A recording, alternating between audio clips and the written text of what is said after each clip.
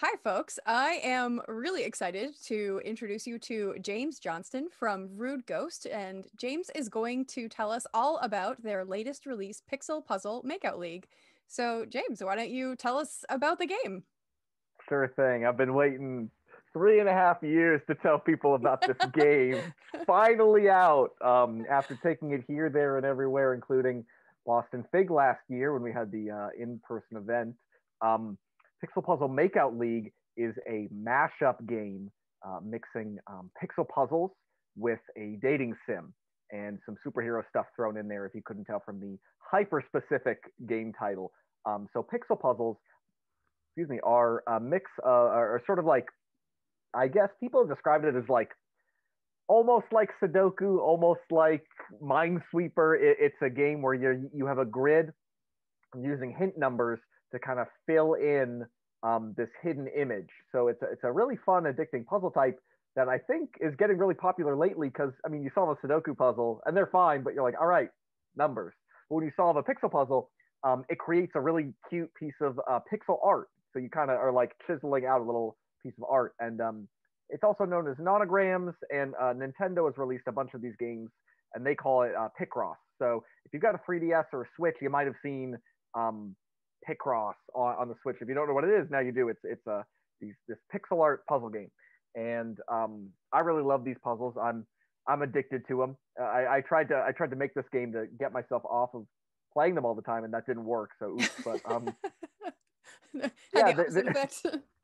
look, that's the thing. Yeah, is I thought I'd get sick of them, but no. After making like over 250 of these puzzles, I realized, oh no, I still love these. I got to go find a new one or make a new game. But anyway, so I mixed these puzzles where they're very visually oriented. You're creating pixel art, and I decided to attach that to a romantic dating sim story. But I thought, all right, well these don't perfectly fit together. So what's the reason? Why are we doing this?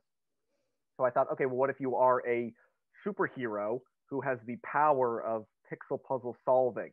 And then I thought, okay, well, that works. If she's seeing like a locked door, she would solve a puzzle of a key to get through the door, because that's how she sees her problems, as these puzzles to be solved, and then the answer presents itself. But then I thought, all right, well, what's she gonna date? Like I don't know, like a mechanic, or like I don't know, like a botanist. Who is she gonna date? I was like, who would she be good with? I was like, why don't I make a cast of similar puzzle themed superheroes called the Puzzle League, and just let you date a crossword themed superhero, a Sudoku themed superhero, a chess themed superhero, or this lovely character who is our literal jigsaw piece. I love how I have to lift it and then I have to lift it again. So you can She's a see jigsaw the piece. legs. Yeah, she's a jigsaw piece. I guess she's just really a puzzle piece shaped alien. You find out more as the story goes on, but you can date, this cast of characters, and we just wanted to make it really nice and kind of lightly romantic, PG-13 rated, like romantic rom com. So it's got a lot of romance, got a lot of the superhero wackiness, and people trying to figure out, okay, well, if someone's a speeding train is coming towards the city, how does the power of Sudoku do anything helpful? And then it's got a lot of really nice, genuine comedy as well. People, because we've been out for about 2 weeks now, people have really come back and said the comedy is, it's not snarky, it's not sarcastic and mean. It's like a really honest, I mean, we're playing it. It's like it's very modern, obviously, but we're playing like the very tights and spandex, like classic superhero stuff. So, not a whole lot Yeah. of like meanness. Is very earnestly told story about romance and also tongue in cheek because we know there's like a crossword superhero running around. So The game is so fun and the art is absolutely stunning. It's one of my favorite things about the game. And also the game narratively is really amazing and strong. It actually like was a runner-up in it was in the Boston Figs 2019 Figgy Awards category. So I remember the game from that. And I know that for some of the people on your team, this was their first game ever, right? yeah, that was really nice to get the I think it was the Innovation in Art and Narrative Award. And didn't you guys switch up the awards too? Aren't they a little split more even now? I think I thought I Yeah, read something. we keep reshuffling categories, but Yeah, because that was the thing is that year. So I mean, so much tough competition, so many great looking games. And then, and a lot of games with great stories, they don't always necessarily line up. So it's nice to see that BostonFIG getting bigger and being able to cater more just towards art or just towards writing. Because there's a lot of, I mean, even last year, there were so many games that were doing so well in so many ways. How do you pick just one that's done both? Right, exactly. Everyone in the showcase deserves to be there. So it's so hard to like narrow it down. Yeah. And I don't blame you for just being a finalist and not taking it home. No hard feelings. No, it was really cool though to get that kind of nomination was because we have two different artists, but our lead illustrator doing all of the character art and some of the mostly the character art and the background art especially. I was just doing the little 5x5 puzzle art, which is definitely not as nice as that superhero art, but that's her, our artist. She goes by Strawberry Nightmare online. This is her first game ever. She's never done any game stuff before. Wow. A YouTube channel, so she's done like animations and kind of a mock. I think she did like a mock game where you can like click YouTube recommendations, something like that. But she'd never done a video game. And then our writer as well, our other writer who wrote the game with me. I had asked her to do like a little bit of like little post-game DLC for a game I did before, but she had never taken a game from start to finish and done the whole game. So same with our musician as well. Actually, I met our artist through him because he was getting married to her. So our musician and our lead artist are a husband and wife team, and the musician, again, he's never done a game either. So we were kind of split. Half the team is brand new, and then half the team has been doing indie as well as professional work as well. So I really like that because we have a nice diverse team of a lot of different experiences, and it felt right for the team to kind of be making something and for it to be as big and kind of as grand as it is for what it is, for people who've done this the first time.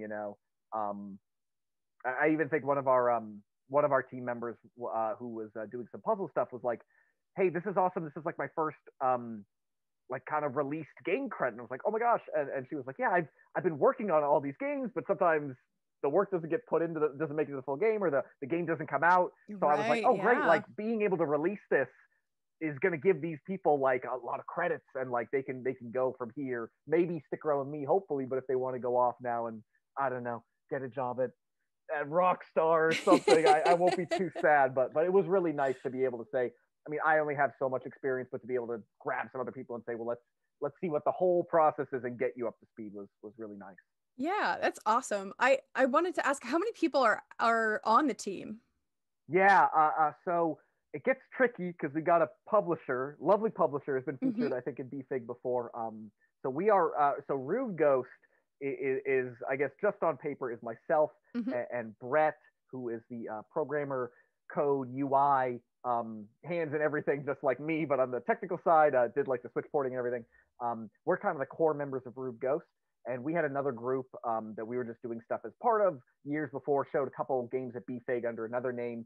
But then we brought in a lot of these, people that we knew as kind of contractors to build this core team.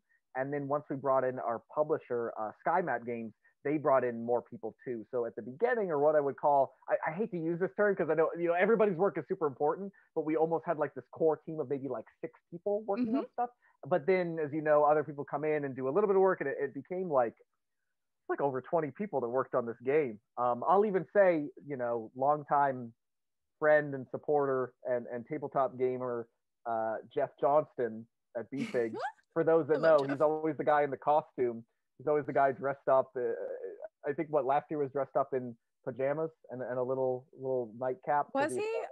I think he was last year. Yeah. I think he was last year. Yeah. He's always dressed up as something, right, for his new like kids game. But anyways, he even worked on the game in a way I can't spoil because it's a huge spoiler. But cool. Like over 20 people were just coming in to do different parts of the game. So really big production. But we had a core team of maybe about 6 people, really 6 or 7 people, just working on like the main core of the game. So. Awesome. A lot of people I've heard, like when they're first kind of breaking into the industry and they're having a hard time kind of figuring out how to find collaborators. Do you have advice for folks about how to find other people you can collaborate with? Yeah, and I think I would say a disclaimer, but maybe this is a good disclaimer, is that I don't really think of myself as having broken into the industry. I think I'm still very much like a DIY indie kind of guy. Never had like a proper job in the games industry. Some of our team members have, but I'm definitely the guy who's kind of you know, I didn't go to school for this, but I just wanted to go do it, and I did it, right? And I think that is That's where the I indie think dream. exactly. Now, where's my $1 million check? And then I'm golden, right? But no, but really so how Pixel Puzzle Makeout League started was it was a game jam. And I thought of this idea. I mean, how many people watching this, how many indie developers or I guess who want to do their first project, how many of us have an idea, right? Everybody's got the idea. So I had this idea and I thought, well, why don't I just make a little test? And I was like, well, why don't I just do a game jam? And the best part about doing a game jam is I found a couple people that I had about my level of experience. Even the artist of Pixel Puzzle Makeout League was not the original artist for the game jam. I said, hey, look, this isn't going to end up on Steam for $50 or whatever. We're just doing a little test. So my friend was saying, hey, I've never done digital art before. I've only done like, you know, sketches and watercolors and stuff. And I was like, hey, if you want to try digital art for the first time, perfect opportunity, right? So it's just a way for people to try new stuff. And again, like, had this artist who, you know, friend who was an artist who never done digital before. That's totally fine because I've never done a lot of, you know, puzzle design before. So the game jam stuff, especially on itch.io, they're always posting game jams. So if you go on there and find a jam that's in like a category that you like we did it for a game jam that was themed around dating sims. It's like, hey, that fits. Let's just go do it. And then you work for, I mean, as long as you want, a weekend or a week or on and off for a month. We did like a month, but we were doing like weekends and a little bit here and there. I would just say, you know, try to find some people on forums. I mean, people don't think you need to make something amazing. Like, just make anything or don't. Even if you don't finish it, you could be like, wow, we did not realize we had to set this up so we couldn't finish. And that's like a learning thing. I think all that stuff is valuable, but I think the most important thing, I hate to say it, right? I hate to say it because everyone says it, but you just got to go and do it, you know? So being able to, you know, check out game jams, see the communities there. I think that's for first time people. That's the way to do it. Don't think about making like a game. Just make like a fun, smaller project. And then if you like it that much and you have a team, you know, that's what happened. We had a team and we just did it. So. Excellent. So what's next for Rude Ghost? Like I said, the $1 million check. Once we get that, everything's gonna be great. So right now we're promoting Pixel Puzzle Makeout League pretty heavily. You know, Rude Ghost and SkyMap Games are our publisher. So that game's been out now at time of recording for 2 weeks, and we're just gonna keep pushing it. Probably still be pushing it when BostonFIG Virtual is happening.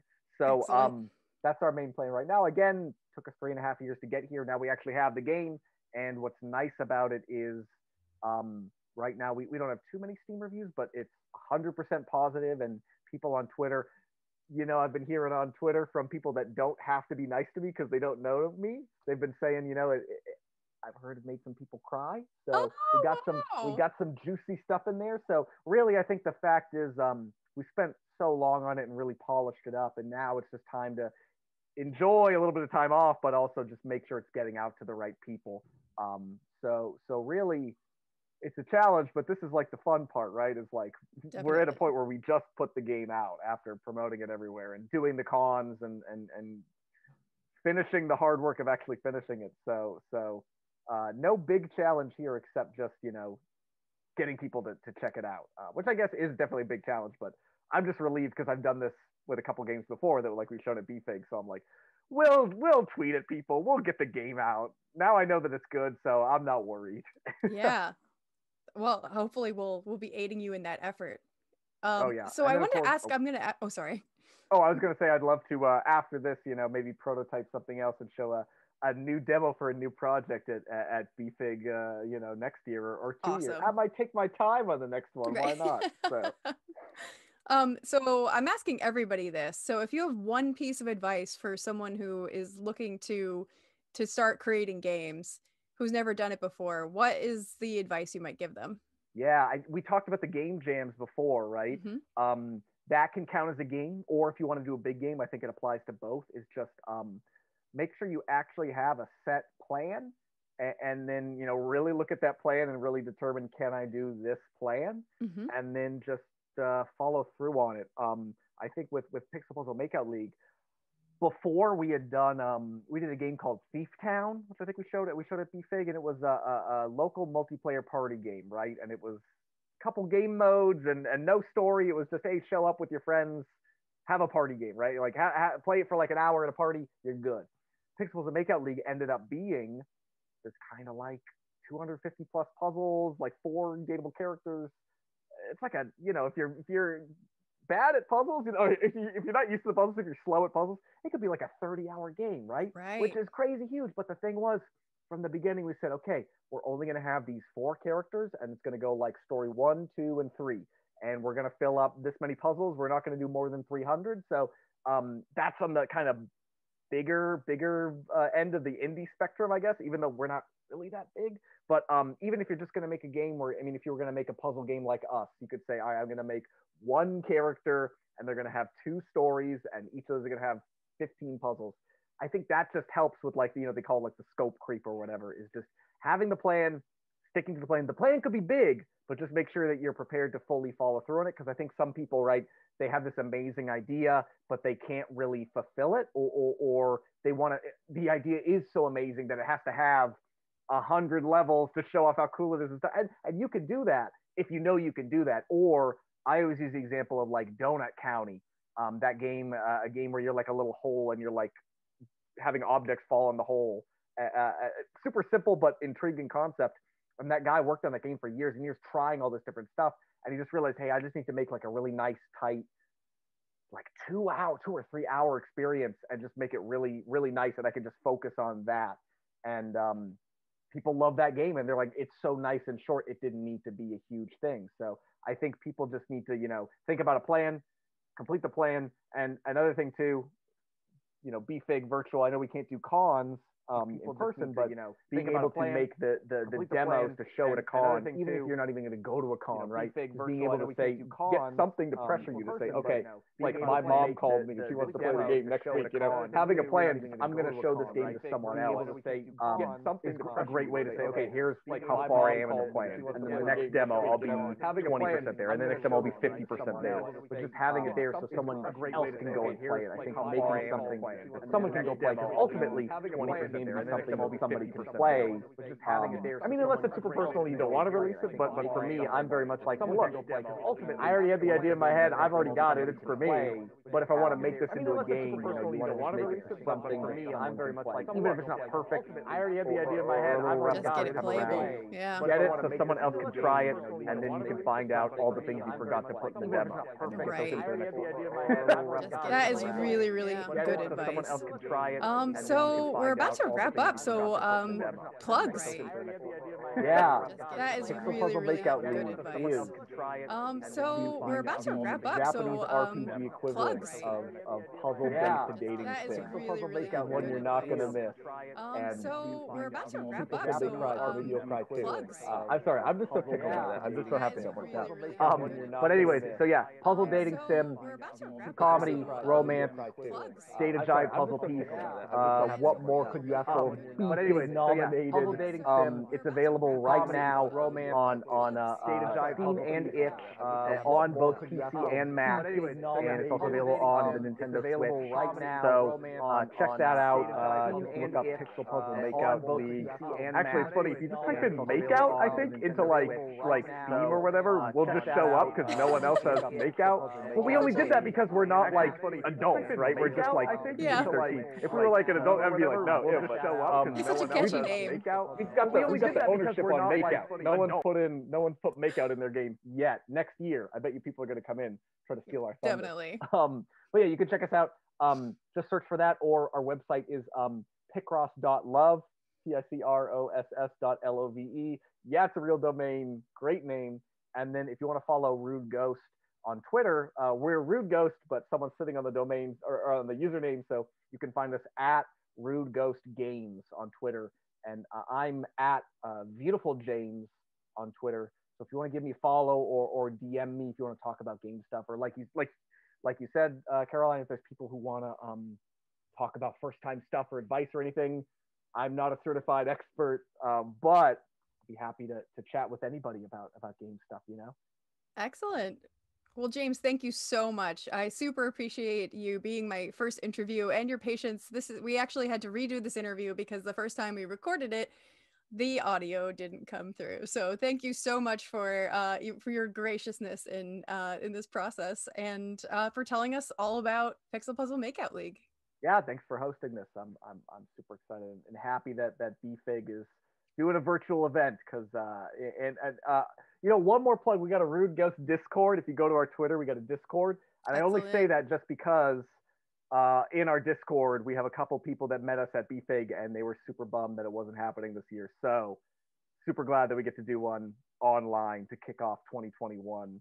I say to myself in the future, hello, me in the future. Awesome. Well, thank you so much. Bye, everybody. Fight Sequence is the tactical head-to-head card battler about a diverse cast of psychics thinking about fighting. It takes about 30 minutes to play and is for 2 players ages 13 and up. Players build sequences of attacks and responses that resolve in reverse order, representing the ebb and flow of a theoretical fantasy fight scene. Every card in the game can be an attack or a response, so cards are never stuck in your hand, and you're never stuck in one game plan. Planning your own moves isn't the only key to victory. Players have an array of psychic powers they can use to alter when or if actions in the sequence resolve. Damage is tracked by discarding cards from your character's pre-built deck. No dice, paper, or deck building needed, so starting a game is as fast as shuffling 2 decks. Fight Sequence, the first chapter, by Triple Rainbow Games, launching on Kickstarter in 2021. Back, I am joined by Jamie from Triple Rainbow Games, here to tell us about Fight Sequence. So, Jamie, tell us about Fight Sequence. Absolutely.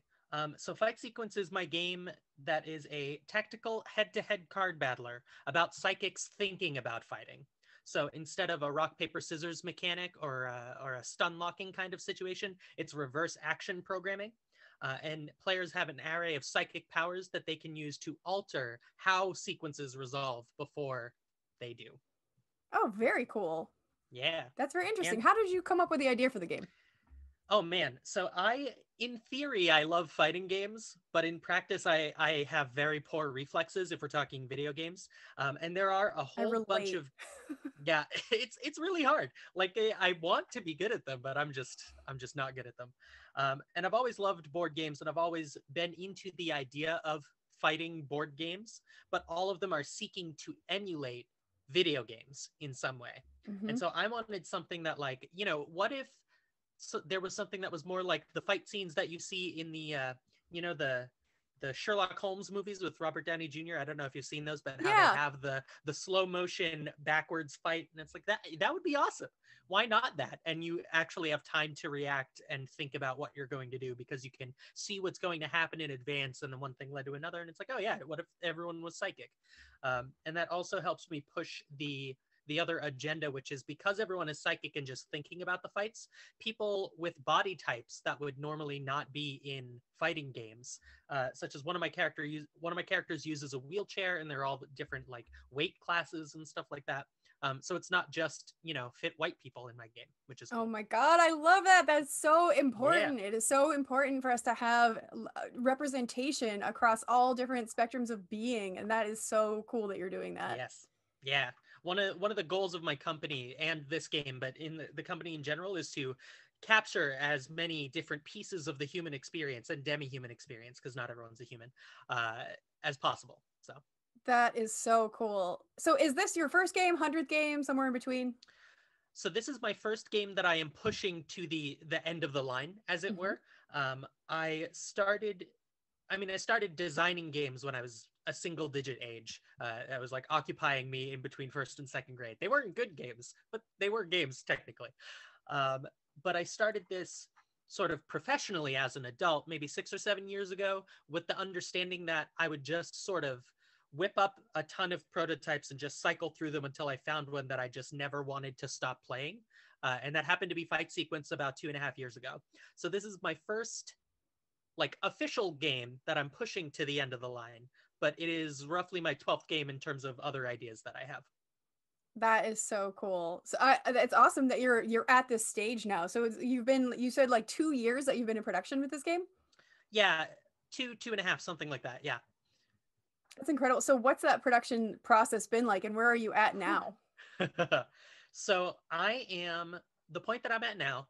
I have finished the card layout, and I know what I want the game to look like. I have at least the first batch of finished art, so I can whip up a Kickstarter page.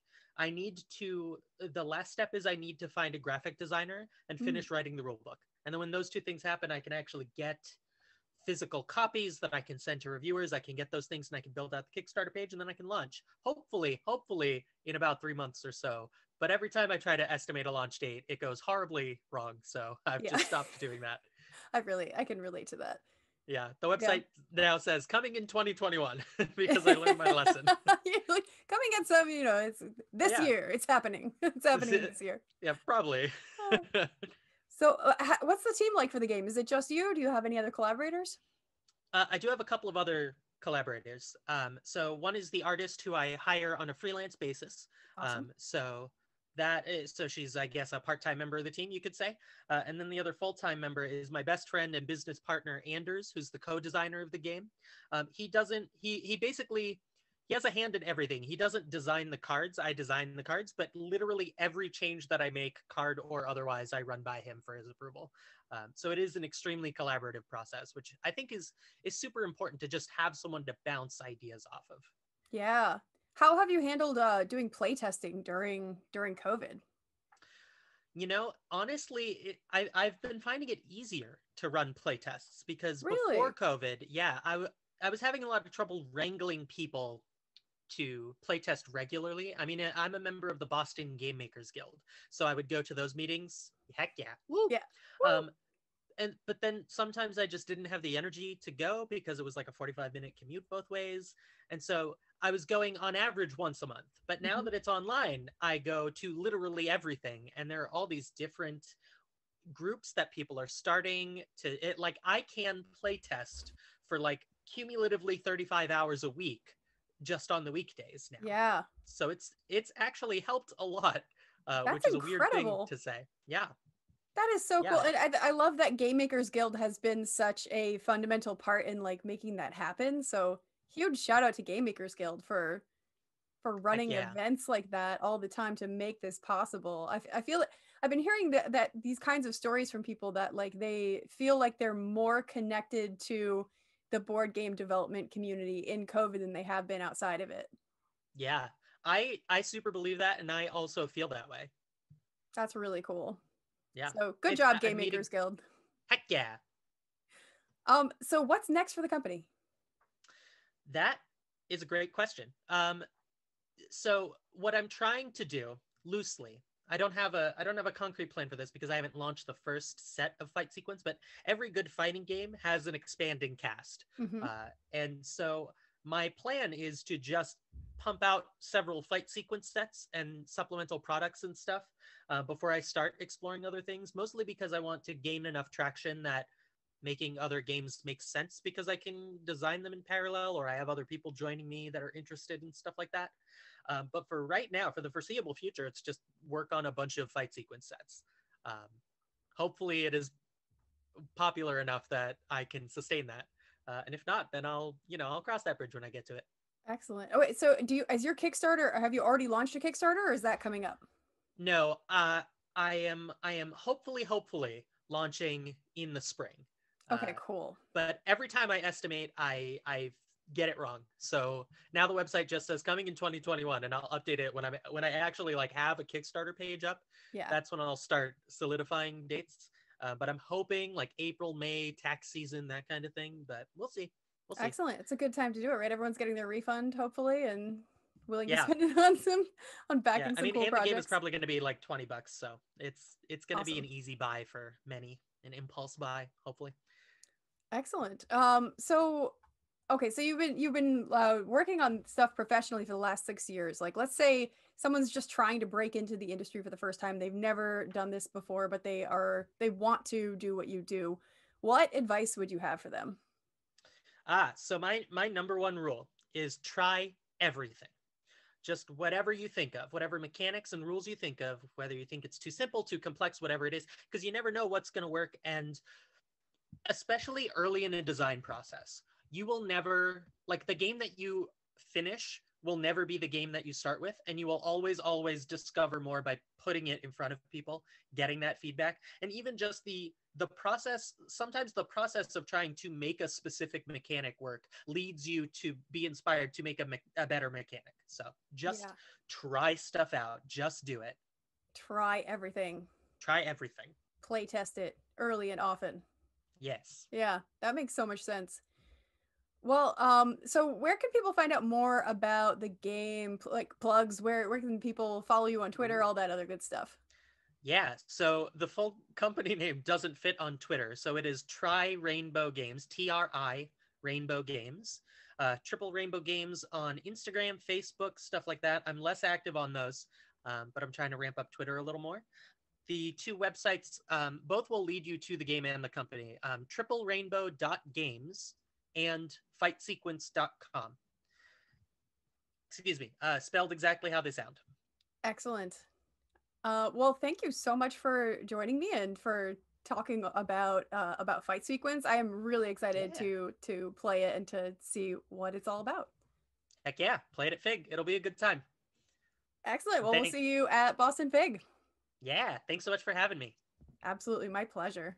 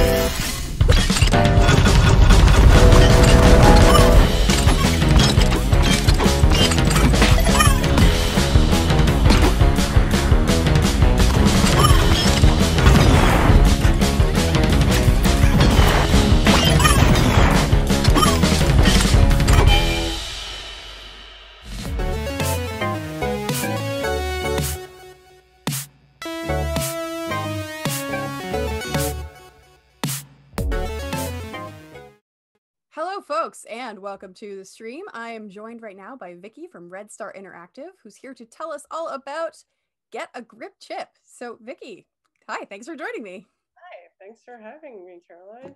Absolutely. So tell us about the game. Well, Get a Grip Chip, you play as the title character Chip, who's working in this factory called Roboco with his friend Scannet Janet, and one day there is a accident and Janet gets bonked in the head and she starts going nuts and basically blasts a hole in the ground, and you, Chip, get sent to the bottom of Roboco and you've got to climb your way back up. So it's a grappling platformer, and the main thing you can do is grapple onto bolts and dodge obstacles and zip your way through Roboco. Awesome. That sounds super fun. So when you say grappling, you're like talking like an actual grappling hook, right? Not like wrestling someone. Yeah, that has come up about like whether you're like wrestling or hooking onto objects, and then so you grapple to the bolts, and then you can just move whatever your direction in that you want to move. So like the whole mechanic, I guess, behind the game is Chip doesn't jump, but Chip does even better without the jumping, because Chip can attach to bolts, and then instead of like having go like boop, boop, boop, boop, you can go like anyway. So fun. How did you come up with the idea? So we were actually looking for a mechanic that would just be fun and unusual. And so we had some ideas lying around and we wanted to just pick one. And obviously there was the jumping platformer, and we could do like a run and gun, or we could do melee. And I think we didn't want to do jump because it's been done a lot, and we really wanted to take the time and like just explore a new mechanic that would still be fun to play. So the grapple made it out a prototype in the, I guess, best place that we like the most. Awesome. So when you're saying we, I assume you're talking about the team at Redstart Interactive. So who all is on your team? Yeah, so we've got John Lowitz, Aaron Hoffman, Catherine DeFeo, Nate Belial, and Chris Murdoch. So covering art and programming primarily. Those are the main parts. And yeah. And we also had a sound designer, Brent Richards, and for the music was composed by Stimmerman. Awesome. So is this your first game, 100th game, somewhere in between? First game. Excellent. So this is the first time that the team has shipped or has a game going into production? Yeah, first one. That's so cool. How did you all get together? So I think we've all known each other through the years, through school and through work. And this was always a loose group of people that had really wanted to make a game. And we decided to go for it at the end of 2019. Mm-hmm. And just decided to just see what we could make over the course of a year. And that's awesome. So where are you in production now? So we launched on Steam, and we're in the process of launching on the Switch. Congrats. Thanks. Yeah. And so like I guess in the process we've submitted to Nintendo and are awaiting to hear back. And we're expected to launch soon after that. So awesome. That's excellent. So you've got the game out on Steam. You are eagerly awaiting a release on the Nintendo Switch. What's next? What's next for the company? So I think next up is project number 2. Awesome. And yeah, that'll just, I think right now we're in the planning phases and pre-production. So that'll actually take 2 to 3 months or so, mm-hmm. Before we really start like the early like builds of it. And I think we'll take 2021, and each project is an improvement on the last one. So we're going to take what we learned from the first project and improve a few things, and then build on what worked really well for the first one. That's awesome. So are you thinking it's going to be a something in a similar vein? Is it going to be in the same universe, or like totally different game, totally different mechanics? It's likely so one of the considerations is staying within 2D, and then within that we'll consider staying within that like side scroller view, not a mm-hmm. side scroller, or we can like delve into top down 2D. Cool.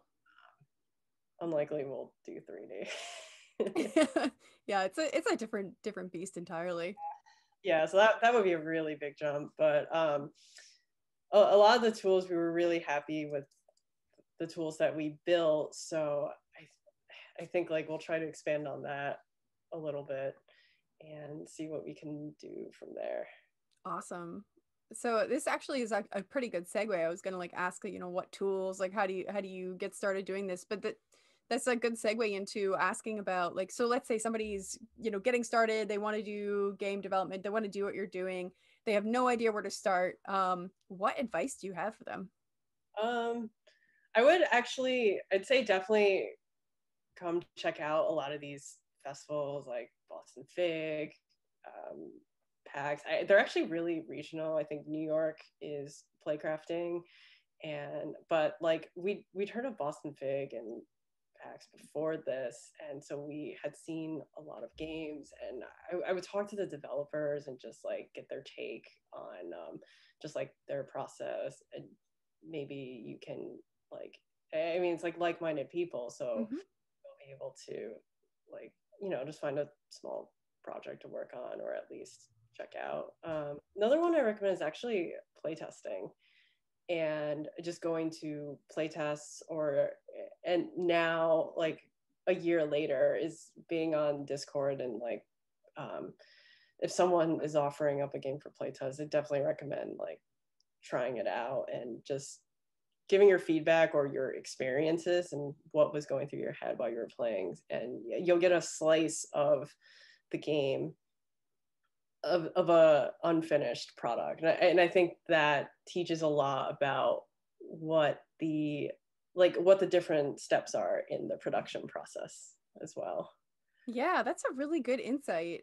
It's something I had never even thought of before, but yeah, playing games when they're in that raw stage really helps you kind of understand, okay, how is this person actually, what's going on behind the scenes here? How are they actually building this? Yeah. And and seeing what's not working and what is working, and it helps you helps reach out to the developers and the artists, and kind of gets in their head a little bit. And I will say, we did just we have been to PAX before, and we use that as a talking point. And I think we looked at some games that came through BostonFIG as well. And so that was one thing we've done, but we did jump straight into the game making, and and over time now we will try to play test games, and it also gives back to the development community. Absolutely. Yeah. And we have a really hungry community here in Boston, especially for when it comes to being able to play each other's stuff and give feedback. Yeah. Do you guys have Boston Indies, right? Yeah. Boston Indies does a monthly meetup. There's the Game Makers Guild for tabletop games. There's Boston Postmortem. There's the Boston Unity group. All this stuff. Actually, I could just plug this and say that if you go to meetup.com/Boston Game Dev, a bunch of these groups have coordinated so that people can just subscribe to one meetup and get the schedule for everything. Those were really good. Just to find play testers and talk about games and talk to other gamers. I think so we have a similar one in New York, and we just at the beginning we basically finalized our character control in the first few months and before we built the game. And because there was just so many minute things we needed for the character, with the grappling being just 360. And so we finalized it at playtesting night session. Oh, cool. Well, and it was just a game dev group in New York, and I think we actually went to Boston Indies online virtually, and that so that cool. When we were doing more gameplay, and so that it really helped just having a ton of players come through and just seeing all the different perspectives. So I guess that's another piece of I think just advice. Play testing is huge. Absolutely. Having people play test your games. Everyone plays a little bit differently, and that makes total sense. So where can people find out more about the game, the company, other things, Twitter handles, websites, all that other good stuff?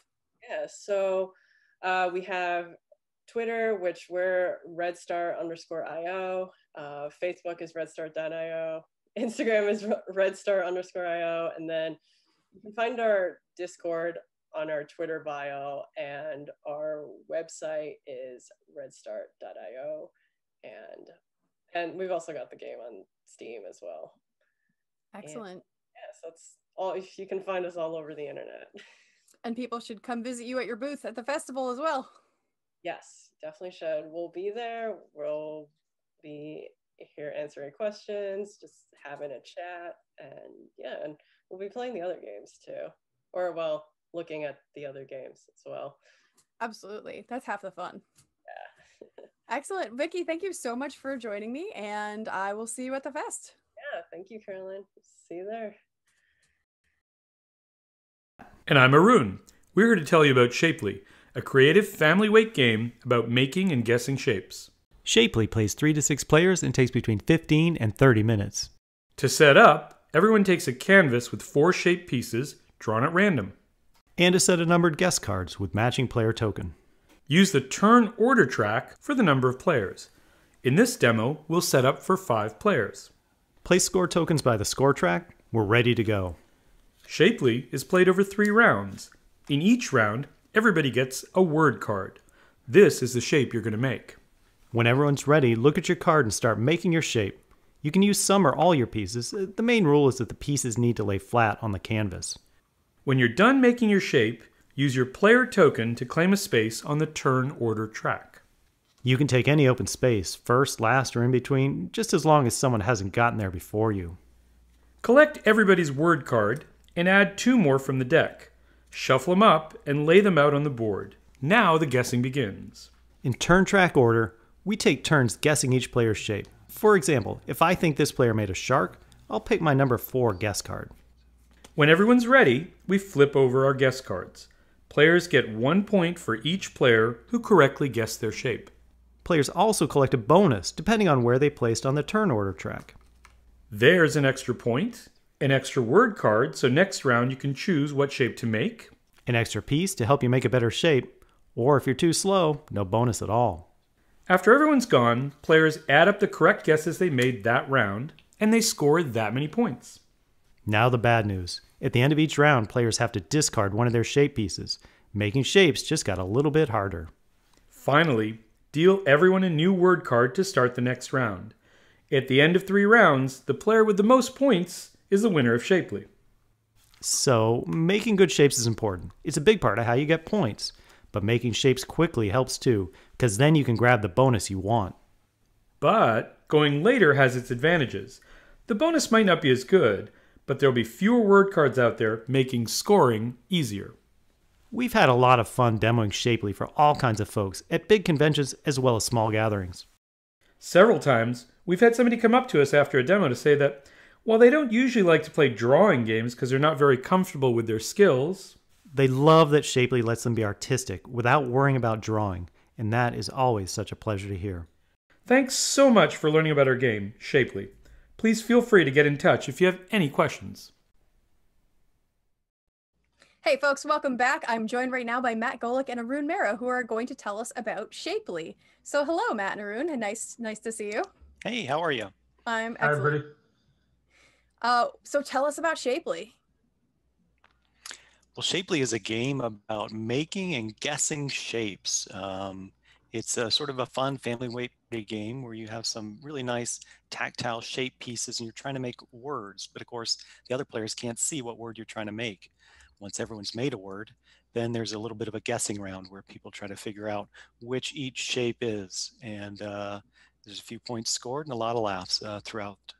One neat thing is too, every round, the game's played over 3 rounds, you have to lose a piece. So by the end of the game, you're making shapes with fewer and fewer pieces.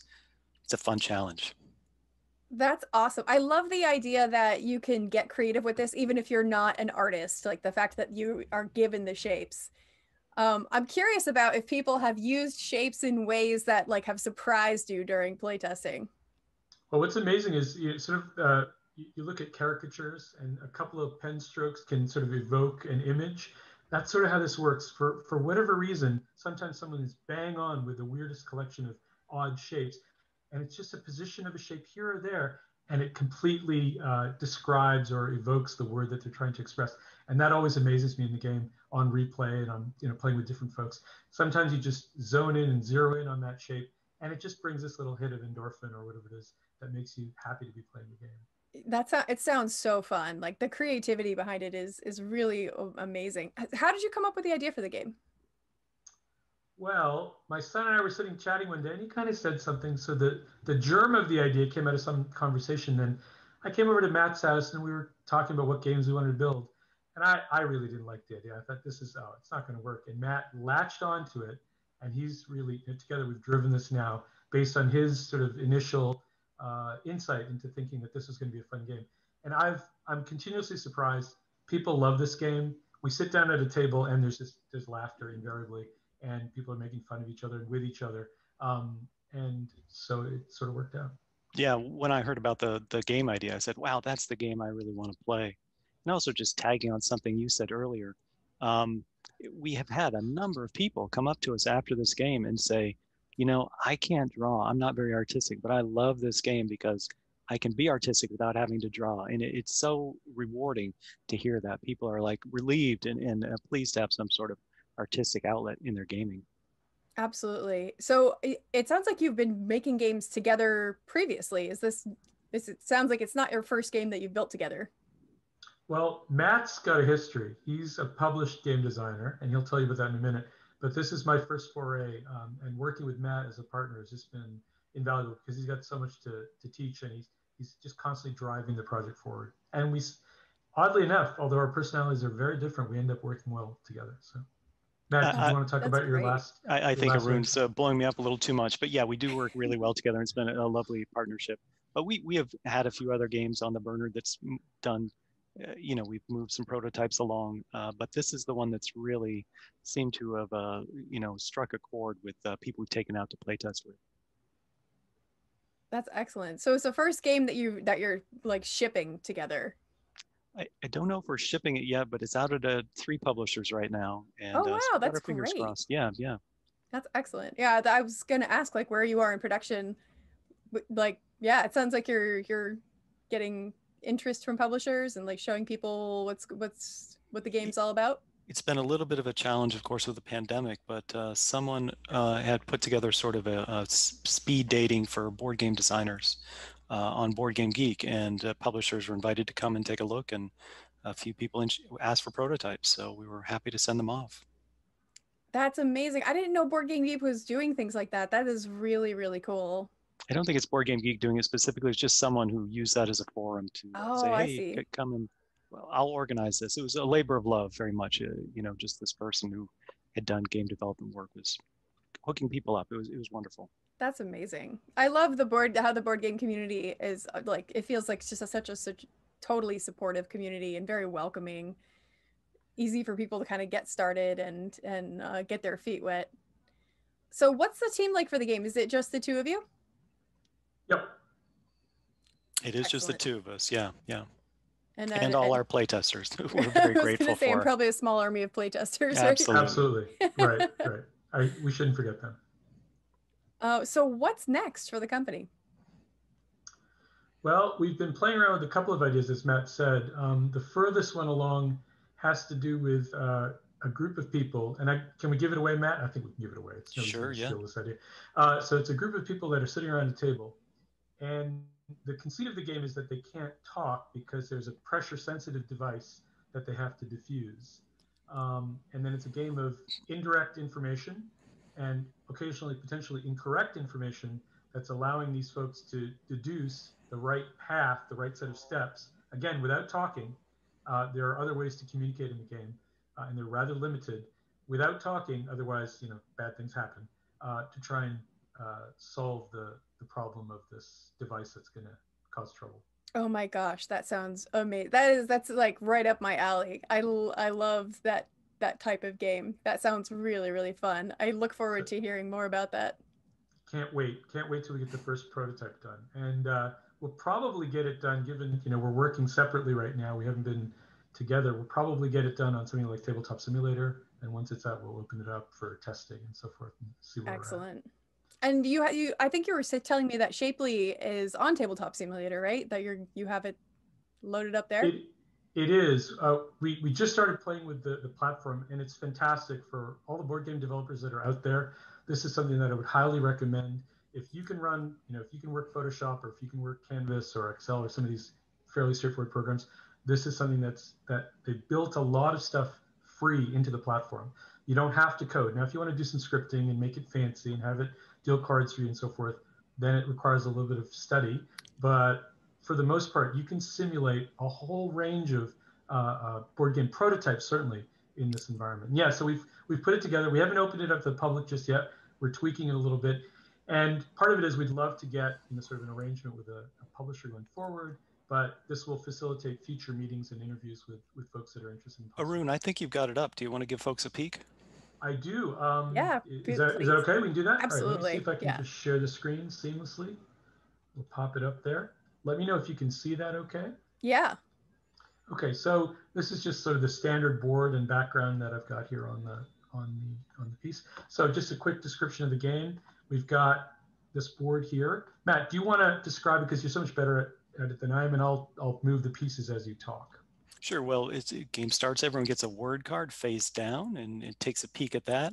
And then they start trying to build the word. Like that person has telescope, so they'll use their pieces to make telescope. And when they're satisfied with their shape, they'll take their little disc marker and put it down on one of the spots on what we call the turn order track. You can put it in the first, the second, the third, or the fourth section, doesn't matter. Everyone has a little bit of a different bonus.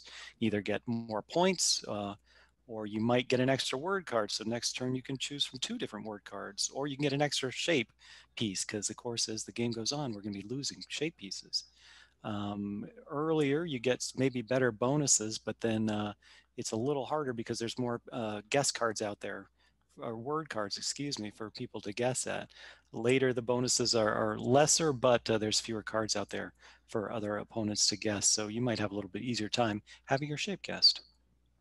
So what you do after that is everybody that's built something, assume there's something built here, you put your cards into the pile. These are the cards that are actively being drawn by the different players. And then we'd add a couple of dummy cards, cards that nobody has drawn, just to add to the mix so that we can't just calculate out who's got what. We'd shuffle those cards real fast, and that's easily done like that. And then we'd flay them out in these different positions. So we've got a flashlight out there. We've got a seal. Let's see if I can do this with some dexterity. We've got a telescope. We've got a suitcase. And last but not least, we've got a beaver. So if there are 3 players that we're actively drawing, let's just assume this person is drawing something over here. We'd now then move to this track and start guessing what the green player did first. So we would look at that arrangement and we would ask ourselves, what could that be? And our choices are flashlight, seal, telescope, suitcase, and beaver. Mm-hmm. So we would now make a pick, and based on these cards here, which I'm just going to bring into my hand here, let me just do one thing. I'm going to make sure that I'm the white player, just for purposes of demonstration. I'll draw these 8 cards into my hand. I'm going to pick which number I think is the actual element here, what's being depicted. So to me, that looks like, if I had my druthers, that could be the opening of the telescope, or that could be a flashlight, the ray of a flashlight. So I might pick the number 1. I'll put that card face down and put it into the mix. Each of the other players would make their guess, and then we'd have the reveal. This player would indicate what their number was, what they actually intended to draw, because they fixed that. And so they would show us the number 1, for example. And then we would all reveal our cards. This person guessed, this person guessed number 1. This person guessed, I keep pulling up number 1s, number 2. So they're not going to get any points. Everyone who guessed correctly would get points. Everyone who guessed incorrectly would lose points, and so forth. And for the number of correct guesses this person generated, they would get points as well. And it would proceed over that sort of series. And it's nice, even with rules explanation, you can run a full table, full 6 players through in 20 to 30 minutes, 30 minutes at the outside. Game goes really fast. It's a nice pace. Really happy with the arc. That's great. It feels like the kind of game that people who don't typically like board games would still really like playing this game. Mm-hmm. It's funny. We've seen the range. You can tell if someone's more casual gamer, they jump right into it. Mm-hmm. But then the gamey gamers like it as well, because there's this modicum of strategy and trying to fool and bluff, and to sort of see how they can angle it a little bit. And so you get the range, and people like it. Yeah, with the gamers, by the end, some people will focus on getting more pieces. Some people focus on getting more cards. Some people on more points. The different bonuses, focusing on those. So by the end, everyone's has sort of a different setup. And the trade-off here is if you pick, for example, this benefit, your guess would happen towards the end, and so some of these cards would be gone. So in this case, there would only be one of three, for example, that would be left that you'd have to guess from with the fourth player. So going first might get you a better benefit, but you've got a tougher set of words to sort of guess amongst or be guessed from amongst, if that's the correct sentence. I don't think it is. Are all the shapes different, or is there like a standard set of shapes? They are. They're all different. There are 30 sort of unique shapes that we've created for the game. And we tried not to have any sort of canonical sort of shapes that made sense. They're weird polygons that we put together. And in the real game, in the physical game, they're as Matt said earlier, they're tactile and people really love playing with them. Some of the rules are you can't put a shape on top of another one. In the physical game, we've got magnets sort of on the flip side. So there's any symmetry to the shapes or chirality, and you can put them together and compose them on this limited space here. And you have the right to use sort of one shape if you wanted to, or fewer than the number of shapes that you're given. And as time goes on, the shapes get either reduced or you can get a bonus shape. The way you get a bonus shape is just draw a random one from the bag. And sometimes, depending on the word, it just works out. It hits you, you see it, and other times you're just perplexed and you're like, my goodness, I wish I had more shapes. This is great. It looks really great in Tabletop Simulator too. Arun did a nice job setting it up, yeah. It just works out. You know, these are all the graphics that we put together independently. This is actually a physical board, and you can represent it really well in tabletop.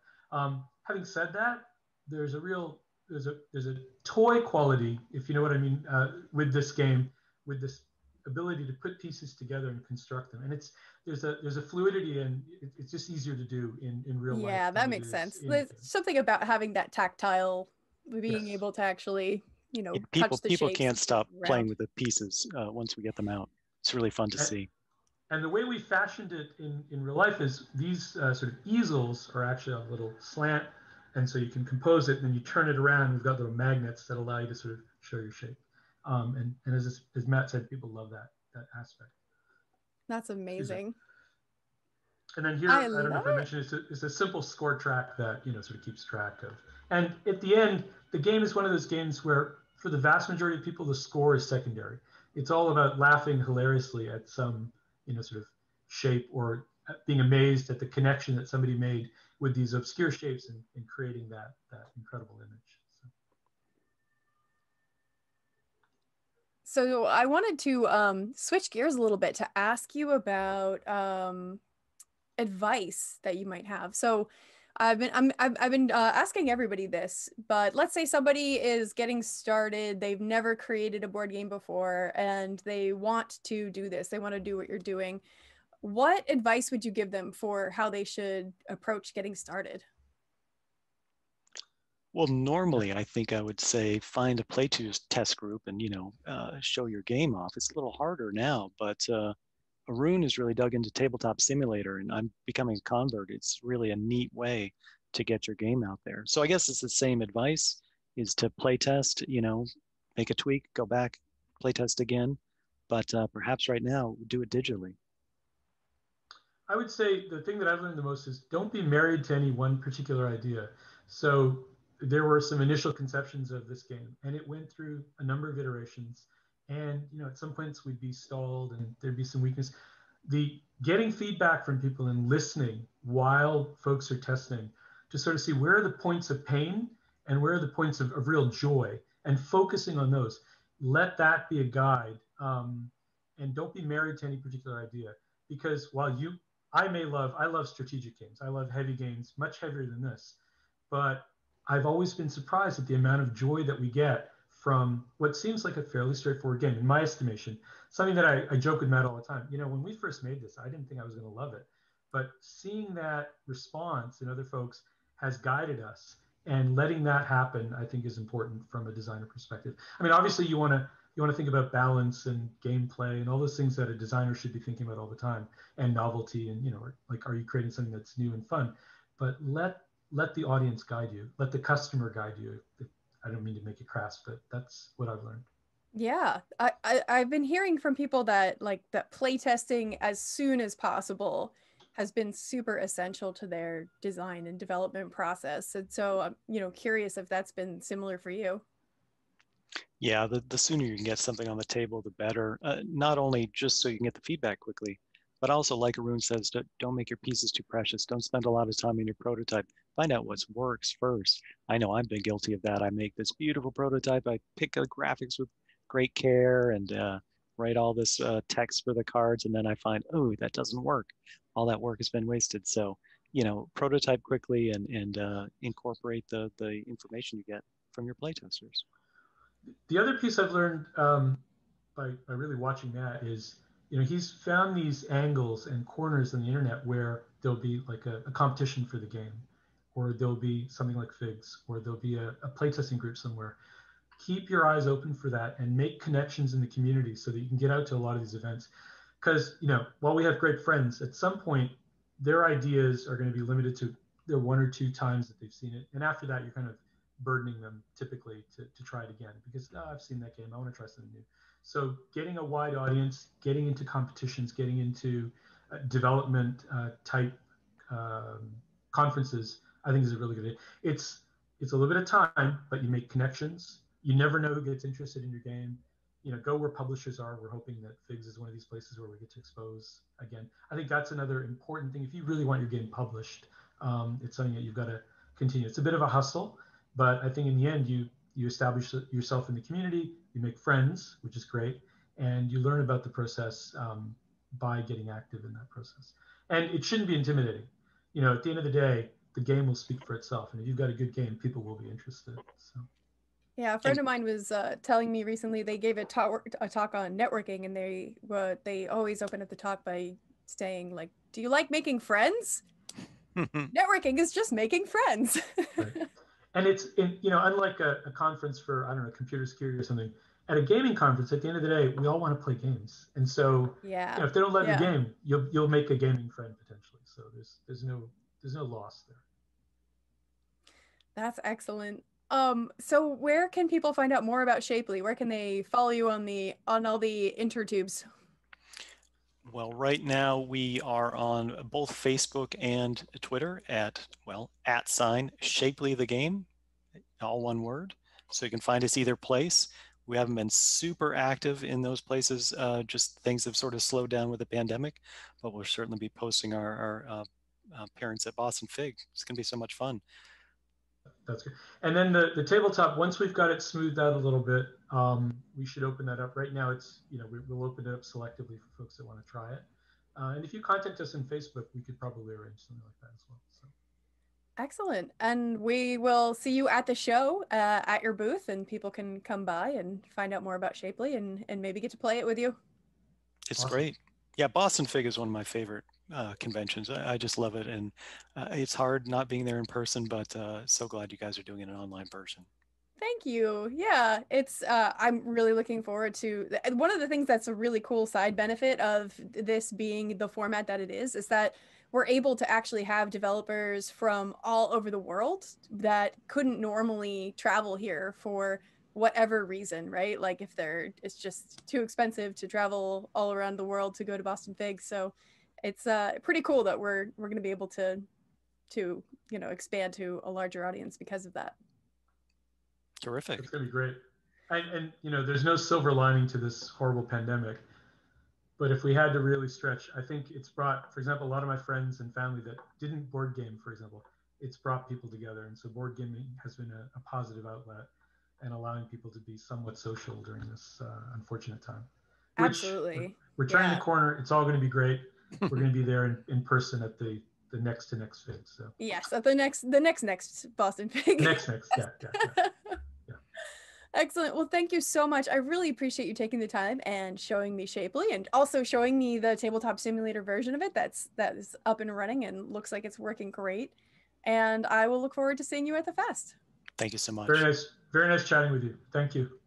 Bye-bye.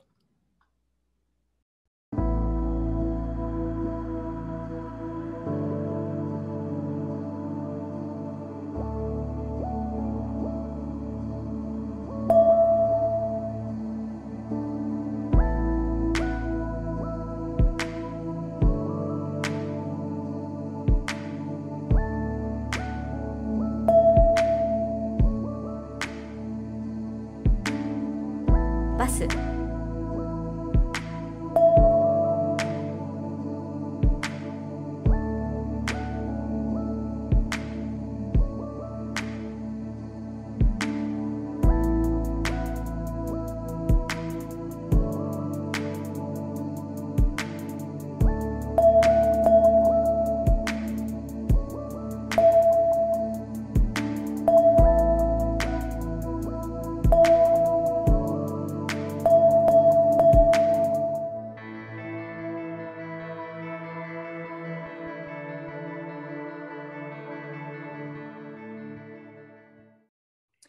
folks. I am joined right now by Erik Andersen, and Erik is developing a game called So to Speak, and we're here to talk about it. So, hello, Erik. Thanks for joining me. Hi.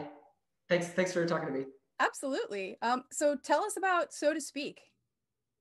So to Speak is a game prototype that I'm making about trying to make a game about language learning.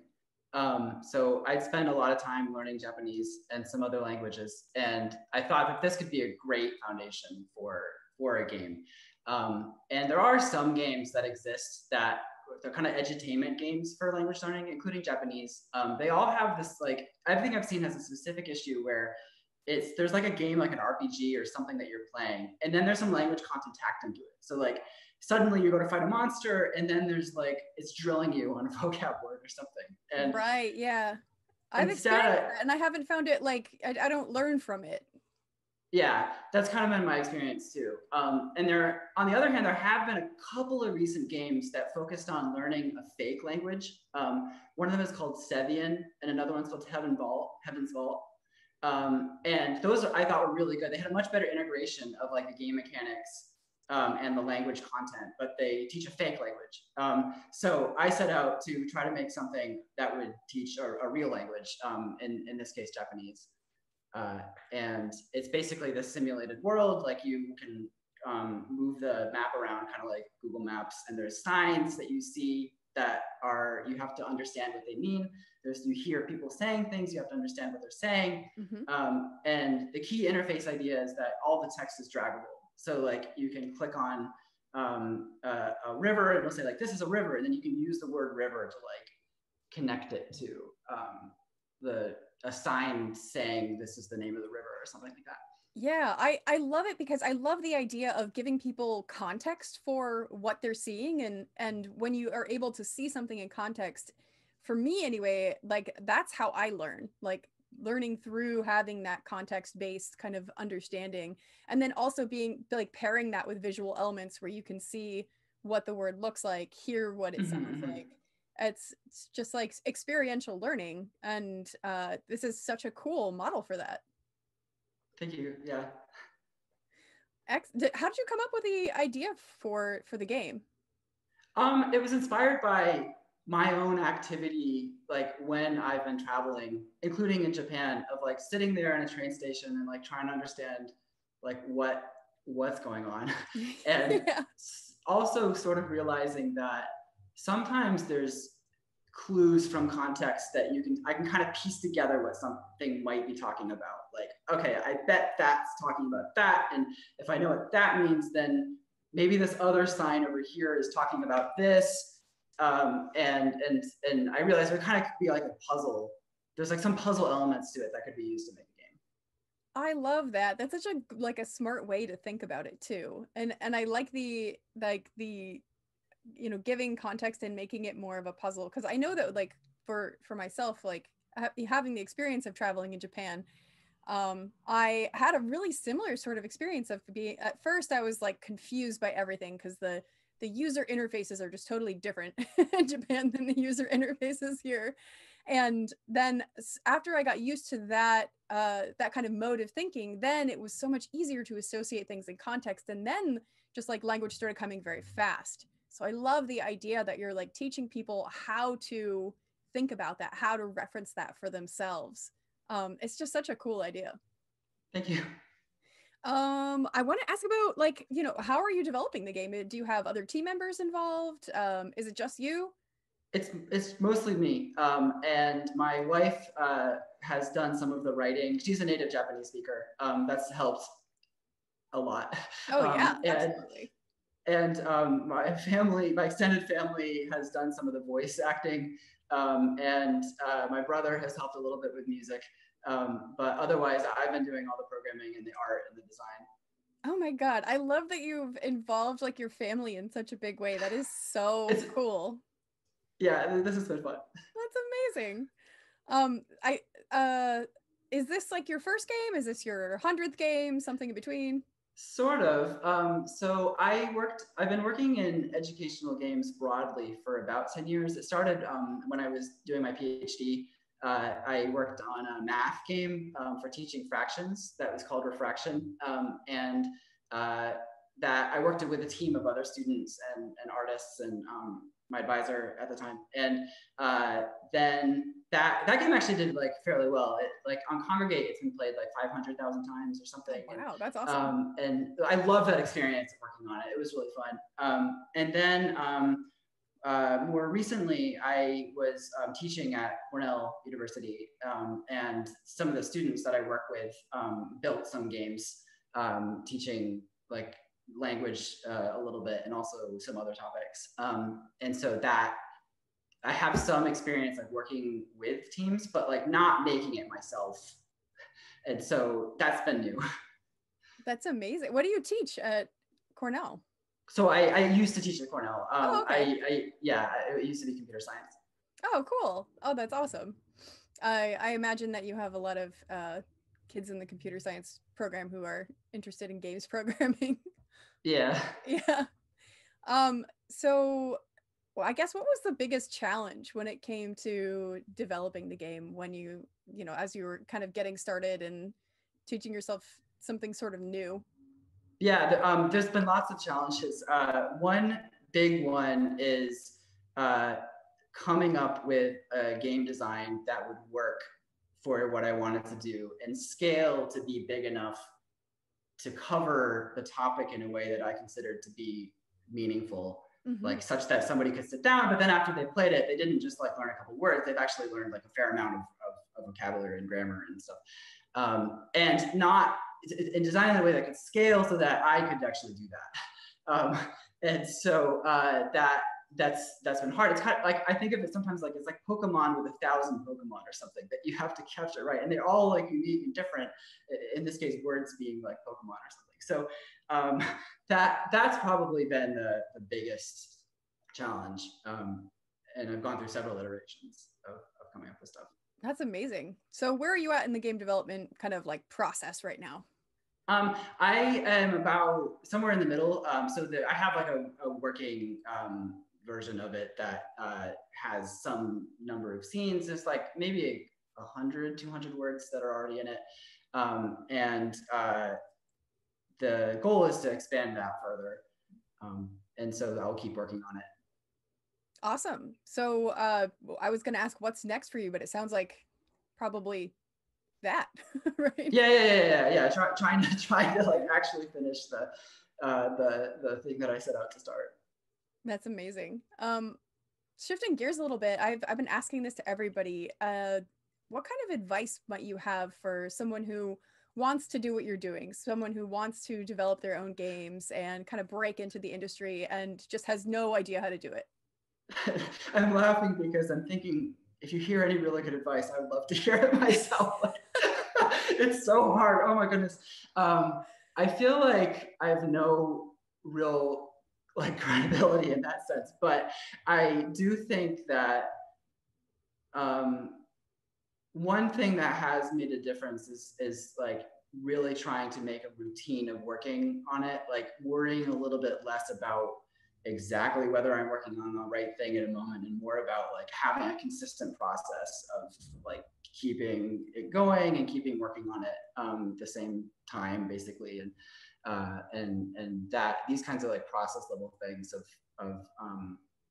of maintaining progress over time have really mattered, because the development gets so protracted and like at some point you're like, it's just, wow, this is so big. And it requires some amount of self-coaching to like keep going through it. Yeah, and like project management and figuring out like, oh, well, today I'm going to work on the game, and then you work on it for 12 hours and then you're totally burnt out and then you can't work on it the next day at all. And then, that makes so much sense. I think that one of the biggest struggles for indie game creators is that it's because so many indie games are passion projects that people just fall into their work, and it becomes like all consuming, and they forget to actually take like time for life and doing other things besides developing their game.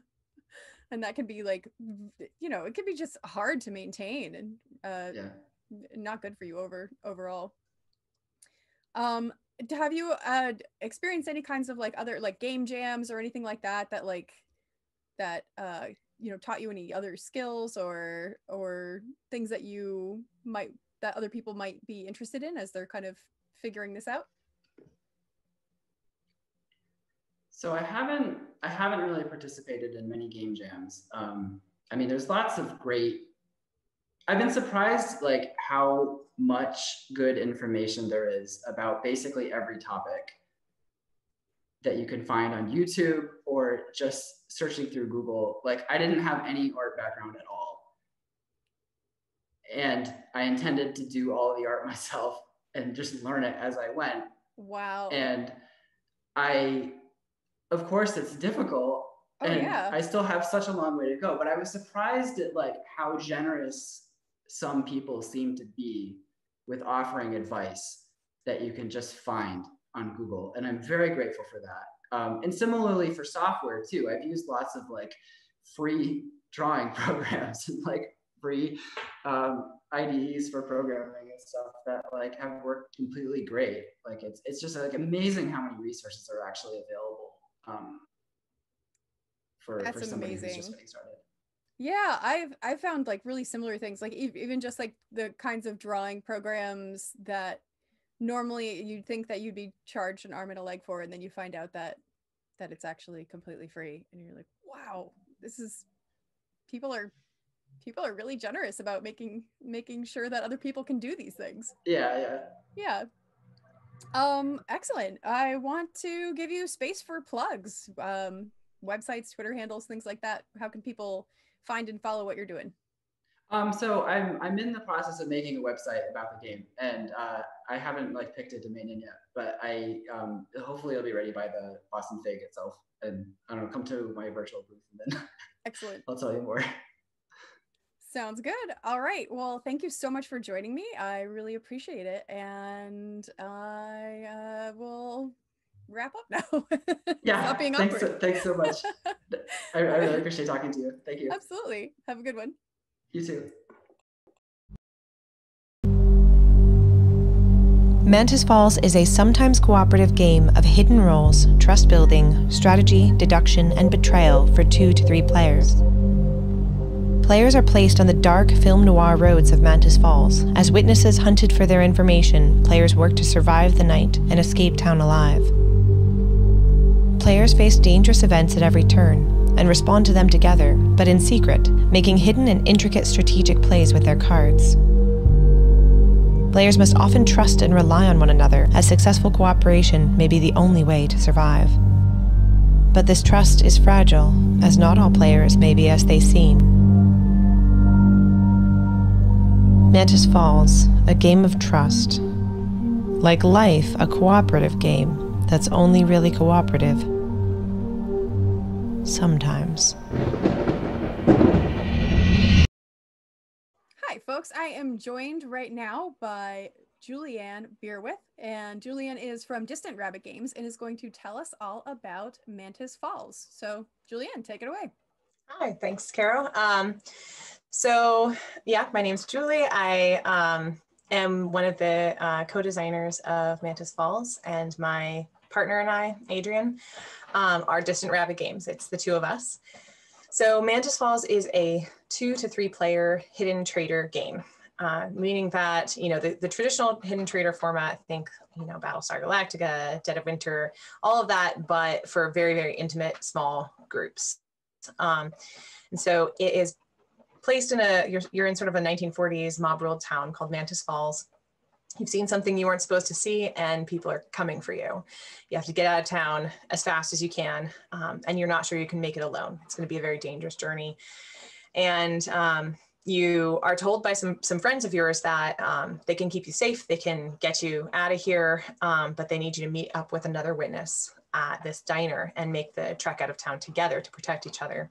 You get to the diner, you meet this person, and you realize that you're not 100% sure this is the person that they had intended to send. And maybe this is a person who killed your witness and came in their place, and that they're here to kill you now next too. So for the 2-player game, there's a 50-50 chance that you're both witnesses to this crime. And in order to win, you have to win cooperatively. You have to both get to the end of the game together and alive. If anyone dies, everyone loses. But if there is an assassin in the mix, then it's kill or be killed. And you don't know, if you're a witness, you don't know which game you're playing. So you either have to save this person, pull them back from the brink of death, or you have to be the one to kill them. For the 3-player game, it's similar to that, except that there's 3 players and there's either 0 or 1 assassin. So that's sort of the 30-second version of the game. That is so awesome. I was checking out the video for it, and the art in the game is so beautiful.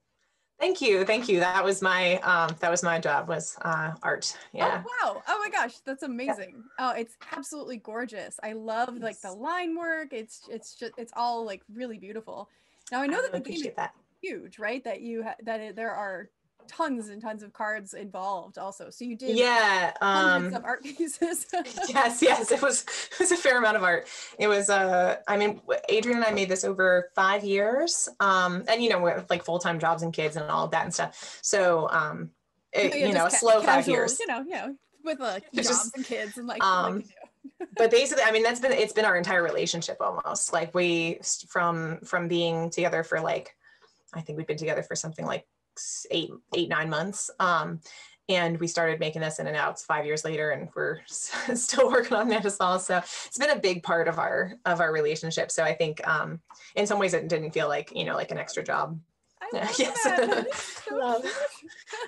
Yeah, and actually, I mean, he had the idea. We've been really into games the whole time that we've been together, because he has a partly long distance job. So right now he's home because he's working online, but previously he was working in New Jersey and I'm in Georgia. And so we would, spend about half of the year together. He'd fly back and forth a bunch, and then on, holidays and summers and everything. But all the rest of that time he was far away and he was busy. And so online gaming through like Board Game Arena and digital apps and stuff was a big part of our relationship, trying to kind of stay in touch with each other. And we looked for a lot of games, a lot of 2-player games, and just really didn't find anything that was sort of immersive or interactive enough for us, especially from a long distance. Like what we wanted to have like a shared experience at the end of the day, but we found ourselves really frequently sort of invested in the math and the algorithm of like, here's how I win, and then not talking to each other while we're playing. Right. So he went through this really stressful phase at work and had just this like inspiration, which he does sometimes in all kinds of ways, had this inspiration for this game, and sort of pitched it to me and was saying, it's going to be something hidden trader games, but, and so it causes a lot of interaction, but he wanted something that was far more deep strategy than that. And so he was sort of describing it to me over the phone. I was like trying to understand what in the world he was talking about, because we were not game creators in any sense of the word. And then he made a prototype. He actually got like the box, like we didn't know what we were doing. He got the box printed on Zazzle, one of these like token, like wooden with like the inlay at the top. And we were playing it, and I was like, this is maybe the best game I've ever played. Like, I'm so excited. Like, it felt so like my heart was pounding. I was the assassin. And he didn't know it, and he trusted me. And I was like, oh my gosh, he's gonna feel so bad. We've been playing for like an hour and a half. Like, I'm gonna pull the trigger on this. And I'd never felt like that in a game before, that level of intensity. So right after that first play test with him, once he came back home, I was like, let's do this. I'll make the art for it. We'll perfect the gameplay. We'll, and we thought it was going to be just for the two of us. Like, what were we really going to do with this? Who publishes indie games? It's like, just seemed sort of far-fetched. And then I heard about, Keymaster Games, Kyle and Maddox here in Athens, crowdfunded their first game, Control, and they got like $80,000 and tons of backers. And I was like, well, that's like, if that's an actual way to jump into game creation, that would be really neat, because I feel like we would have a slim chance of like pitching this to a publisher. So we've sat down with them for, meetings for years, just like, what did you guys do? What do you recommend here? And they were incredible, super helpful. And then it started to feel more like okay, I guess we're really going to try this. And so all of this was sort of built out of our desire to have something that was really immersive and interactive for the two of us. And then our son, Taylor, when we first made it, was I guess, something like that. And was just sort of at the, like, he was one of the first play testers. He was really getting into games and everything. And so we made the 3-player version, sort of the inspiration of having him join the game with us. And that was about like the max of where you still feel the intimacy of the small group, and it feels tense and important that you collaborate and cooperate, and there's not that like witch hunt kind of dynamic to it. Right. Yeah, and then we launched it in what is it, June of this year, of 2020. That's amazing. It's such an incredible story. I love that it came out of this like the intimacy and the relationship. I could see, like, I feel like this is like the perfect timing for this game too, because most people are like living with very small groups of people with just like their partner or one other person, and like, and realizing how bad their 2-player game collection is. I have no 2-player games, just none. Or the games that I have for 2-player are not really 2-player. Like, you can, it technically can be 2 players, right, if you take everything that's enjoyable out of it. Yeah. Exactly. So the fact that it's specifically designed for that is so appealing, especially during COVID times. I thought we were shot. Like, I thought, because we were supposed to launch back in April, and then everything happened with COVID, and I was like, well, there it goes. Like, no one is going to be wanting to buy anything new for the rest of time. Like, this is going to be a huge, and it turned out that, people weren't going out to eat. They weren't spending money at the movies, and a lot of people did lose their jobs. And so we wanted to figure out ways to sort of support those folks in their gaming too, because it's not fair that, you can't enjoy a rich gaming life. So we did put the game up publicly on Tabletop Simulator on Steam. Although, Tabletop Simulator costs money, we're getting it coded for Board Game Arena right now so that people can play online. That is so cool. It is so thoughtful that you thought to do that too. Well, I mean, it just feels like, I don't know. We always just wanted people to play it. Like, that's, it's exciting to have people play your game. And it's great if you can actually make it, a successful business and make more gains and everything. But this has been our baby for so long that, it feels like we just if people want to play it, we don't want to stop them in any capacity. So, but I've launched it, and it's been going pretty well. That's been great. I could totally see, since we don't dress up and go out to restaurants anymore, I could totally see like dressing up and doing this. I love the film noir aesthetic, and so I could see like all getting dressed up in like 1940s clothes. So that when we were first working on this, I was like, I could see like what people do with Arkham Horror, where they'll like, dress up and have like a night of it and everything. And I was like, I could totally see people doing that. And Adrian was like, really? No. I'm like, no one's even gonna play this game. He underestimated how much people love costumes. I know. Yeah, he's not a costume person, but yeah, I was like, for sure there are going to be people. And then one of the first reviewers, photographers that we worked with, literally hired a friend of his to be an actor to dress up as a mobster for the photo shoot. And I was like, you see, like, people love costumes. They really do. It's absolutely true. As a LARPer, I can attest to this. Like, yes, most of the draw is getting to put on a costume. Yeah, absolutely. So I guess what's next for you guys? Well, so we finished the crowdfunding. Right now we're in manufacturing stage. So we're getting samples from our manufacturer. We're trying to figure out all of the international fulfillment logistics. So we're heavily invested in that right now. And that should all be sorted out in the next month or so. And then we'll fulfill. We have lots of ideas for expansions, like very, very excited to get to work on those. There's so much. I had no idea how much work was involved in fulfilling a Kickstarter.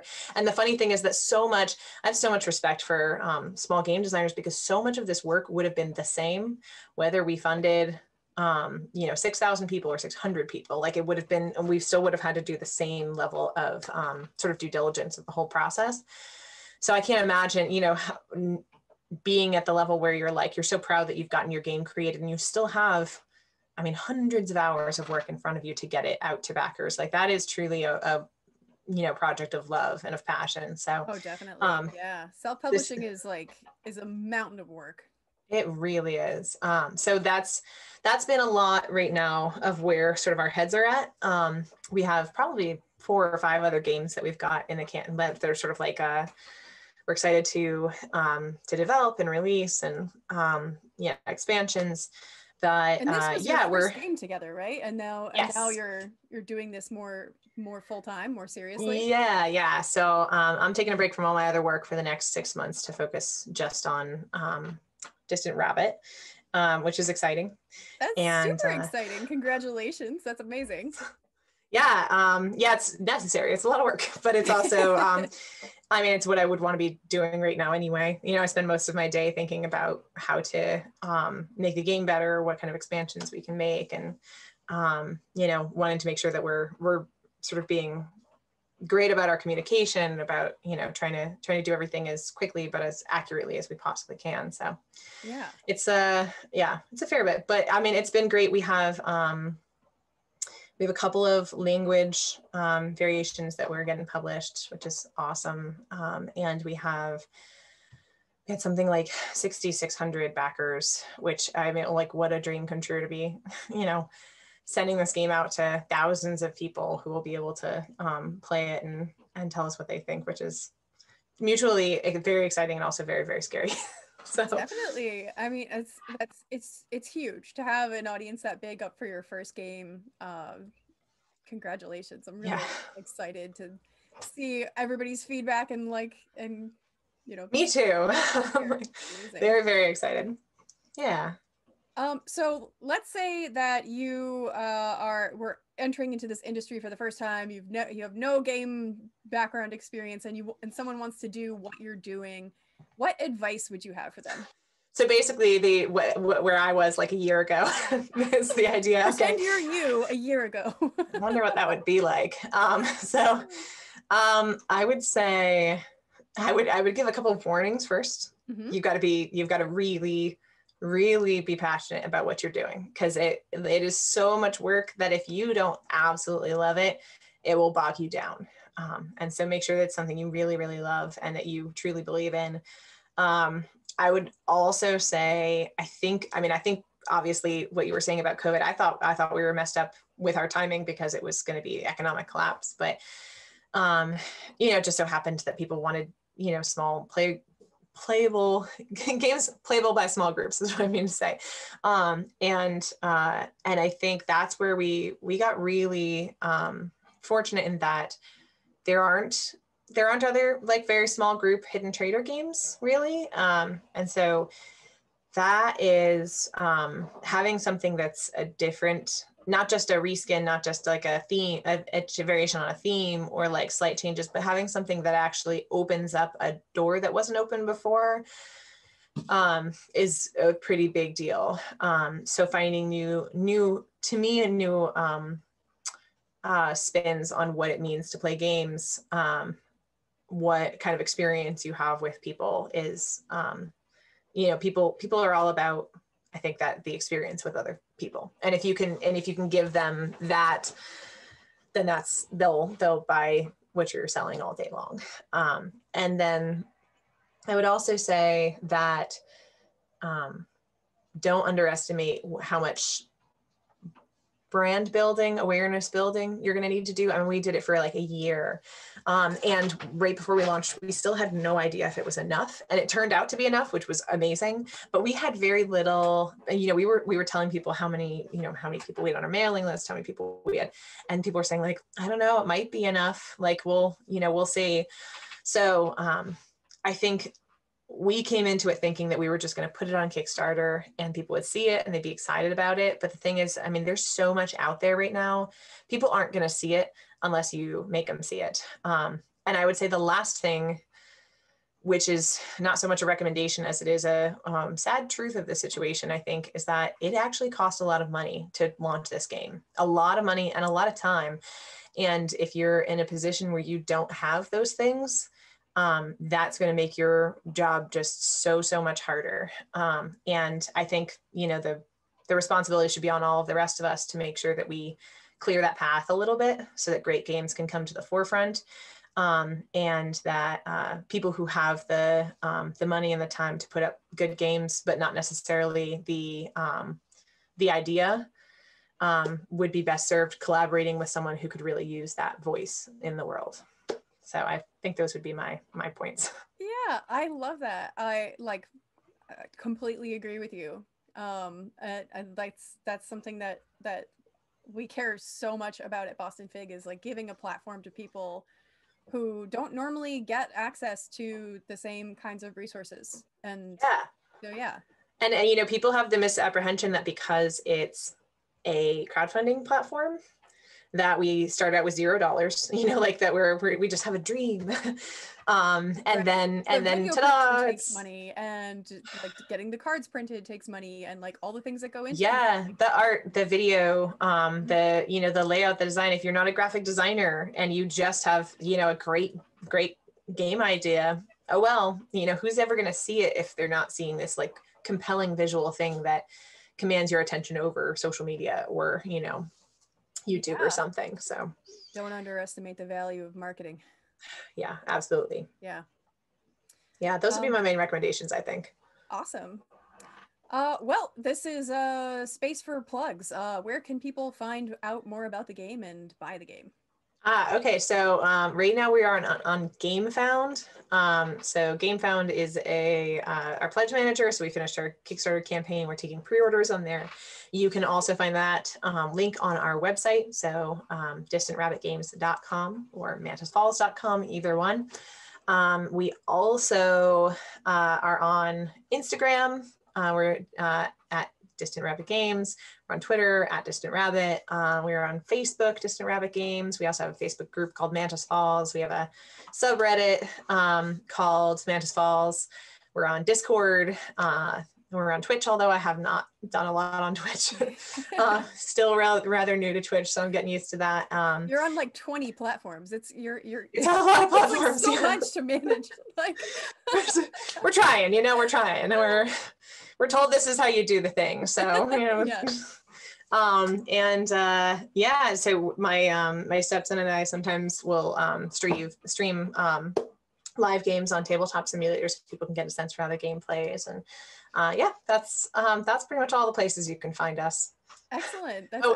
Email info@distantrabbitgames.com. Excellent. Perfect. Yeah. Julie, thank you so much for joining me. It was a true pleasure to chat with you, and thanks, Caro. I cannot wait to play the game. Yeah, I'm excited for you to play it too. Thanks so much. No problem.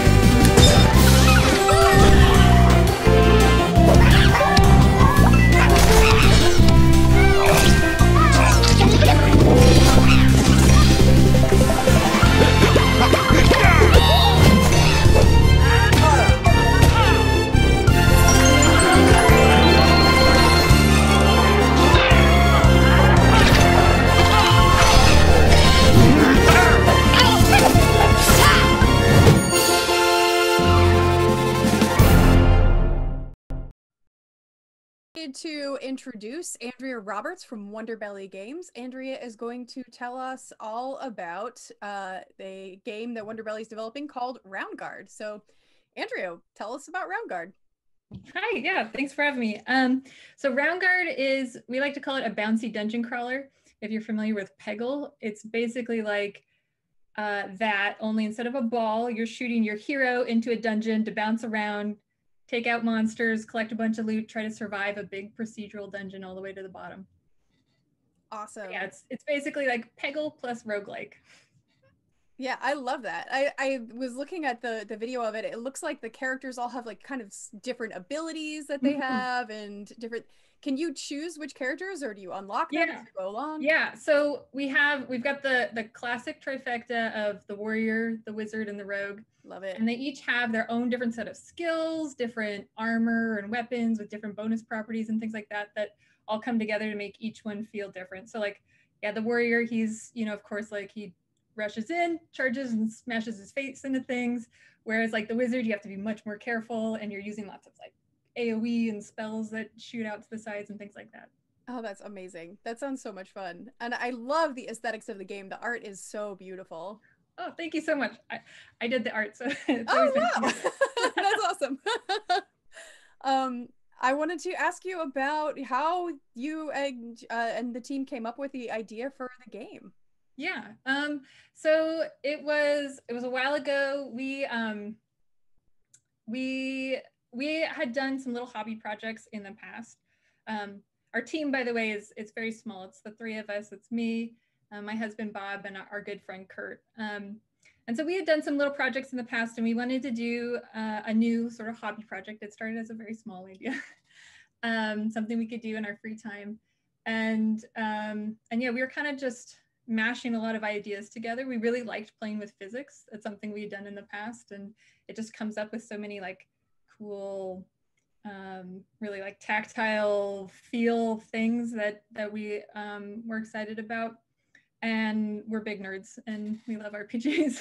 So as we were playing around with lots of different ideas, I remember just at one point, like I often like to smash ideas together when I'm stuck, I'm trying to brainstorm something new. And I was like, Peggle RPG. And as soon as we started talking about it, it was like, whoa, there's a flood of like, okay, yeah, this is what the heroes would be like, and here are their skills. And so yeah, really it came together in a pretty, you know, burst of a brainstorm. I love it when that happens, when you have that like shower moment where the game design, you're like, I've got it. It's so good. Is this your first game, 100th game, somewhere in between? So everyone in the team, we come from working in the game industry. So I used to work at Xbox on a bunch of big Xbox games. I was on Fable 3 and some other things like that. My husband, he used to work at Monolith. He was on Shadow of Mordor, Shadow of War. And Kurt has been around in like some big games and some indie games. He had actually just recently shipped his own indie title prior to us working on this, Hellenica. And so we have all this game experience before, but this is, and like I said, we had worked together on hobby projects, but this is the first time like Wonderbelly has released a title. This is the first time we really did the like full end-to-end indie, you know, release. Yeah, that's amazing. Well, it seems like it's paid off. You guys have so many awards. It's just super impressive, especially for like the first title that Wonderbelly has released. Well, thank you. Yeah, that's incredible. You had told me about your collaborators. I can just keep moving. So what do you think is next for Wonderbelly? Yeah, so we are so we're still working on Roundguard. We actually have a winter update that's gonna come out sometime very soon. Awesome. Where we're gonna add some new elites and a winter event with some like snowballs and other fun rules like that. So we have this plan to keep adding a few little things to Roundguard in the future. We want to do a new hero, and so that's one that we're brainstorming around right now. Besides that, we're still we're just at the very brainstorm part of the phase. So I'm not sure yet what's next, or I'm not ready to announce that, but totally fair. Sorry to put you on the spot. Tell me everything. It's going on in your game development. Well, so I want to switch gears a little bit and talk to you about the industry and breaking into the industry. Yeah. And you know, what advice you might have for someone who wants to do what you do, especially like aspiring artists who want to work on games. You know, what was that journey like for you? What advice might you have for someone? Yeah, well, so for me, like I started, like I said, over, I worked at Xbox for almost 10 years, and I actually started in the writing department, and then I moved into game design and UX design. So I think That's like amazing. finally. So you're wearing all these different hats. I like to move around and do lots of different things, which is why like I'd always wanted to go indie. I really like having, you know, my fingers in all of the different things and getting to like move around and learn all that stuff.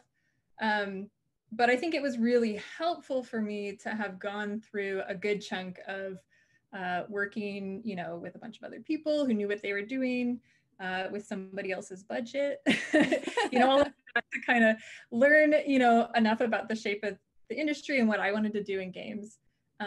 So like, I know that's not the most exciting answer, but for indie developers, I often like feel like it's like, oh, if you could get a job somewhere else first working on games, that's a great way to start to like build up that experience and your budget. But the other place that I think is super helpful is like for us, so we're in the Seattle area, and there's an indies group called the Seattle Indies, who are super supportive in our area. They, you know, they run these like regular workshops and you know, like get-togethers. They've got a place where people can share information, and something that was super helpful for us is they have every 3 months, well, they did have in the pre-pandemic days, these show and tells where anybody could come in, they could show off their game. A bunch of other local developers would show up and give you feedback, and then like also it was open to the public. So, you know, we'd have some new players, a whole range of people come in. And that was so helpful to us through that whole process of getting that playtest feedback, really seeing like what was working with people and what wasn't. So yeah, I think like reaching out, like trying to see if there's any groups in your area. You know, obviously BostonFIG is such a wonderful resource for everybody around. So yeah, like working with those teams is super helpful as an indie, because it's really hard to know everything and to, you know, to figure out where to go next when you're stuck. It's impossible to know everything, like, and there's so many people with so many different experiences in the industry too. So it's, you know, there's always going to be different voices that you can find to help you. Absolutely. I wanted to give a shout out to in Boston, we have a very similar thing called Boston Indies. So I love that the community aspect of the indie game scene is so important and so critical to people kind of getting involved. So I love your advice to like look out for those groups and then get involved. For me, that was like the best way to do it also, you know? Yeah. Excellent. Well, I wanted to give you space to talk about plugs. Where can people find out more about the game? Where can they play the game? Yes. Yeah. So Roundguard is available right now on Apple Arcade, on Xbox, Switch, PS4, and Steam, of course. Awesome. So you can go and find it all of those places. If you want to learn anything more about us, you can go to www.wonderbellygames.com. And there we've got, you know, links to like our Discord, which is a really fun place to be. Like we get lots of good comments and, you know, people sharing tips and stuff on the game in our Discord, but like also people share a bunch of just like RPG puns and memes and stuff, because we're silly people who like that kind of thing. Here for the puns. And and yeah, like we've got like a link to a newsletter that you can sign up for on our webpage, and then you'll learn about, as soon as we announce our next project and what's coming up, then that's we'll make sure to say it first. Excellent. Awesome. Well, thank you so much. Thank you for spending the time and telling us all about Wonderbelly and about Roundguard, and we'll look forward to hearing about your next project when you've got that ready to announce. Thank you for having me. Mysterious and powerful, roam the land, ravenous for anything they can swallow into their filthy, gaping maws. And those beasts are the cute little park critters you'll be controlling in Crumbs, a 2 to 4 player area control board game. Animals will utilize their unique abilities to best their opponents and take over as much of the park as possible before the big crumb drop. Hello, folks. I am really excited to introduce you to Dylan McCusker. Dylan is the head of Tidbit Games. And Dylan, tell us about the game that you are working on currently. So Crumbs is my first game that I've ever created. And actually it was published last February through Kickstarter. It was actually published sort of in 2019. It was funded, and then I spent the whole winter, the next like 9 months, preparing the game. And now I'm actually working on the expansion to that. So that's going to be called Crumbs Foul Waterfowl. But yeah, Crumbs is a game for 2 to 4 players, where each player takes on the role of a different army of park animals, cute little park critters, and they fight over zones within a city park, battling for breadcrumbs.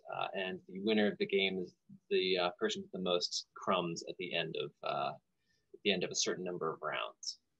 That's amazing. I watched the video. We're gonna like feature your trailer video in there too, and I just thought it was so funny. Like it had such a good sense of humor about it. Something about gaping maws. Yeah. And you're seeing all these adorable little animals like chipmunks and ducks and everything. Tell us a little bit about what are some of the powers that the different animals have? Sure.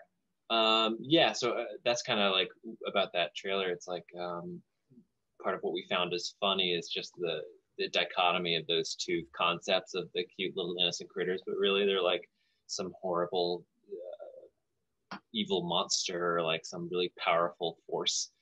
And so getting to like kind of play around with those things is one of the funnest things about developing the game, including those unique animal powers. So there are the ducks who are the only ones who can score wet crumbs or crumbs that land into pond spaces. And eventually those crumbs that land in pond spaces of enemies will stockpile and they can go get those. There are the chipmunks who create their own little stockpile, their own treasure trove. They hoard crumbs to themselves and they get to score those every round. And there are the squirrels who get to share spaces with other players and steal from them.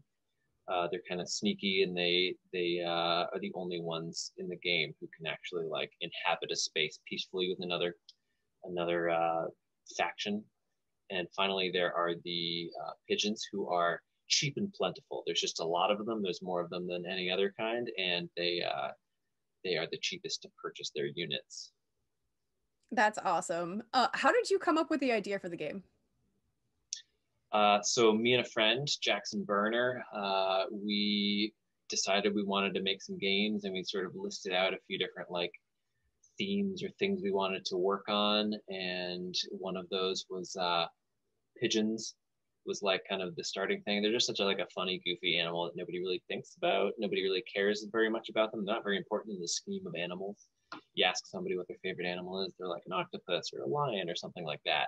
Mm-hmm. So we just thought it would be funny to make a game about the lowly pigeon, kind of. And initially that kind of started out as like, could it be messenger pigeons? What like, if you're playing a game, what would it be? One of the main things I think about when I think about pigeons is like people feeding them crumbs on the side of the street or in plazas. So then we were like, okay, we can work with that. How about it's like pigeons fighting over breadcrumbs in a public space? And then it's like, well, let's introduce some other animals that people feed in public spaces, just typical like parks, urban critters that you might find.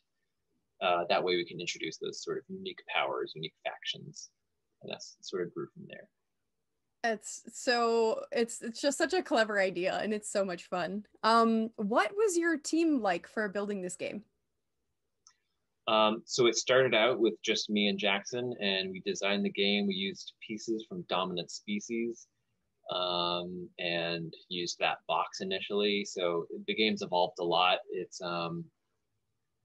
was just us two, probably like around 2016, right when we had graduated college, and we worked out of my kitchen and made the game work really well. Had to use our imaginations for the critters because we were just using these kind of generic shapes for them.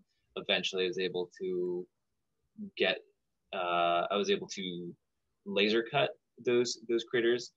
Kind of, if you look at that duck behind me, I was able to like laser cut the outline of the duck and then like glue 3 of those layers together to make something more like meeple thickness. That is so cool. I love it. Yeah, ragtag put together. Eventually, I invested in a 3D printer, which is much more affordable for consumers nowadays, and has allowed me to make game pieces whenever I want. So it's super helpful. And yeah, it's just us 2 working on it. Eventually, after a couple of years, I brought it to BostonFIG for the first time, submitted it into the showcase, we won Best in Show for that, for the tabletop category, and then that sort of inspired us to maybe like move on. Maybe we wanted to branch off and actually like make it a thing that people could play. At that point, me and Jackson sort of parted ways. He focused on other projects, and I took Crumbs to a point where I thought it was viable to like actually give to consumers.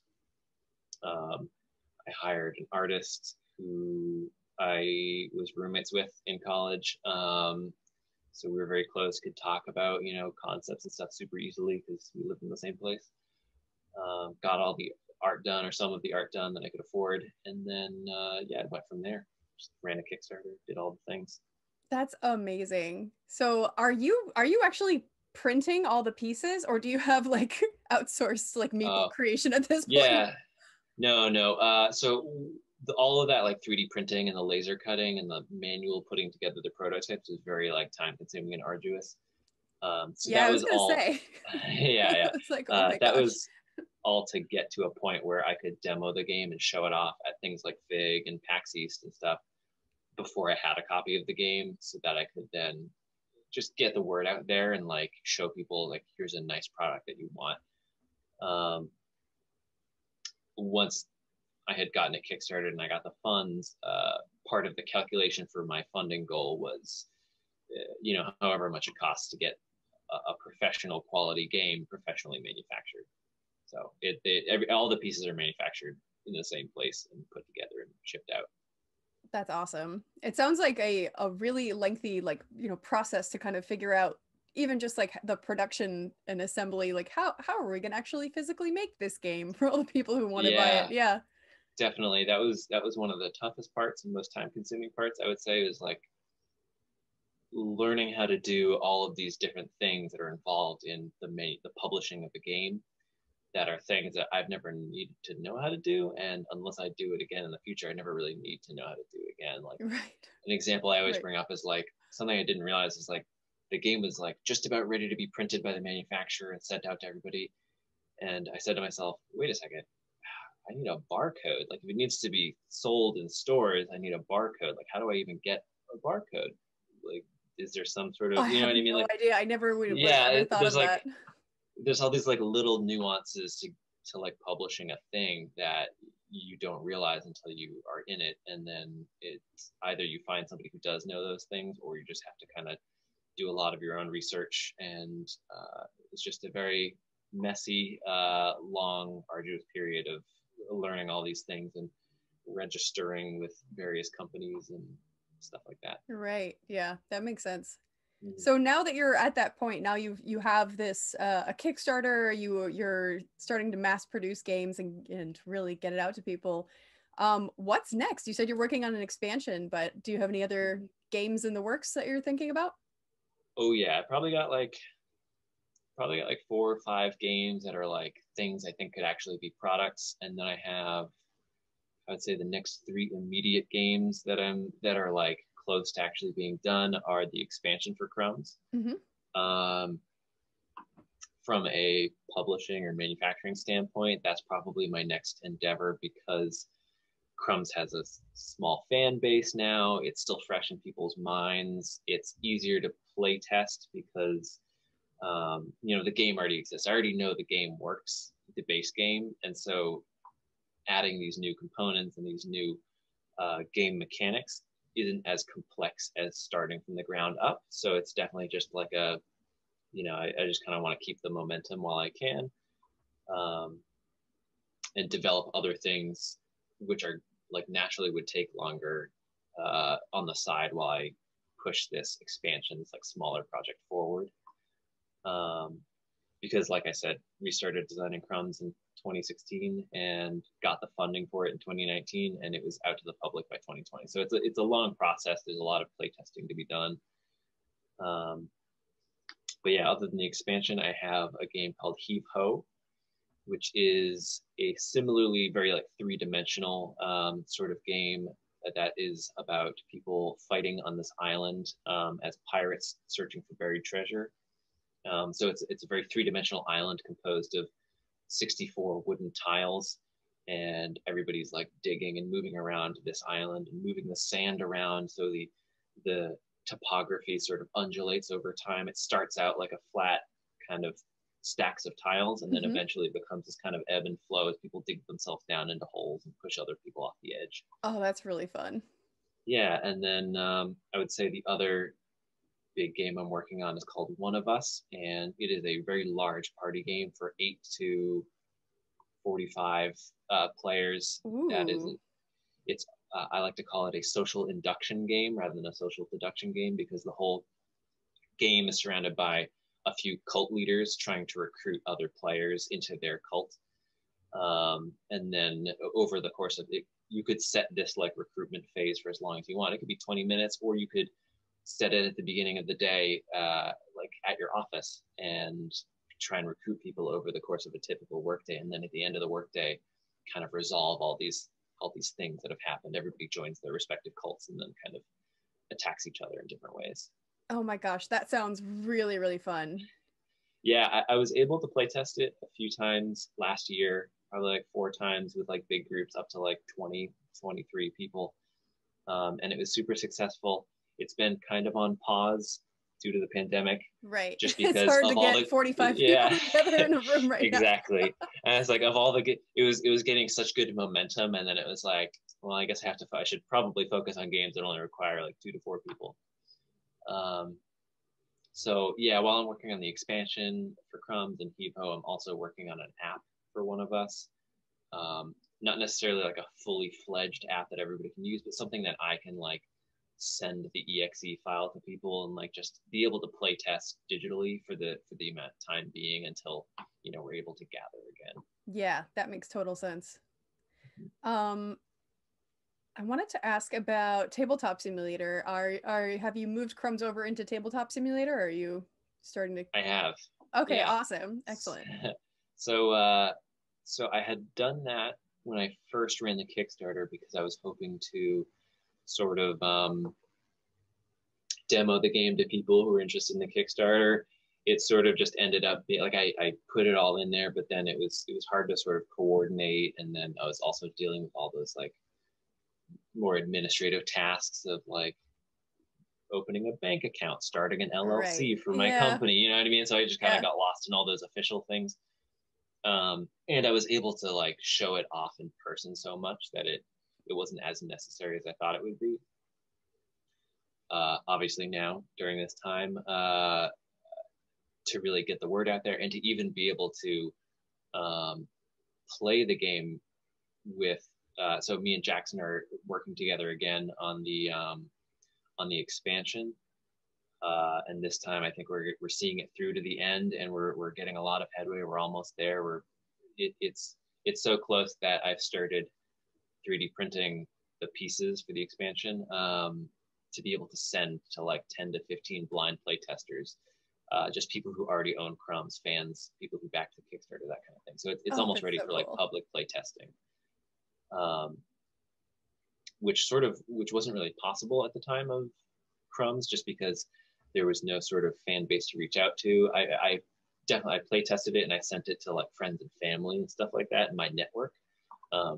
But I think this expansion is the first opportunity I will have to, you know, get a true like fresh eyes on these things and be able to send it out to people I've never even interacted with before. That's amazing. That sounds like so much fun, and it's going to be, I think, really useful to get that kind of feedback. Totally, yeah. And now that they have, but I guess I haven't described what the expansion is, but it's called Foul Waterfowl, and its primary thing is it adds 2 new factions, the geese and the swans. So the goose faction is they are pretty aggressive. They're big and they leave droppings behind everywhere they go, which negatively affect the score of everybody else.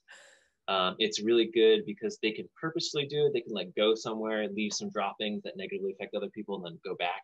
Or it's just kind of a deterrent for attacking them, because if you're a big tough faction and you go and screw up the goose area, then they'll just leave a bunch of droppings behind, which it's kind of a deterrent in that way. And then the swans are actually the first faction which have two different meeples. They have adult meeples, which are very large, and they're twice as strong as all the others, but there's only two of them. And then they have four little baby swans, which follow the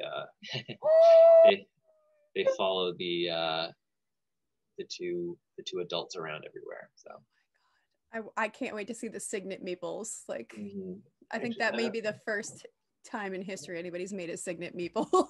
Yeah, and I that's kind of the fun of making the game, is I learn a lot. Like I didn't know that baby swans were called cygnets. I always thought they were just thought they were baby swans, or swanlings actually is probably the first thing we called them. But yes, here you go. Luckily I was working on the game today actually over a call over Discord with Jackson, and we were using Tabletop Simulator to do it. So I don't know if you can see this, but this is the adult swan, and this is, wait, I'll just put him on top. This is the baby swan. Oh my god! So to compare that to a standard-ish size meeple, so, and also similarly, again, these are all 3D printed and hand painted. The swans are just unpainted because they're white, but I don't know if you can see it. They're disappearing. You know I think if you put them lower, maybe it'll. Oh, there we go. Yeah, if you can see the geese are actually two-toned, so they have the like signature, the Canadian or Canada goose two-tone of the black head and the brown body. But yeah, those are the pieces that I'm working with. Amazing. Yeah.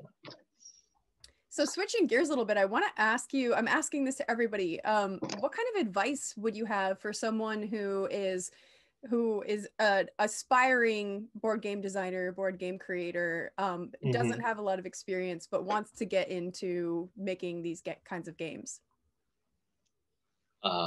Yeah, I'd say that there's a lot of things I learned that are like those. I think just do your research, you know what I mean? You just, it seems overwhelming, but whenever you have a spare minute, look up how to do barcodes, and then like take some notes so that when you do need it one day in the future, you know exactly where to go. You know, like in your free time, you can reach out to manufacturers and ask for quotes, and just to get an idea of how much your game would cost, to see if it's even viable, because you know, you might create this game that you think is really awesome, but it ends up costing $90 like realistically to make, and like, or to sell depending on its price to make, and like, is that realistic? And so I think doing all that kind of research really upfront will help inform the kind of design decisions you might make. It's influenced things like Heave Ho, where it's 64 wooden tiles and there's gold doubloons that are like metal pieces and all these things. You know, that's kind of our ideal, but being more familiar, because I've gotten quotes from manufacturers, I can kind of gauge how much those things will cost. It's like, do we really need 50 coins? Maybe just 40 coins will save us a certain amount of money, and be able to not charge X amount of dollars. And I think getting that sort of familiarity with the industry will help influence the design. Because, you know, you're not committed when you get a quote from a manufacturer. You're just listing out all the pieces you want, and they tell you how much it costs per unit, and that really like helps your understanding. It also gives you like a feel for why certain professionally published games cost what they do, and why they're designed the way they are. The other thing, I mean, I would say get a 3D printer if you can afford it. It's, you know, 5 years ago, that might be unreasonable investment for somebody just starting out doing this as like a hobby or a side thing. But I think as they've progressed, it's like you can grab one online or in Best Buy for like less than $200 sometimes, 250 maybe. And I think that I mean, you can always use pieces from different games. I have actually like a board game graveyard of just like these games that I don't really like that much or are old and irrelevant, maybe like an old edition of a game, like Twilight Imperium 3. You know, I sometimes use those pieces because I have Twilight Imperium 4 and I know I'm never really going to play Twilight Imperium 3. So it's part of my board game graveyard where I just kind of siphon pieces and use them to make prototypes of these games I'm designing. But I think having that, you know, 3D printer or those other tools available to prototype is really important, because it, you know, what is Crumbs without the theme? I think the theme is integral, and that's, you know, people design games in different ways. Some people design them abstractly and then apply a theme.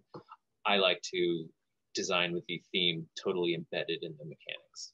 Yeah, it's very much like a difference between like bottom-up design or top-down design. And yeah. And I think that makes sense. Like, I'm also like a thematic designer. Like, I have a theme and I build from there. Yeah. Cool. Well, plugs. People can find Crumbs on the base game, available on Cool Stuff Inc. or on the tidbitgames.com website. You'll be able to purchase it there directly from me. And the expansion will be on Kickstarter. I'm hoping in like 6 months, maybe more. I give myself some leeway with that. But yeah, probably everything for the foreseeable future will be on Kickstarter until my goal is to get to a point where I have a following and enough of an outreach of a voice that I don't need to rely on Kickstarter, because I think it's such a great tool for upcoming designers that I think, like, as soon as I can sort of move off of that platform, I would like to do that just for the sake of other designers, to get to that point where I'm not relying on that sort of public funding. But yeah, Kickstarter and tidbitgames.com is the two main channels. Also, I'm most active on Instagram. Okay, excellent. I'll get that Instagram handle from you, and we'll put all those links up for everybody so everyone can find you on the web. Awesome. Great. Dylan, thank you so much for joining me and for sharing all this awesome information about your game and telling us what your design process was like. I super appreciate it. Of course. Thank you so much. I really appreciate taking the time to chat.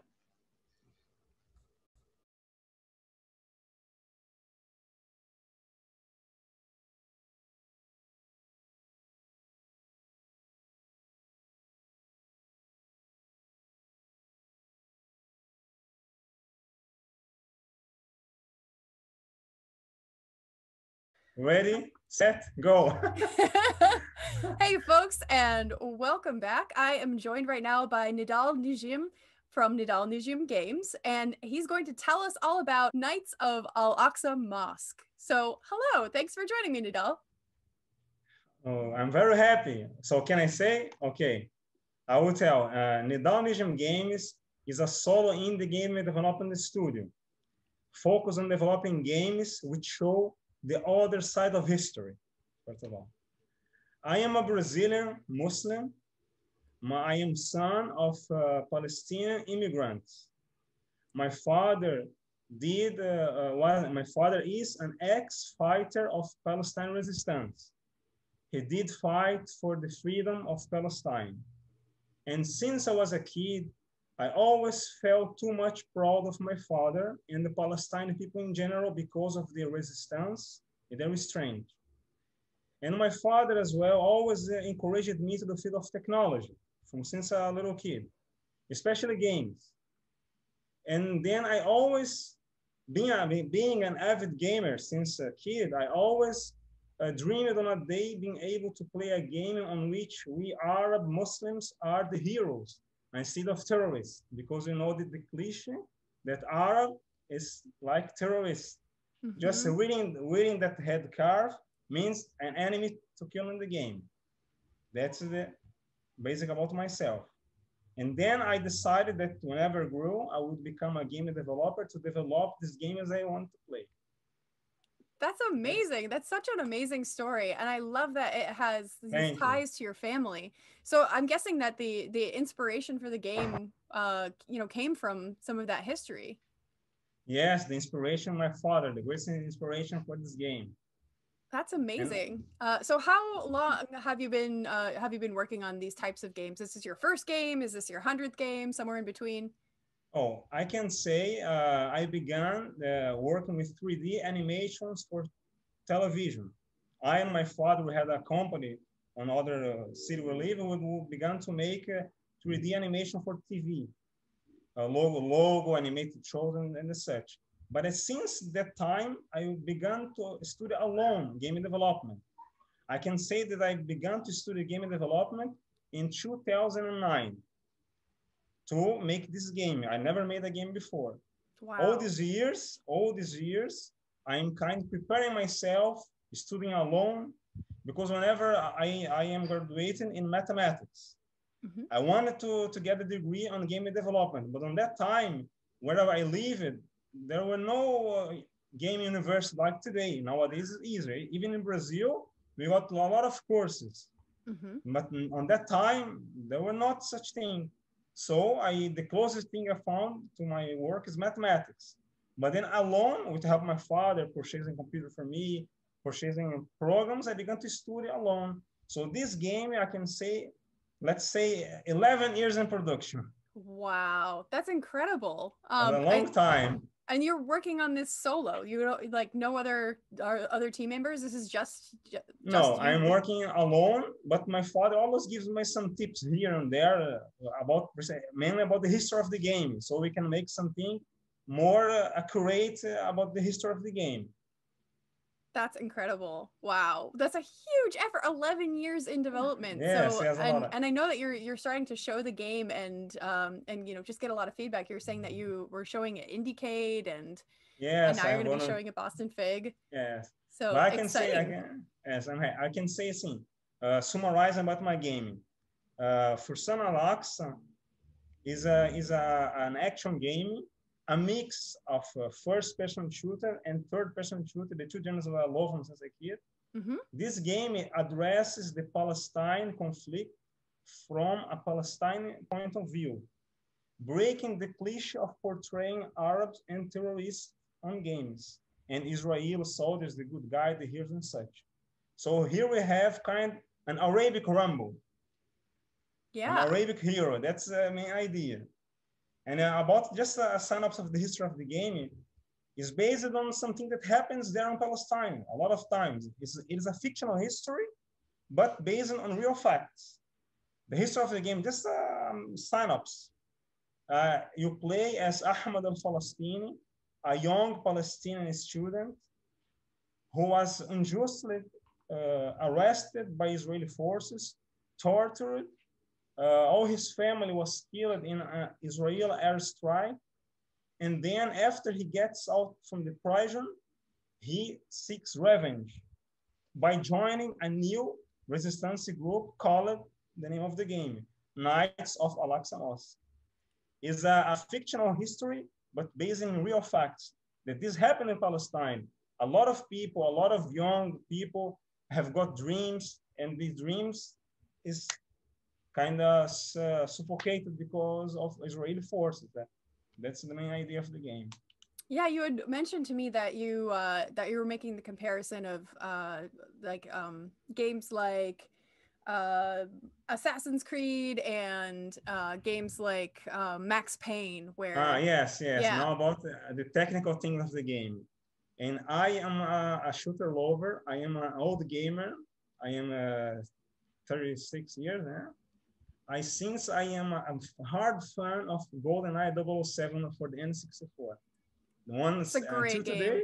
It's a great game. Until today is considered by many as a classic, eternal classic. And I can say that my game is a love letter to GoldenEye fans. Awesome. But I did mix a lot of things which I like. This game has steel from Metal Gear Solid, Splinter Cell, Siphon Filter. It has that bullet time effect from Max Payne. And this I added recently because of feedback of the players. Some friends for a friend of mine have seen the game. Hey man, look, the jump looks like Max Payne. Then I say to myself, so what about if I make that slow motion? And I made these people love this. That's awesome. So kind of I joined everything, the best of games I love, action games, I put in this game together. That's incredible. So where are you in production right now? How close is the game to being finished? Oh, I can say the game, I want to make this game. I will try to get a publisher for my game because thanks to the folks at IndieX from Portugal, they invited me to a talk with publishers. So many publishers did show interest in my game. So now I'm preparing a better build of my game. The game will have the campaign mode. The first thing will be 10 missions. I'm finishing 6 missions now until I hope until next month. So I can say that the game is like kind of 70% done. That's amazing. That's it's really exciting that you're in talks with publishers, and 70% is getting there. Getting close. I can say I am promoting this game kind 1 year since last year November 2019. I did create a profile on IndieDB, that game, my game layer, and from there I began to promote my game. And I'm on the beginning, people kind of skeptical about the game. People, so what this?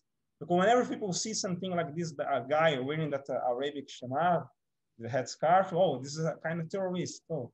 But then slowly talking to people, showing to people screenshots and the gameplay, and whenever I release the first demo of my game, people simply love this. People like the play a lot. Today, my game has got the demo 1 chosen and 20 downloads already. Kind of 3 or 4 months. Excellent. That's great. That's some good traction, and it sounds like it's breaking down some barriers, like having people see some like a side of history that they hadn't seen before. And like I said, show the other side of history. Something I'm very happy as well. Now on this year, 2020, this year, my game another time was elected among the top 100 games of this year on IndieDB competition. Oh, congrats. That's amazing. Yes, and last year, that's the same thing. But I hope that this year, because I already got the demo, people play the game, I hope this year, inshallah, God's willing, it will be among the 10 best of this year. Excellent. The competition is running along. That's a good goal. There's 2 days. Yes. So let's say that somebody wants to do what you're doing, right? Somebody wants to start developing their own games. What advice would you give to them for how they should get started? Oh, my advice, first of all, patience. Patience drives everything. Love what you do. This is the first thing. Second thing I learned from my father is patience. Patience. You need to have patience. Many people who are talk on this web forum, say, oh man, I'm amazed how you got all this doing this alone without giving up. I would like to have your drive. I said, man, I say this. For me, this is very important. For me, this is not just a game.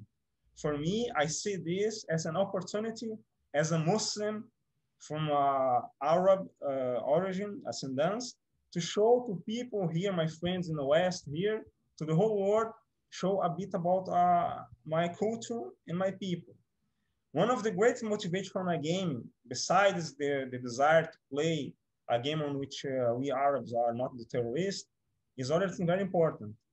I always say, my game is not for glorifying death or killing of people. Mm-hmm. My game is to glorify life, the life of Palestinian people, the rights to my people to live with peace and happiness, the rights to my people to have freedom for their life, the rights to my people fight for the freedom of the homeland. I want to show to the whole world as well that fighting for freedom is not terrorism, like media portrays. That fighting for what you believe is not terrorism. That fighting to protect the life of children, elderly, women is not terrorism. That fighting against the oppression of a military state, a genocidal state which kills we'll see all the news. They shoot at the schools, at hospitals, the Israeli forces. So I want to show to the whole world that fighting against this oppression is not terrorism. That Palestine resistance is not terrorism. As you have seen my game, I created 100 of banners and promotional arts. I got this slogan: I resist, therefore I exist. Resistance is not terrorism. That's what I want to show to people with my game. That's amazing. So where can people go to find out more about the game and see it in action? Yes, I got a website. I can say here the address, so you will put there. Yeah, so I'll put up the links also. But okay, there is www.forsanaxa.com. The people can have all information about my game.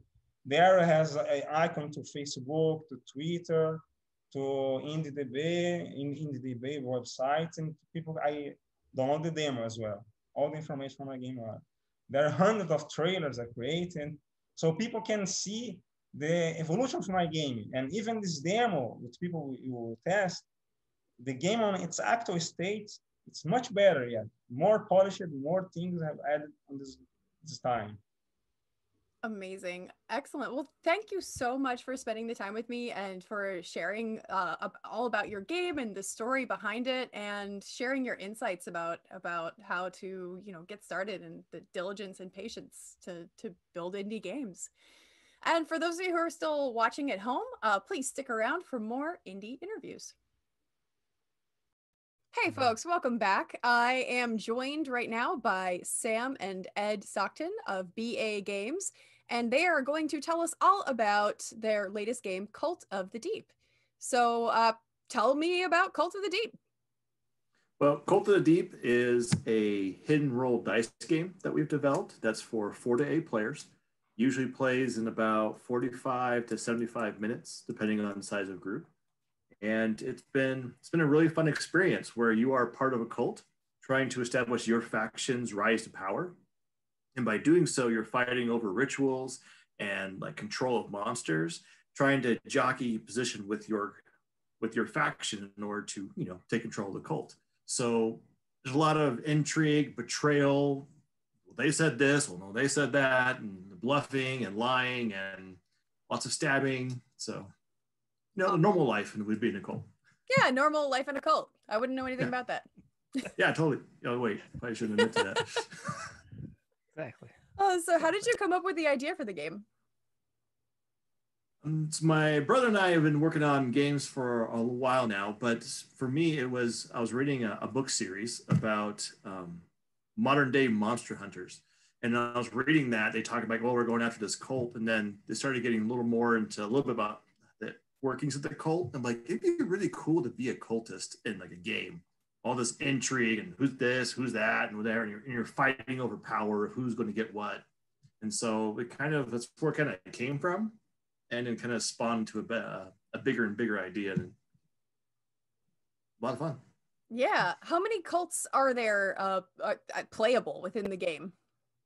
So you're one cult, but you're part of 3 factions. Mm-hmm. So like there's a high priest, and he is trying to figure out who is the corrupted people in the cult, like the Kabbalists and the heretics. And so the faithful are trying to prop him up and keep their power in play. The Kabbalists, however, they want power for themselves, so they want to take out the high priest. And then the heretic just wants to burn the whole place to the ground. So he wants to get rid of everybody. And then whether they're alive or not, it's debatable, but it matters that everyone else is gone. Excellent. So where are you right now in terms of like play testing and in production? So we've been play testing, gosh, how long has it been, Ed? It's been over a year and stuff like that. So a lot of the play testing for what we want to be in the base game and things like that are actually pretty polished right now. So we've actually gotten a few prototypes printed. We're actually sending those off to some reviewers and stuff right now. So as far as along the process, what we want to include is like, hey, this is our game. That's pretty well play tested out. We've got prototypes. We actually have some pictures of what things should look like. We've done a lot of development as far as sizing of things, and if you can see my background, there's one of the art pieces. A lot of the art is done, and we're hoping to actually get all those prototypes out to reviewers, which we're shipping out this week and next. We're going to launch in Kickstarter here in February, and we're hoping we have some ideas and some things that would need to be play tested if we make some stretch goals and things of that nature. But it's pretty well play tested out and pretty smooth polished. That's amazing. The art for the game is absolutely gorgeous. You know, just looking at it, and even looking at the rule book that that you sent me earlier, just stunning, beautiful, beautiful design. Just gorgeous. Are you the artist? I'm the art director. Cool. Sam's done all so that. I'll take all the credit. No, most of that credit goes to Liam Peters. You can check him out. He is a fantastic artist. He did all of the work that you see in the game itself, and also our graphic designer David Lee, and also Janet Ramos, and Maura Alco. She did so the sigils work, and then Chuck Walton was a concept artist. He did some of the creature work. So all these people came together and kind of created this conglomerate of what is called the Deep, and we're very proud of it. I think it looks really good. Yeah, that's amazing. So are these people who are regulars on the team? What's the team like? So the team is basically just Ed and I. You're looking at the team. This is the team. This is BA Games right here. But Liam Peters is our main artist. We've had a good relationship. We've been working with him on the game probably for basically artwork's been done about a year now. Actually, we worked with him for the past year. Initial contract started, I think, January, but we were back in November of last year, and then that just recently finished up, and then the other three have been kind of intermittent throughout. And then I would say, yeah, they're awesome to work with. That's incredible. Yeah. So is this your first game, 100th game, somewhere in between? So this is our first official game. I've made other games. They were not up to snuff. Let's put it that way, which is a good skill to have. This game's not there yet. It's on the shelf. There's a shelf of things I need to come back to. But this one, we pulled it. I designed it. I worked with Ed pretty closely. And then the biggest part, we showed it to some other people that necessarily were willing to break our hearts. And they actually came out that the game was like, this is actually really interesting. This is actually really good. And so we started doing more and more, and it kind of, the following we've been getting has actually been pretty astounding. We're pretty excited about it. That's incredible. So you said you're launching a Kickstarter in February. So I imagine that there's a whole lot of work that you're doing right now in the run up to that, right? Yeah, yes, there is. Ed's been keeping me on track for sure. Someone's got to keep you in line. Yeah, there's a lot of work with you wouldn't believe, this is our first time doing this, right? First time published or trying to publish a game design. And so you see these Kickstarters, you're like, I could do that. It can't be that bad. Or I could do this, right? It's like when you first try to design a game, you're like, I could do that. And then you're like, oh man, that didn't work out. That wasn't good. It wasn't good, right? So you came with something. And then luckily we've done a lot of research and things like that. But yeah, there's so many different pieces that you have moving between contacting manufacturers, talking about shipping, looking at fulfillment, getting things on Kickstarter, graphic design, getting things up and running, trying to then advertise and promote, then talking to people. There's just a ton to do, and there's never enough time. Yeah, absolutely. I've heard a lot from a lot of other tabletop designers too, that when they launch their Kickstarters, they think like, oh, phew, this is, I've got the Kickstarter launched, the rest is going to take care of itself. But then running the Kickstarter is another full-time job. So you have that to look forward to, I imagine. I do. Luckily, I've had a little dose of it just from Rachel Blasky. She's from Paketo Games. She lives locally, and she's been helping me out understanding that you know what you're getting into, right? I'm like, I think so. She's like, well, let me give you a look into this. I was like, oh, that's what it takes. Oh, good. But at the same time, I'm like, I'm kind of excited about it. Yeah, it's a lot of work, but I'm psyched. Yeah, it's a lot of work, but you're shipping this game, so that's huge. And it looks good. Oh, so excited. What else would you use vacation days for from your real job? Besides doing more work, right? That's what you do. Vacation for work. Making oatmeal cookies. Oh, see that I'm all for. That would be great. So what's next for you? Are you solely focused on this? Do you have other games in the pipeline right now? So we got a few game designs we're kind of kicking around. I think 2 of them have made it to the next stage that we're kind of looking at. But Cold to Deep is, because it's our first one, we got to make sure that manufacturing is locked in. We got to make sure everything is ready so that, you know, backers can trust us, because we have to earn that trust. That's not a given. We got to earn that. And so that's why we're trying to make sure we got everything locked in. We have our shipping locked in. We have logistics. All that stuff is going to be good to go, so that when we do launch, we have answers for everybody. We can respond, we can be there, and then also then follow that up with customer service and everything else required. So excellent. 90% of the times I'm Cold to Deep right now. Yeah, that makes total sense. So switching gears a little bit, let's say somebody's trying to get into the industry for the first time. They're trying to make board games. They're trying to do what you do. What advice would you have for them? My first one is don't feel pressured. So that's the first thing. Too often I got a few, there's like local design groups and a few other groups I've been working with, Protospiel, and some people, they feel pressured, like, oh, I got to take my game to Kickstarter, or I got to do this. It's like, you know, you don't have to. No one's forcing, unless you really want this, don't do it. But if you really want it, then just do it. Ask around. There's a lot of people in the industry who are they're very nice. We've talked to reviewers who's like, hey, reviewers, we're looking for these things. You know, this is what we look for. This is where your level needs to be at. Don't worry about it. Calm down. Take a deep breath. You're doing fine. It's been really interesting to see how that's been going. But so I really recommend is question like, would you want to be a game designer? Do you want to be a publisher? Or do you just want to do it for fun? And it's okay to do it for fun.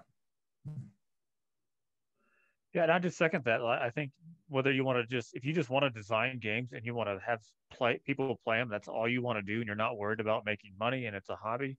There's lots of options with print and play or different things like that where you can do all these files and people can help you out that way. If you want to make money and be a job, you're gonna have to be fairly prolific if you want to be a game designer, but people have done that. And then if you like designing games, but then you also like running a business, then publishing is the way to go. But it's a lot of work, and it's a lot of, I'm going to be running a business and designing games at the same time. So it's more than just designing games. But once you know that, I think the other thing to do is find a mentor, you know, whether that's online or someone locally, like we've been able to do with Sam's friend, Rachel Blasky. Having that mentor who you can talk honestly with, who you can say, hey, I need to be accountable for this, and having either that same person or another person acting as an accountability partner. Besides just, hey, go do it, you have to go do it and then have someone hold you to what your standard is for what you've set yourself for goals and deadlines. Otherwise, you'll never actually get there. That's really, really good advice. Like having a mentor sounds like it's been just extremely helpful in this process for you. It's been eye-opening because she laid the groundwork for this is what to really expect. Because when you first start, you're like, oh, look at all, it's gonna be like this, it's gonna be great, it's gonna be perfect. And then she's like, no, this is what's gonna happen. And this is great, this is awesome, but you need to think about all these little steps that get you to that point. This is the timeline, this is what you gotta get done. And it's like, oh, okay, this is good, I appreciate that. Yeah, absolutely. So where can people find out more about Cult of the Deep and BA games in general? So a few places you can check it out. Our main kind of focus is in 2 spots. Is first our website, which is at bagamesco.com. That's Bravo Alpha Games Charlie Oscar.com. Look at my brother, see if he's give me the nod. Did I do that right? Yeah, you got it right. Sweet, awesome. He's proud of me. And the second place is mostly our Facebook page, which is the Cult of the Deep community group. That's where we spend a lot of our time. We coordinate a few play tests, but also we just kind of hang out. So we have like an online Thursday night board game night where we just play whatever. So check us out. And then Cult of Deep on the Facebook group, and then also our website, bagamesco.com. Excellent. Well, Sam and Ed, thank you so much for joining me. I love the fact that this is a family affair also. You know, I got started designing games with my mom, so it's oh really? Yeah, it always warms my heart to see families making games together. That's a great thing to do in a business. Like, I design games with my mom, and people are like, wait, what? That's awesome. That's awesome. Yeah.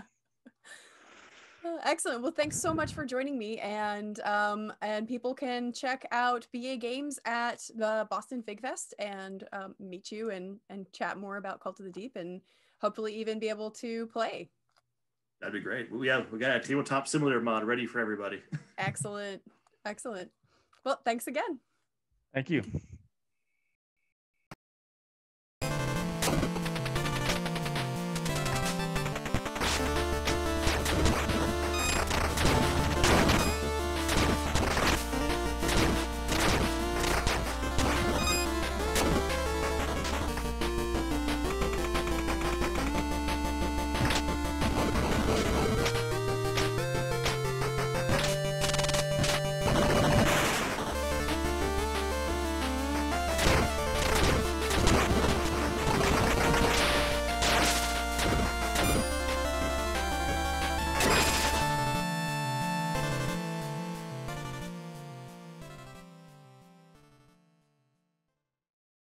Hey folks, welcome back. I am joined right now by Jack Breen from Hybrid Games, and Jack is going to tell us all about the game that they are working on right now, Gigasword. So Jack, tell us about Gigasword. Yeah, so Gigasword is my personal project. I started it back in about March of 2019. So Gigasword is an action puzzle Metroidvania in which you wield a huge sword that weighs you down. By sticking the sword in the ground, you're able to jump higher, but you become unable to attack. Many of the puzzles revolve around sticking the sword into interactive objects that transport it around the room to areas you wouldn't have been able to reach while holding it. With Cataclysm on the horizon, it's up to you to ascend to the ancient tower and recover the god crystal Gnosis. Awesome. I checked out the gameplay trailer and the game looks phenomenal. Thank you. Yeah, like, so tell me about how you came up with the idea for the game. So back when I was going to Becker College, which this was 2015 or 2016, one of my friends mentioned how he had always wanted to like come up with a game that involved wielding like a Buster Sword or something like that. So I started thinking up like ways that mechanic would work. Like if you controlled a character that had a huge sword, like how would that play? What would that look like? And I've always loved Metroidvanias, and I've always loved like Zelda, so I've always loved puzzles and stuff like that. So the idea of like the necessity of putting this, like leaving the sword behind because it would be so cumbersome, that was kind of just the first thing that came to mind. And so I just stuck with it, and I had notes that I wrote down, and like I said, I didn't end up picking the project up until last March or last spring or whatever. But the core concept has pretty much always been what it is, so it just kind of stuck to that. Excellent. So is this your, you mentioned that you went to Becker, and so I'm assuming that you were in the games program at Becker? Yes, I was, yeah. Awesome. Shout out to Mass Digi and our friends over at Mass Digi. Yeah, I was just in their SIP program this summer, which was a blast. Cool. So yeah. That's amazing. Yeah. So since you were in the games program, I assume that this is not your first game, or so, how long have you been making games? Is it just starting in college or before that? So it's been my dream my whole life. I've always wanted to do it. And I've always been doing, art and music and stuff. Those things came naturally. It wasn't until I was in high school that I started programming though. So my like official game design journey really began then. It was maybe junior year of high school or something. Yeah, no, this isn't my first game. It'll be my first big release. I've made two other smaller games that are for free on itch.io. One called Truck U, which is like a truck racing game, like arcade game. And then another one called Jawbreaker, which was like my first like kind of real release, which was an arcade 2D fighting game. Awesome. So, but yeah, Gigasword will be like my first really big kind of indie game endeavor. That's amazing. So you said that this is your personal project. Does that mean this is a solo project? Yeah, so I do all the art, all the programming, music, story, everything. So wow. That's a massive undertaking. It's been a lot of work, but I mean, I love every second of it. When I was in school in 2019, the amount that I was able to work on the game obviously varied because, finals week would come around, I wouldn't get to touch it for a while. But for the last couple weeks now, I've had the opportunity to just be full-time on it. And it's been like the most fun that I've ever had. It's so great to just be able to spend the time on it. That's amazing. So are you working like exclusively on Gigasword right now, or what's on the docket for you game development wise? So yeah, Gigasword is pretty much my focus. I also have a YouTube channel, which some people here might recognize me from. I have a YouTube channel called Hybrid Plays, where I talk about indie games and indie game design and stuff like that. And I also try to make it as ridiculous as possible in the meantime. So I've kind of taken a break from the YouTube channel just because I've been so busy getting Gigasword ready for this event. But yeah, when I'm not doing game dev, I'm working on my YouTube channel, and I'm not working on any other games at the moment. So it's pretty much just those two things that are my focus. Awesome. When are you expecting Gigasword to release to different platforms? And do you know which platforms you're going to release to? So my plan, definitely, PC, and my plan is to, search for a publisher, and hopefully we could bring it to Switch. Nothing's in the works yet. Once the demo is out, that's going to be my goal. So I'm hoping for a, 2021 release date. It's too early to say, which month or which quarter, probably the second half of the year. Yeah, a lot is happening right now, and more of that news will be out very soon. Excellent. Well, I'm excited to hear more about it, hopefully. And what do you think is going to be, wait, I think I've already asked that. Never mind. I was going to say what's next, but I already asked that. So switching gears a little bit, I'm asking everybody about this. Let's say somebody they want to do what you do, but they don't have the first clue of how to go about doing it. What advice would you give to them? So I love answering this question because other than just loving video games, I knew nothing when I got into it, when I got into actually making them. My advice would be, everybody says start small, and that's true. But my advice would be, if you have some sort of big grand idea that is like totally out there, because everybody tries to do that. Their first game that they try to make, I did it. Like the first game I tried to make in high school when I was 17 was like a full-sized, like top-down Zelda style game. And it was like, I got as far as like programming how to walk, and that was it. But that will still teach you what you're doing, and it's more fun to like try to undertake those big challenges. So starting small is definitely the way to go, but you're gonna learn just as much if you just try to just make what you want to make and see how far you get. Yeah, I love that. I love that idea, because I think you're right. Like when you first start out doing game development, you come into it because you have usually some kind of grand idea, right? You've got some big vision, something that you really want to create. And if everyone's like, oh, don't, you can't do that, it's too big of a project, then that can be really off-putting. It could send someone away from. Oh yeah. I mean, yeah, nobody wants to be discouraged from and people have done it before. Like people have stuck with their first idea, and that's not always the healthiest thing to do, or it'll take a while or whatever, and the project probably changes a lot along the way. But yeah, it's like if they're making stuff and they're working at it, then why discourage them? They're learning, and that's what's important. Yeah. I learned so much from all the failed demos that I've had that have led me up to to Jawbreaker, and then now to Gigasword. So nothing was ever a waste of time. I love that. I love the emphasis on learning. I think that's so important, and it's something that's so vital, and we don't hear enough about that it's okay to take on a project that's way too big and and have your scope go out of control and fail. That's also part of it. Yeah, no, it's the failure is a stepping stone for sure. Yeah.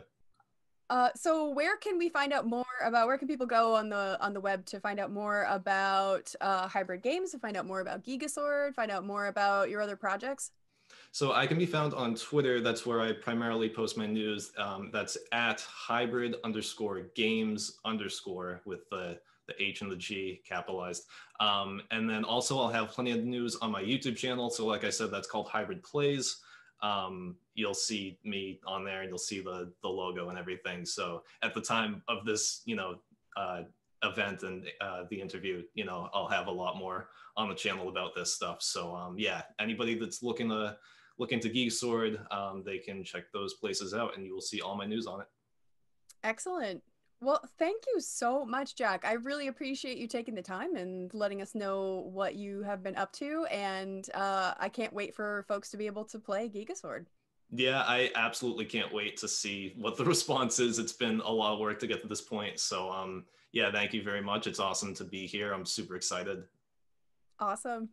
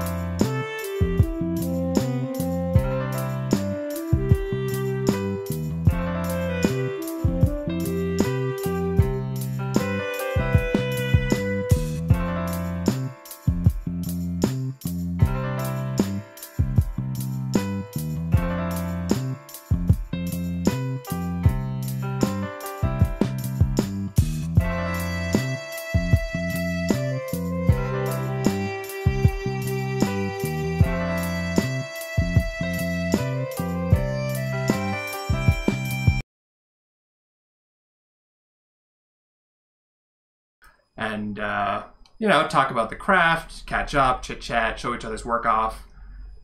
So you can check us out online on Twitter at Boston Indies. You can also find us at bostongamedev.com, which is a link to our meetup page, which has links to all the other events that are kind of going on around town. Today, during the pandemic, you know, normally we do monthly meetups, but in the pandemic, we've been doing a weekly talk show, which is what you're watching right now, the Bit Show. Where every week we interview local indie devs, you know, about what they're working on, and you know, just kind of help get to know people in the community a little bit better. So we're here today with 3 fantastic guests. First up, of course, Shay Rossi, who's the VP of Digital Curation for BFIG, which we'll get into in just a minute. Before we get started, 2 quick announcements. First up, Global Game Jam is going to be on the 27th. I'll post a link to that in the chat. Oh, actually, I forgot to start our fantastic Twitch bot show. Oh, actually, maybe he doesn't have permissions in this channel. Yeah, it seems like that's the case. All right, maybe no bot this week. I'm gonna press the button again. Ah, there we go. Now it's starting. All right. All right, there's bot show. Now I'll drop a link into the chat. There it is, Global Game Jam. Global Game Jam, really good opportunity. If you're curious about making games, if you're interested in like learning a little bit about the craft, join the jam, join a team. Some people will be happy to help you learn Unity or Unreal or some other tool. Really good way to kind of get your feet wet and get some help getting started. Or if you're an experienced developer, great way to meet some other people in the community and get together and work on a project together. Not that many opportunities for collaboration, just because making games is so hard and such a long process. So, events like Global Game Jam that are pretty short are a really good way to get in there and, get to make something with your friends who you wouldn't get to work with otherwise. So I'm going to be participating in that. We're going to be at the Northeastern site, which is going to be hosted by the Northeastern Game Development Club. Should be a really good time. Please join us. Again, link is in the chat. Second announcement, Boston Unity Group, another one of the fantastic local meetups here, is going to be having a meetup on the, when is it? It's 27th. I'll post a link to it in the chat. 127, that's going to be about using XR, which is like augmented reality and virtual reality in game jams. They run a lot of really good events. Bug is a really good way of kind of getting familiar with Unity if you would like to get to know the Unity engine, which is probably I believe the biggest game engine kind of in the world. They're a really good resource for that. You can just come to their meetings once a month, start to absorb some knowledge. You don't need to have any any background going in. Just come hang out, pick some stuff up, and make some games.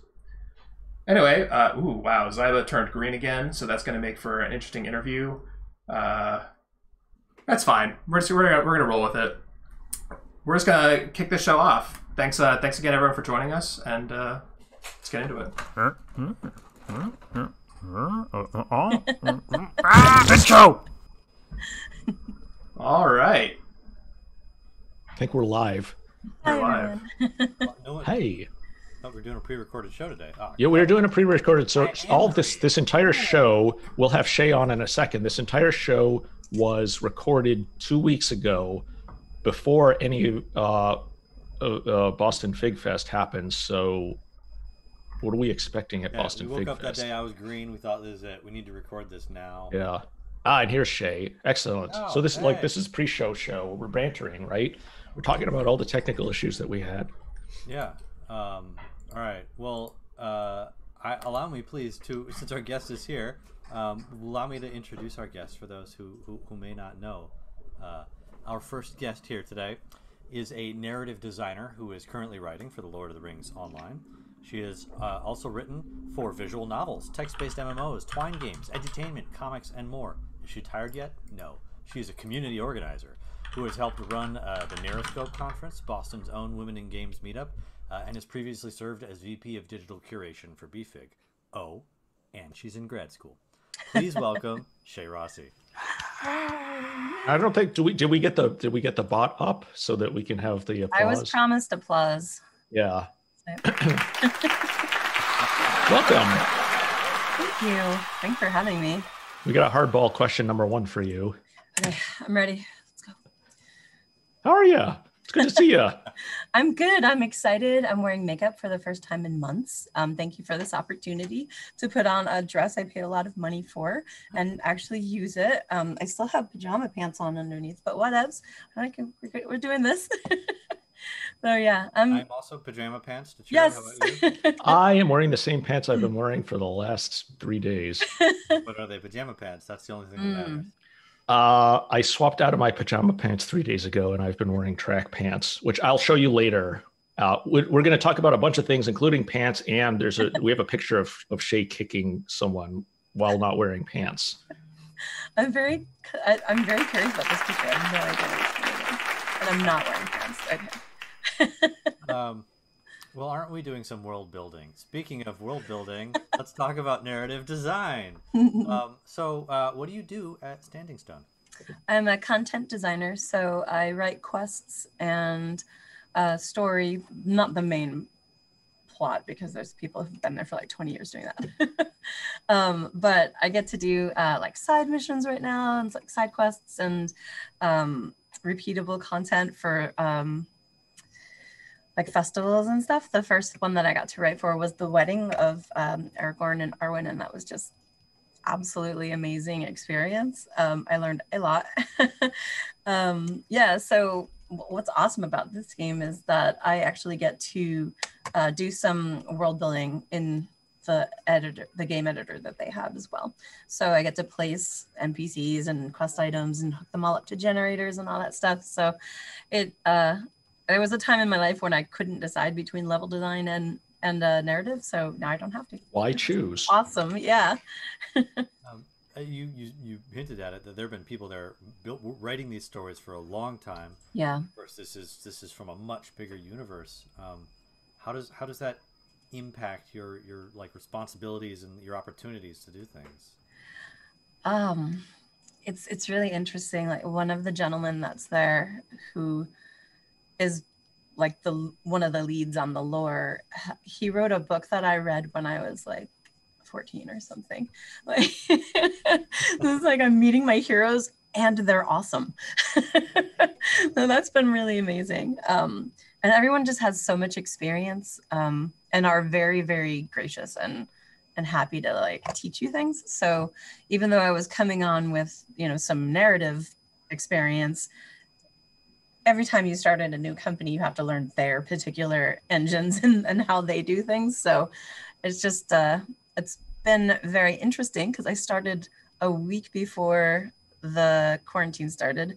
So I was in the office for like a little bit and then we all went home. Shh, buddy. Sorry, my dog. Well, your dog has something to say too. Yeah, like it's like such a good thing. You're at home now more. The dogs. Yeah, so it was it was a challenge for everybody but me to work from home because I've been doing it for 10 years. And I honestly, like, at some point I was like, oh my goodness, this whole thing with the corona, like, it's my fault. Because in my mind, I was like, this job is perfect. The only thing that would make it better is if I could have my animals with me while I was doing it. And then lockdown. I'm like, oh, geez, I pushed too hard. I broke it. Beautiful silver lining. I'm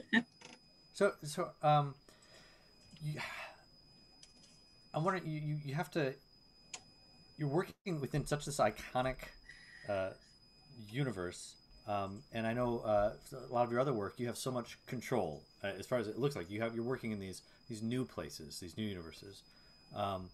Does working within Tolkien and Lord of the Rings, does it what's the trade-off between so much established framework to work in and go around and not being able to you have to stay faithful to that, I assume. Absolutely. Yeah. There's a lot of freedom within a contained package, if that makes sense. Tolkien's world building was, well, we all know Tolkien's world building is like astounding and amazing and took 50 years. But so there's certain things that we can write in, and playing within like this narrative environment is, there's so much that you can still do inside of his world. But I do have to check things like, do we have this spice? Like, can we say this tree? Like, because he was very specific in the things that he mentioned. And if he didn't mention them, excuse me, we really can't like use them in some instances. Well, so do players actually point out, well, Shay. Oh my goodness. Yeah, actually, our players, many of them are very big in the lore. They show up for the story. They show up for the experience of being in Middle Earth. So yeah, absolutely. If one of the amazing people on our team doesn't catch it, they're going to notice. Absolutely. Yep. Do you have like a private reference, or is this all, do you have your special, like if you need to figure out if they had coriander, like, yeah, you have your own internal encyclopedia for this? Yes. Or is this we do, yeah.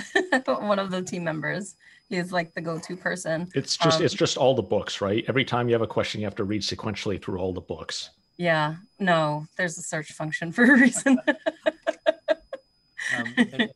And speaking of knowing a lot about Tolkien, you were telling me you are in grad school studying Tolkien? Yes. Could you be, is that a degree in Tolkienism? Tolkieninity. Yeah. So it's going to be a master's degree in Tolkien studies. And that includes language and literature. So doing like a lot of comparative lit stuff, reading all of his sources, like the Kalevala and things like that. And his history, the wars that he went to, and it's just absolutely fascinating.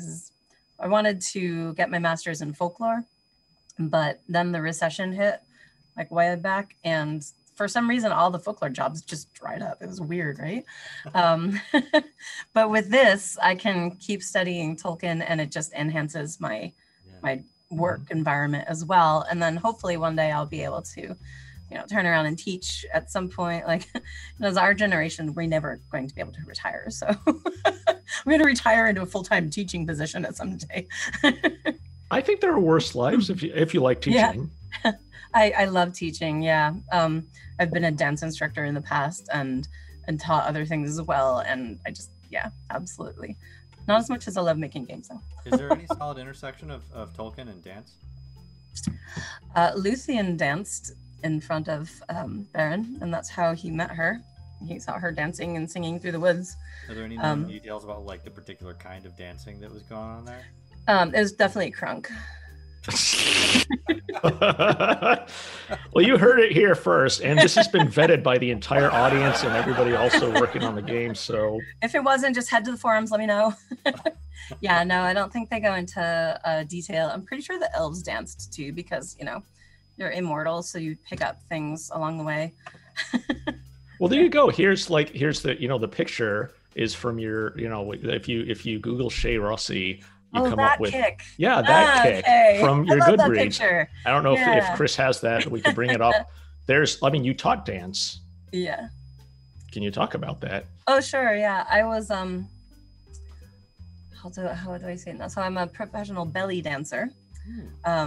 And I did for a long time a format that was called tribal belly dance, which is now being renamed because of the connotations with tribal and cultural appropriation and all that stuff. So it's going through a transition right now where people are trying to figure out like how to define it and how to do it appreciatively instead of appropriately. But yeah, so that piece was a choreography by Sarah Jezebel Wood, and I loved it because I got to be like, do some of my kung fu moves. Like, oh, you can't see my arm, but it was awesome what I just did. You can't see it. All right, so we've got Lord of the Rings, we've got school, we've got dance. I know you've also worked in comics, which is something I find fascinating. Is it a cousin to working in games, or is it totally different? As a writing medium? Yeah, so the comics that I worked in were in a video game, but they were still done as like panels. So I've had the opportunity to work in 3D, 2D, and no-D, I guess, whatever text would be environments. So that was a little bit different. The engine that we worked on, this was for Wildermyth, which is a game that has been at BostonFIG multiple times.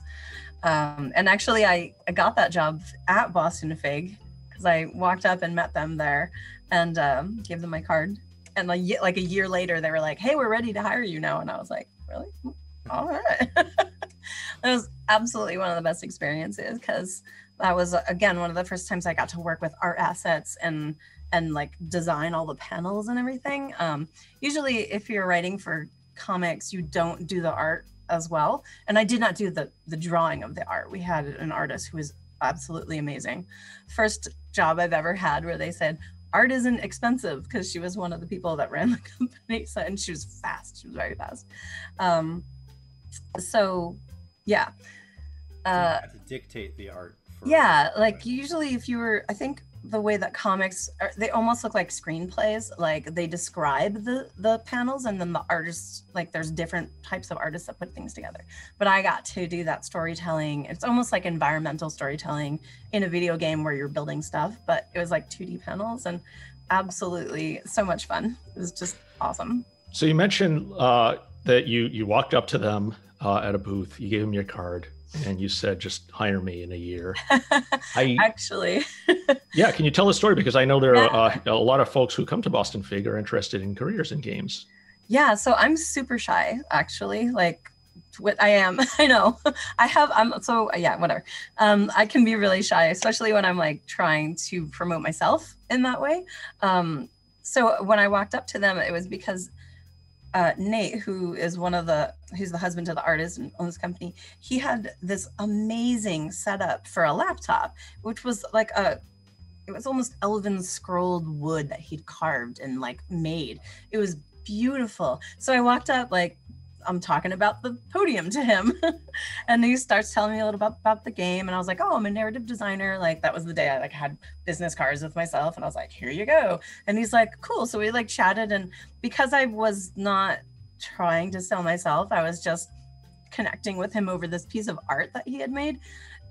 Like the pressure was off of me. So I have used that going forward in talking to people. Like there's this weird thing where before you're in the industry, like there's this feeling of like almost desperation with like everyone like, hello, would you like to connect? Would you like to be connected? We could totally network right now. And then when you're on the other side, you're like, oh honey, come here. Oh, I want to help you. Like you don't have to try so hard. But yeah, so like he was like, yeah, we'll give you a call. And I was like, cool. Because a lot of people say that and then they don't answer your emails or whatever. So then like a year later, he emailed me and I was like, what? Oh, whoa. Who is this random person with an installed laptop? Yeah, it was actually, it was absolutely amazing and such a great experience to work with them. They're just fantastic people. Yeah. So the advice I'm hearing, like they say it, be yourself, talk, be a human. You don't need to capital N network. You just need to, be awesome, be involved in dancing and narrative design, and everyone cards. who wants a job in games has to belly dance. Yeah. Well, if you do some sort of dance, I don't make right? rules. Yeah, I think so much of that story, your story of especially the awkward openings, that really rung true for me. I remember. Hey. Oh, hi. Uh-oh, they're on in 10 minutes. Oh, you saw our next guests too early. Sorry. Just followed it. Sorry. It's too late. This is now your show. You've bumped poor Shay off. Hi, You're Shay. like, We love Shay. I miss you guys. I know. How about we have People wanted to finish check in. interviewing Shay? 15 minutes before. So. No, now Zyba and I are off. We're going to get a drink. You are going to interview Shay. Okay, maybe not. Oh, man. Tell me everything. I'm not green. When I was born. Longer green. Yeah, so I think like one of the main things I would say when you're introducing yourself to someone is, like you said, definitely be yourself, because people need to know that they connect with you, because they're going to be working very closely with you. And games is like, unless you're in a big AAA company, you might not know everybody there, but if a lot of companies are much smaller, so you really have to resonate and connect with everybody on the team, especially when you go in for an interview and stuff. One person can be like, no, and the whole team will say like, unless you're amazing, you know. But that could happen. So yeah, there's a lot of people that don't realize you need like I don't want to say like a public performance face or whatever, but you have a professional persona basically that you should maintain online and in your life, because that's people are going to be looking at that. And it's not that you shouldn't be yourself, but yourself shouldn't be a jerk. Well, and I think to extend that, like there's a lot of folks who have who do interesting things online. Like, you Google Shay, you like, she's currently reading a Tolkien title, surprise, surprise, according to Goodreads. And I kid not at all. Did your outside interests help you land, jobs over the years? It's not just Tolkien, but narrative design, maybe dance. Yeah, I don't know that dance has. I don't know that dance itself has, because the communities are so separate from game design. Like the dance community is very connected. Well, the tribal dance community. We have like bleed over into the cabaret section, which is the traditional format. But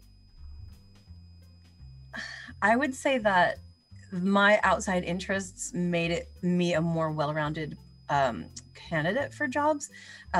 Things like my martial arts training that I never expected I would use that in games. But when my first job was like, I was writing fight scenarios as part of my job in my quests. So I was having to describe things. And because, I watched a million Kung Fu movies back when I was doing Kung Fu, I was able to describe them just fine and give like multiple, what I felt were interesting options for kicking people. So you like kicking. Right? I imagine the more you know, the more you can write what you know. Yes, absolutely. And for my first job, I was like floored about how much my life experiences were bleeding into my story and making it, I felt, more rich, because, I had like these outside interests and stuff. So yeah, I know that other people say this all the time, but you absolutely should go out and live life and experience it as much as possible once this is all over. Until it's all over, we have to stay in your house, never go leave. Get some virtual experience right now, but not only video games, like other life stuff. A lot of what you were talking about, like trying to the new person trying to come into games and understand what it is. For me, that seems like there's these issues of context. So people feeling outside and wanting to be inside. And I think one of the things that has really helped a lot of people go from outside to inside are a lot of these community meetups and groups, which is something that you've actually put a bit of time into volunteering and to help foster these environments where people can connect to groups. A couple of those are, for example, you've been working on this very festival itself, Boston Festival of Indie. Not this particular one. But yes. You don't have to work Not on this every weekend's festival, version, Shay. but yeah. You don't have to be everywhere. I mean, Who honestly, says? you are at this very moment contributing to this festival. That's true. You're All right, cool. So I'm no longer formally involved then. what I was you didn't just stumble into this. You're here formally. My point being, in previous years, you have actually operated as the VP of Digital Curation for BFIG.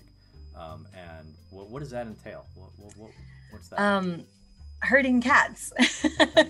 So as the VP, I oversee the lead curators for the different the different sections of the festival for digital. So if it's like narrative games or art games or like games about accessibility, like all of those have different teams that play test the games. So when you apply to BostonFIG and you send your game in, the first thing that happens is you send in like a video and a small amount of like information about your game, and then those get watched by our curators and they get graded. The ones that seem like they're finished enough and polished enough to move on to the next section get higher like ratings, and then all of the numbers get put together, and whoever's on like the top something or other gets in. I can't remember. I think we limited it last year by how many booths we had.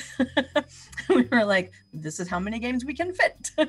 Yeah, is there a lot of discussion behind the scenes about like, oh, I think this game will be a good fit because we did this, or?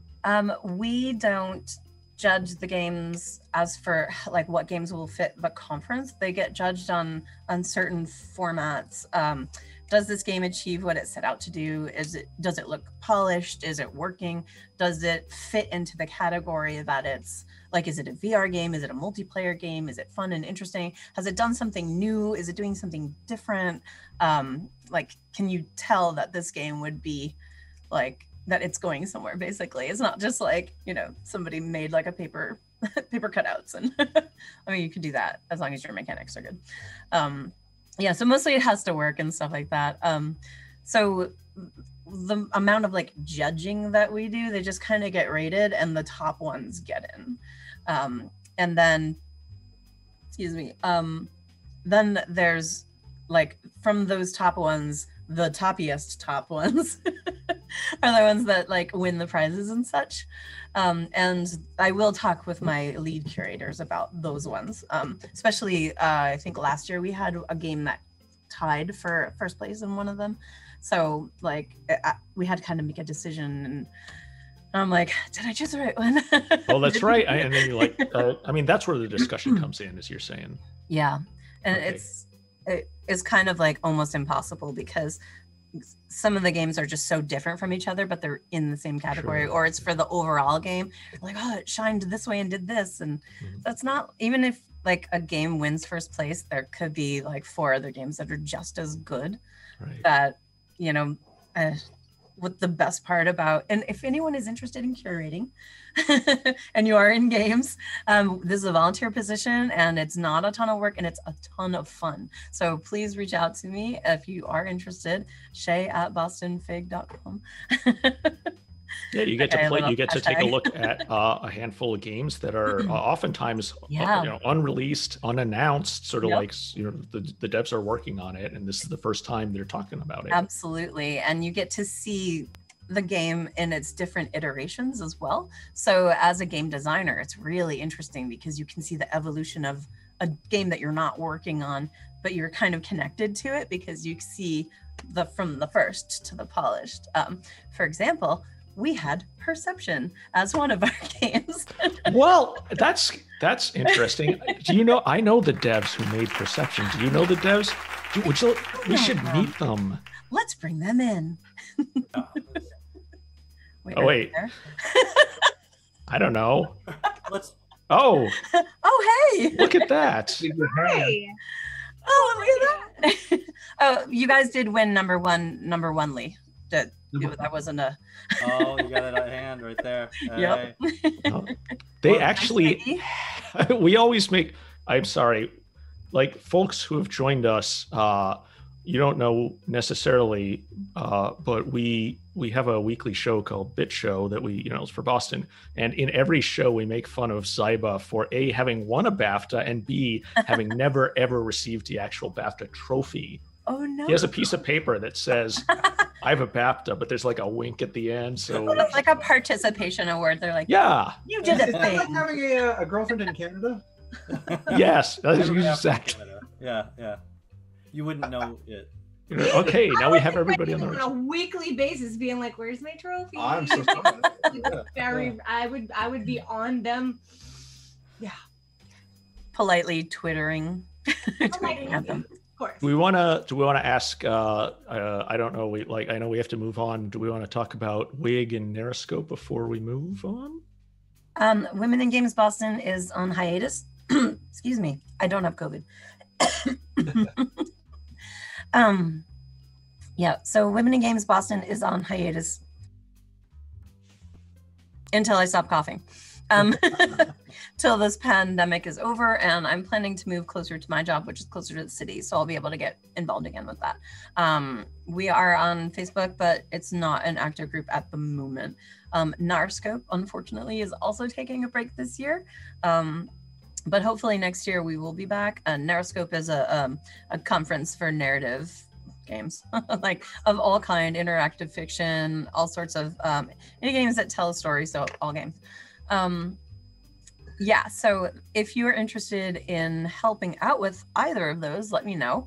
Everything is volunteer, and the more you help out in the industry, the more connected and networked you'll be. And the more people will be like, hey, that person's kind of fun. I see them around. I see their name. I recognize their name on this resume. Yeah, so when we can all go back to normal, please get involved with your local. There's so many groups in Boston. Like, come join us. We are friendly. We don't bite unless it's Tuesday, and we met on Mondays. So I feel like that's a reference. Anyway, can we keep Shay on, Chris? Do we have to eject her now? I can bow out, though. We can do whatever we want to do. We can do whatever we want. I feel like the sassy third host of the show who interjects somewhat antagonistically to the host. Well, I have questions. Are you guys ready? There's a section. So Zyba usually always, thank you Zyba for doing show notes for the Boston, the Bit Show. And I always feel bad when I'm reading from Zyba's notes and I'm like, am I stealing his point? But between the Shay and the Bill Amanda sections, we have a section titled Interlude, and the contents are the word what. So what? There's a question mark. Yeah. Okay. Are we in the what interlude? We're in the what interlude, so whatever. Like what? I don't know. Is it called outro and intro? Or? I want Zyba to do this Bollywood thing. Skipped over the part where I hey Shay, so this is great. Thank you for being here. Oh, sorry. How can people follow your work or connect with you? They can play Lord of the Rings online. It's free. I'm on Twitter. I only tweet about game stuff, and sometimes I'll retweet political stuff, when it's really important or whatever. But yeah, mostly Twitter, and I'm on Facebook, but it's my private page. So I am online at shaynanigans.com. That will be in the liner notes, I guess, because it's hard to spell. Yeah, and you can come visit us on Facebook at Women in Games Boston. There's a Facebook group for that. We also have a website as well. I don't think it's been updated in a very long time. Yeah, I've been in grad school, and my co-host Adri had a baby. So. Oh, congrats to Adri! I didn't know that. Awesome, thank you. Now we are fully. Now it's in the what section. Now we can we were talking about not wearing pants. I know it's such a trope at this point, but it's like this is the the last year is the year of that. So yeah, we're I don't know if you've caught the beginning of the show. The count so far is 2 pajama pants and 1 track pants. I don't know track pants. Bill and Amanda care to add to that tally in any way, or is this none of our business? So yoga pants can go in every pants. direction. I feel Yeah. like they're good for so many things. Dress them up, dress them down. So I'm in yoga pants. Yeah. So is Bill. Yeah, we've been remote forever, so we're used to the sort of off and on again pants. Yeah, so I'm wearing jeans right now. Although Amanda did just. Oh, you dressed up. Thank you.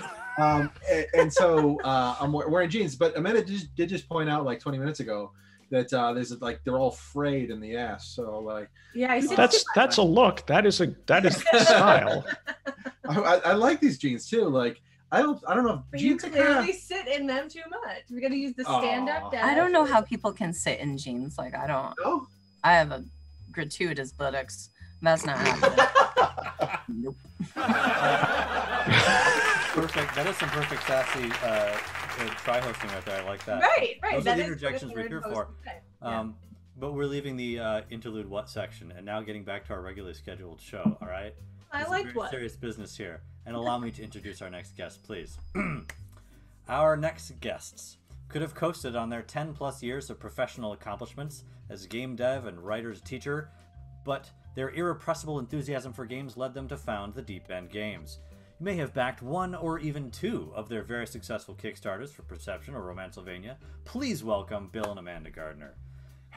Hey. Make sure to clap for the bots. Thank you. Sorry for our early entrance, but we're here and we're loving it. We don't follow any rules, man. Yeah, man. I wear jeans to a yoga pants. You can just scratch out that question I had about what rules you follow. Just throw it out. There are no rules. Yeah. I love how Zyba specifically bought and opened a pack of index cards so that he could rip them up during the show whenever. Amazing. Props are king, man. It's also nice when you're doing the Letterman thing or whatever. You stack them and you.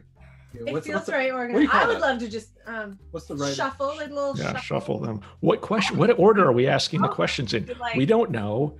Throw caution to the wind and just toss it. There you go. All right. Well, congrats on just over 6 years of running the Deep End Games. Thank you. Yeah. Thank you. That's awesome. Was naming the Deep End about the enveloping experiences you're going to create, or the end you were jumping into being owners of a business? Neither. well, no, we did want it to be right. Like we spent all this time like, what is a business? Like, what is a game? And naming things is honestly one of the hardest parts of any dev. Honestly, like, I would always dread when we sit down, like back at Irrational, we sit down and like try and name the plasmids or vigors or whatever, and what different names. And Ken would always be like, bum, bum, bum, bum, bum.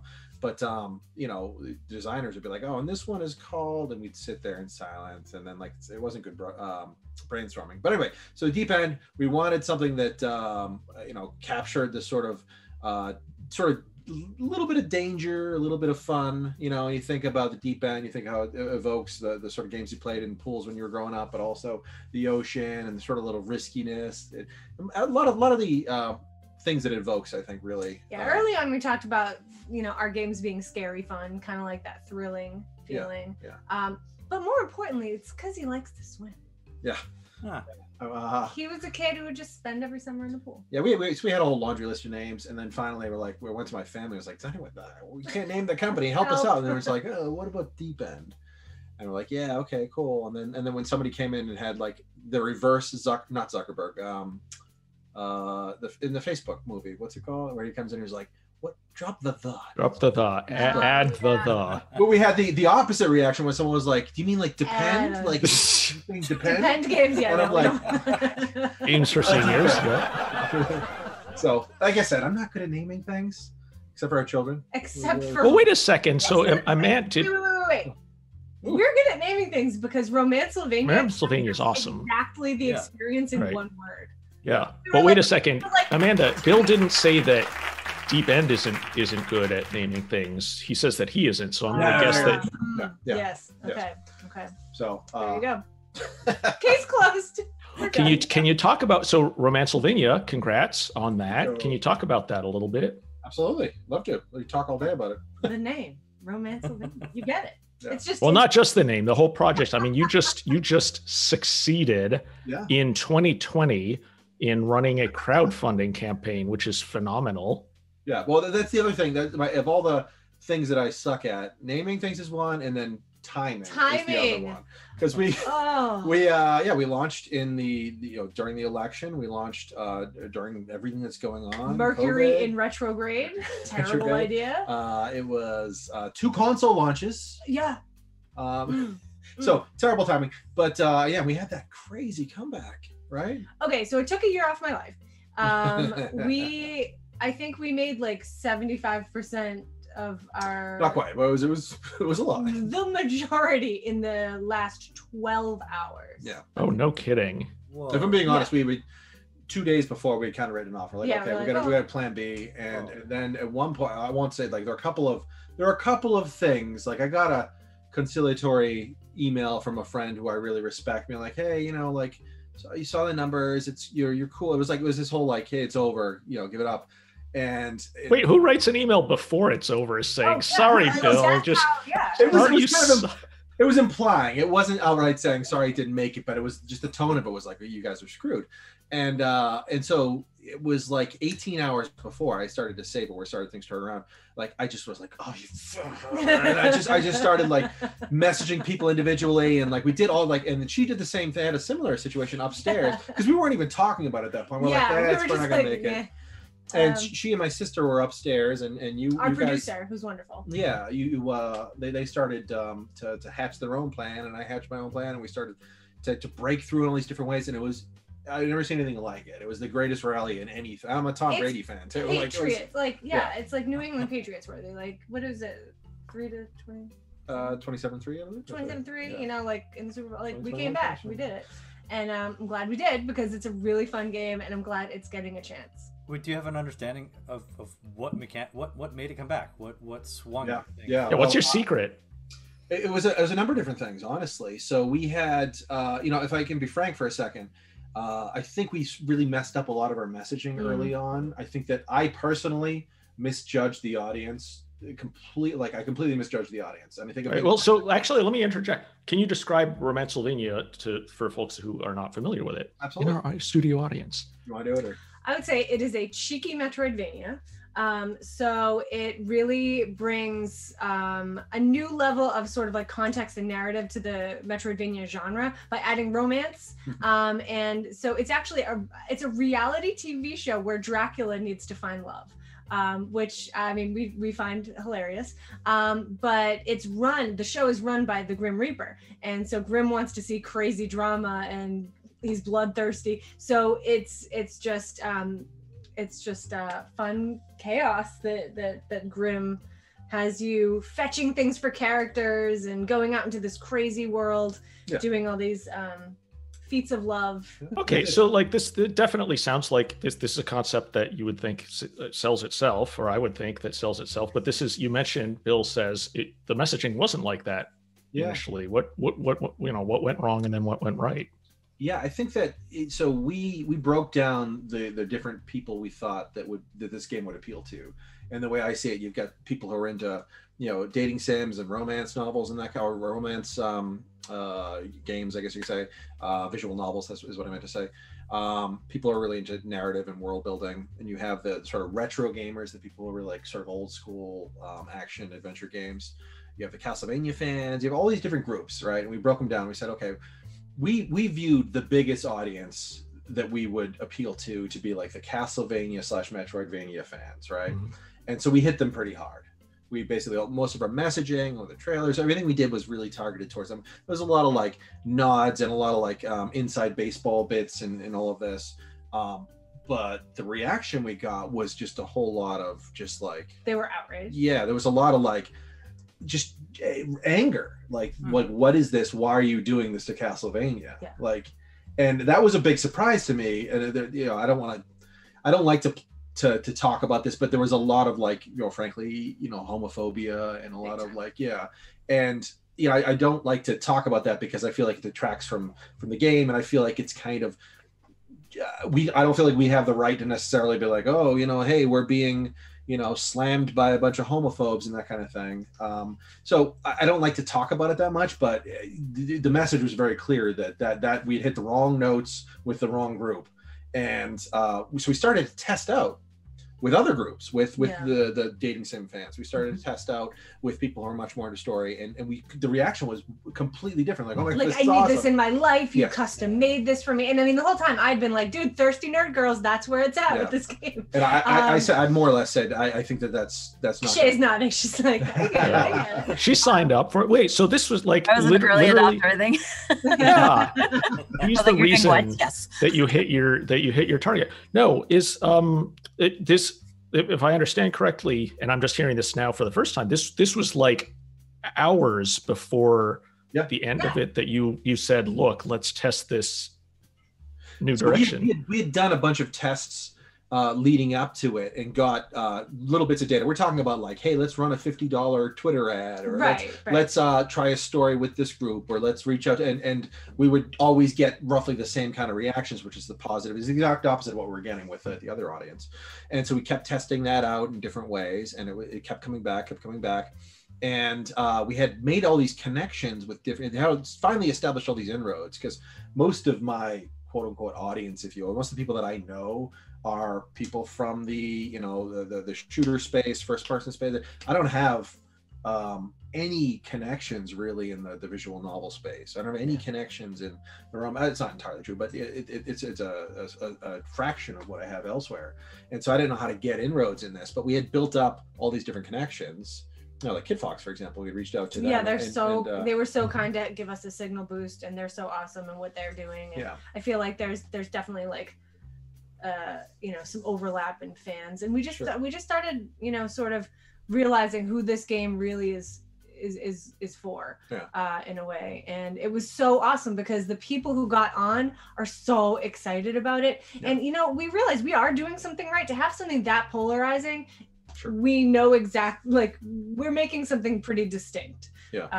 So I'm actually excited about the disparities. So we found it. And we did it against all odds. Like, I'm sure somebody will write a case study on like, in 12 hours you went from I say at one point I saved it was all kinds of data we can go through. We haven't really dug into it that much, but if you look at the curve, usually you get a biggest periods of the first like 48 hours, first 24 hours to 48 hours. That's huge. It's usually you want to be about 50%. And in fact, just quick aside, we had plans to reach out to all kinds of marketing experts and this sort of thing, and these companies that have emerged. The whole Kickstarter game is completely different now than when we did our first Kickstarter. And not to go off on a quick tangent, but we had reached out to a number of these different companies that specialize in the marketing for Kickstarter, and they have these hundreds of thousands of gamers or whatever, where they can targeted outreach and that kind of thing. And we reached out to them like a few weeks before, for whatever reason didn't hear back, and then about 2 or 3 days into the campaign, they finally responded. It's like, oh yeah, you're not going to make it. You should cancel your campaign. And you in should. case you didn't hear that, 2 or 3 days into the campaign, they told us we were going to fail. Yeah. And they said what you should do is you asked for way too much. You should ask for like $30,000, and then you crush that. And then because I understand why a company doesn't want to invest any time and money into something that doesn't get funded. And you want to have that 100% success rate, right? And so it's been gamified. Kickstarter is the point, and I get it. That's hey, whatever works. But a lot of people out there are very specifically, they got it figured out, and so that was a horrible lesson we learned in the middle of it. We spent all this time planning and doing what we thought was the right approach based on old learnings from our first Kickstarter. But also, we don't want to be disingenuous. We don't want to be like, oh, this will only take $30,000. Like, BS. Like, look at what we're making. People are going to declare shenanigans on that. They're going to say that's not. But not shenanigans. Sorry. Not Shane. No. But yeah, we didn't want to be disingenuous. So yeah, it was a wild ride, but we learned a ton, and we could go on forever about what we learned and do's and don'ts and that kind of thing. But it is just it's changing all the time, and I think it's an entirely different beast than it was back then. It was still an amazing experience. Obviously, it helps that we succeeded, but it was harrowing, to say the least. Now you're focused on making it. You're past that drama of it.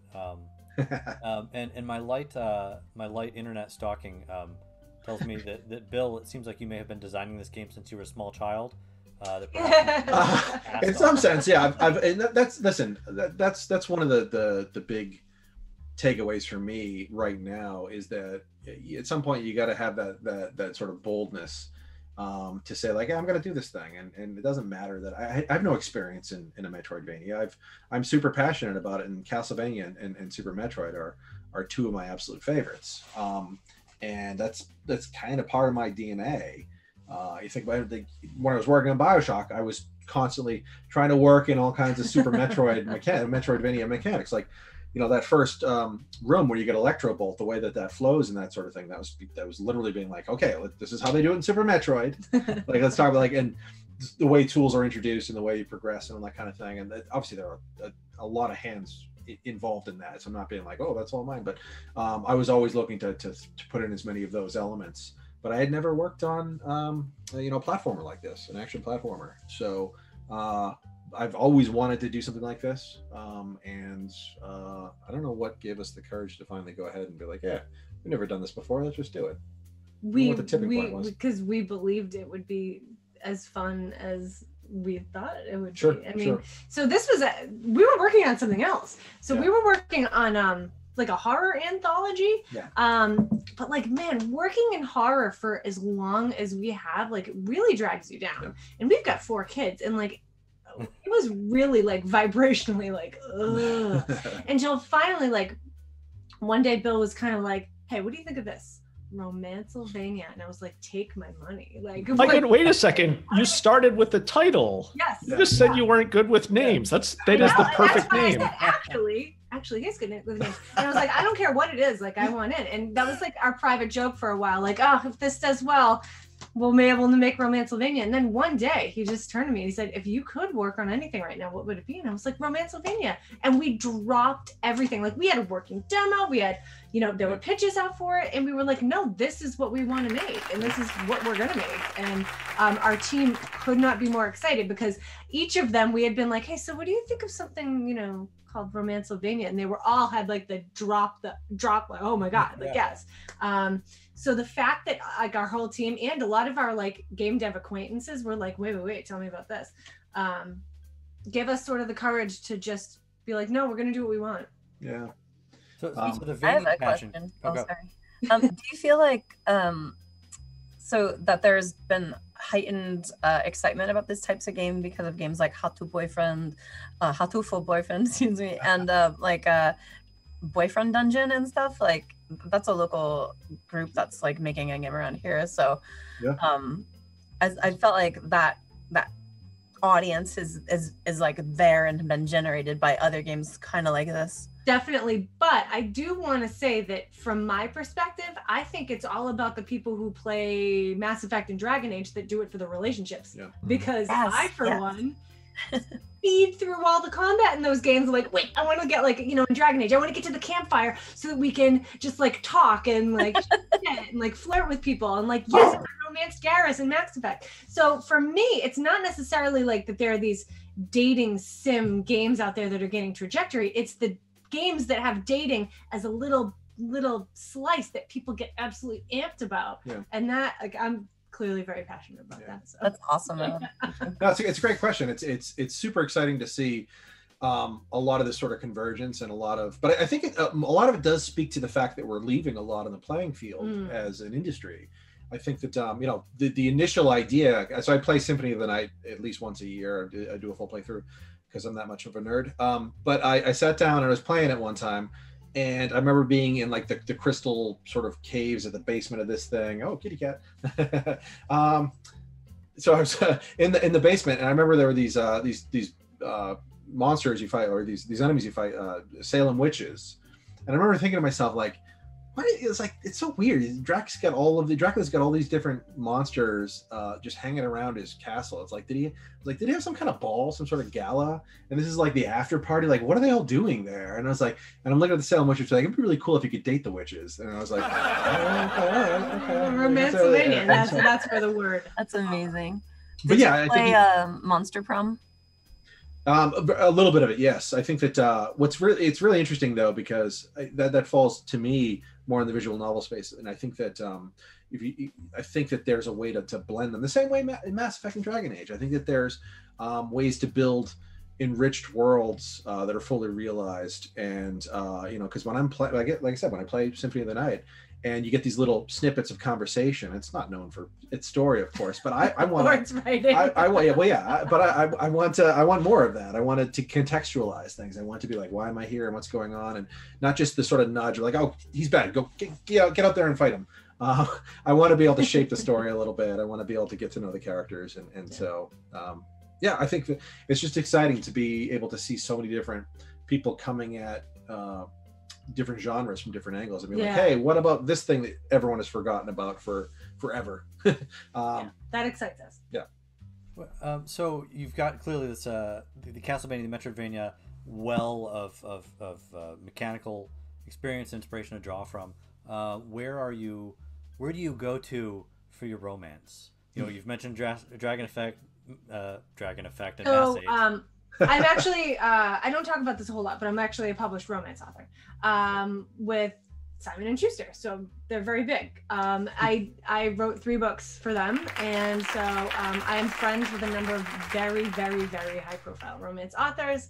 I know them well. It's not my favorite genre to write. In fact, I write mainly urban fantasy, but I know how to write romance. And, even in my urban fantasies, my agent says that the best thing I do is write relationships. So I have quite a bit of experience in romance. So that's why I'm confident that I can make the romance work within games. So I'm just sort of awestruck. You said you don't talk about it much. It seems so relevant. It is, I know. It's funny because I'm a teacher, and so I try to keep the romance stuff to a minimum to talk about, because I feel like there's a semi-professional conflict of interest here and there. Like I taught years ago, but I feel like I need to have that sort of boundary. But yeah, I write romance. It's great and it's fun. Were you able to mobilize that audience when it came down to the last 12 hours of your Kickstarter? No, not really. And some people have brought that up, but that demographic does not play games for the most part. And that's what I have learned. They are significantly older usually. And yeah, it's really not the same audience, because I did try. I definitely did try, and I sort of got some of my awesome romance author friends to share the game and whatnot, and it never picked up speed with any of them. But who knows? It's a brave new world out there.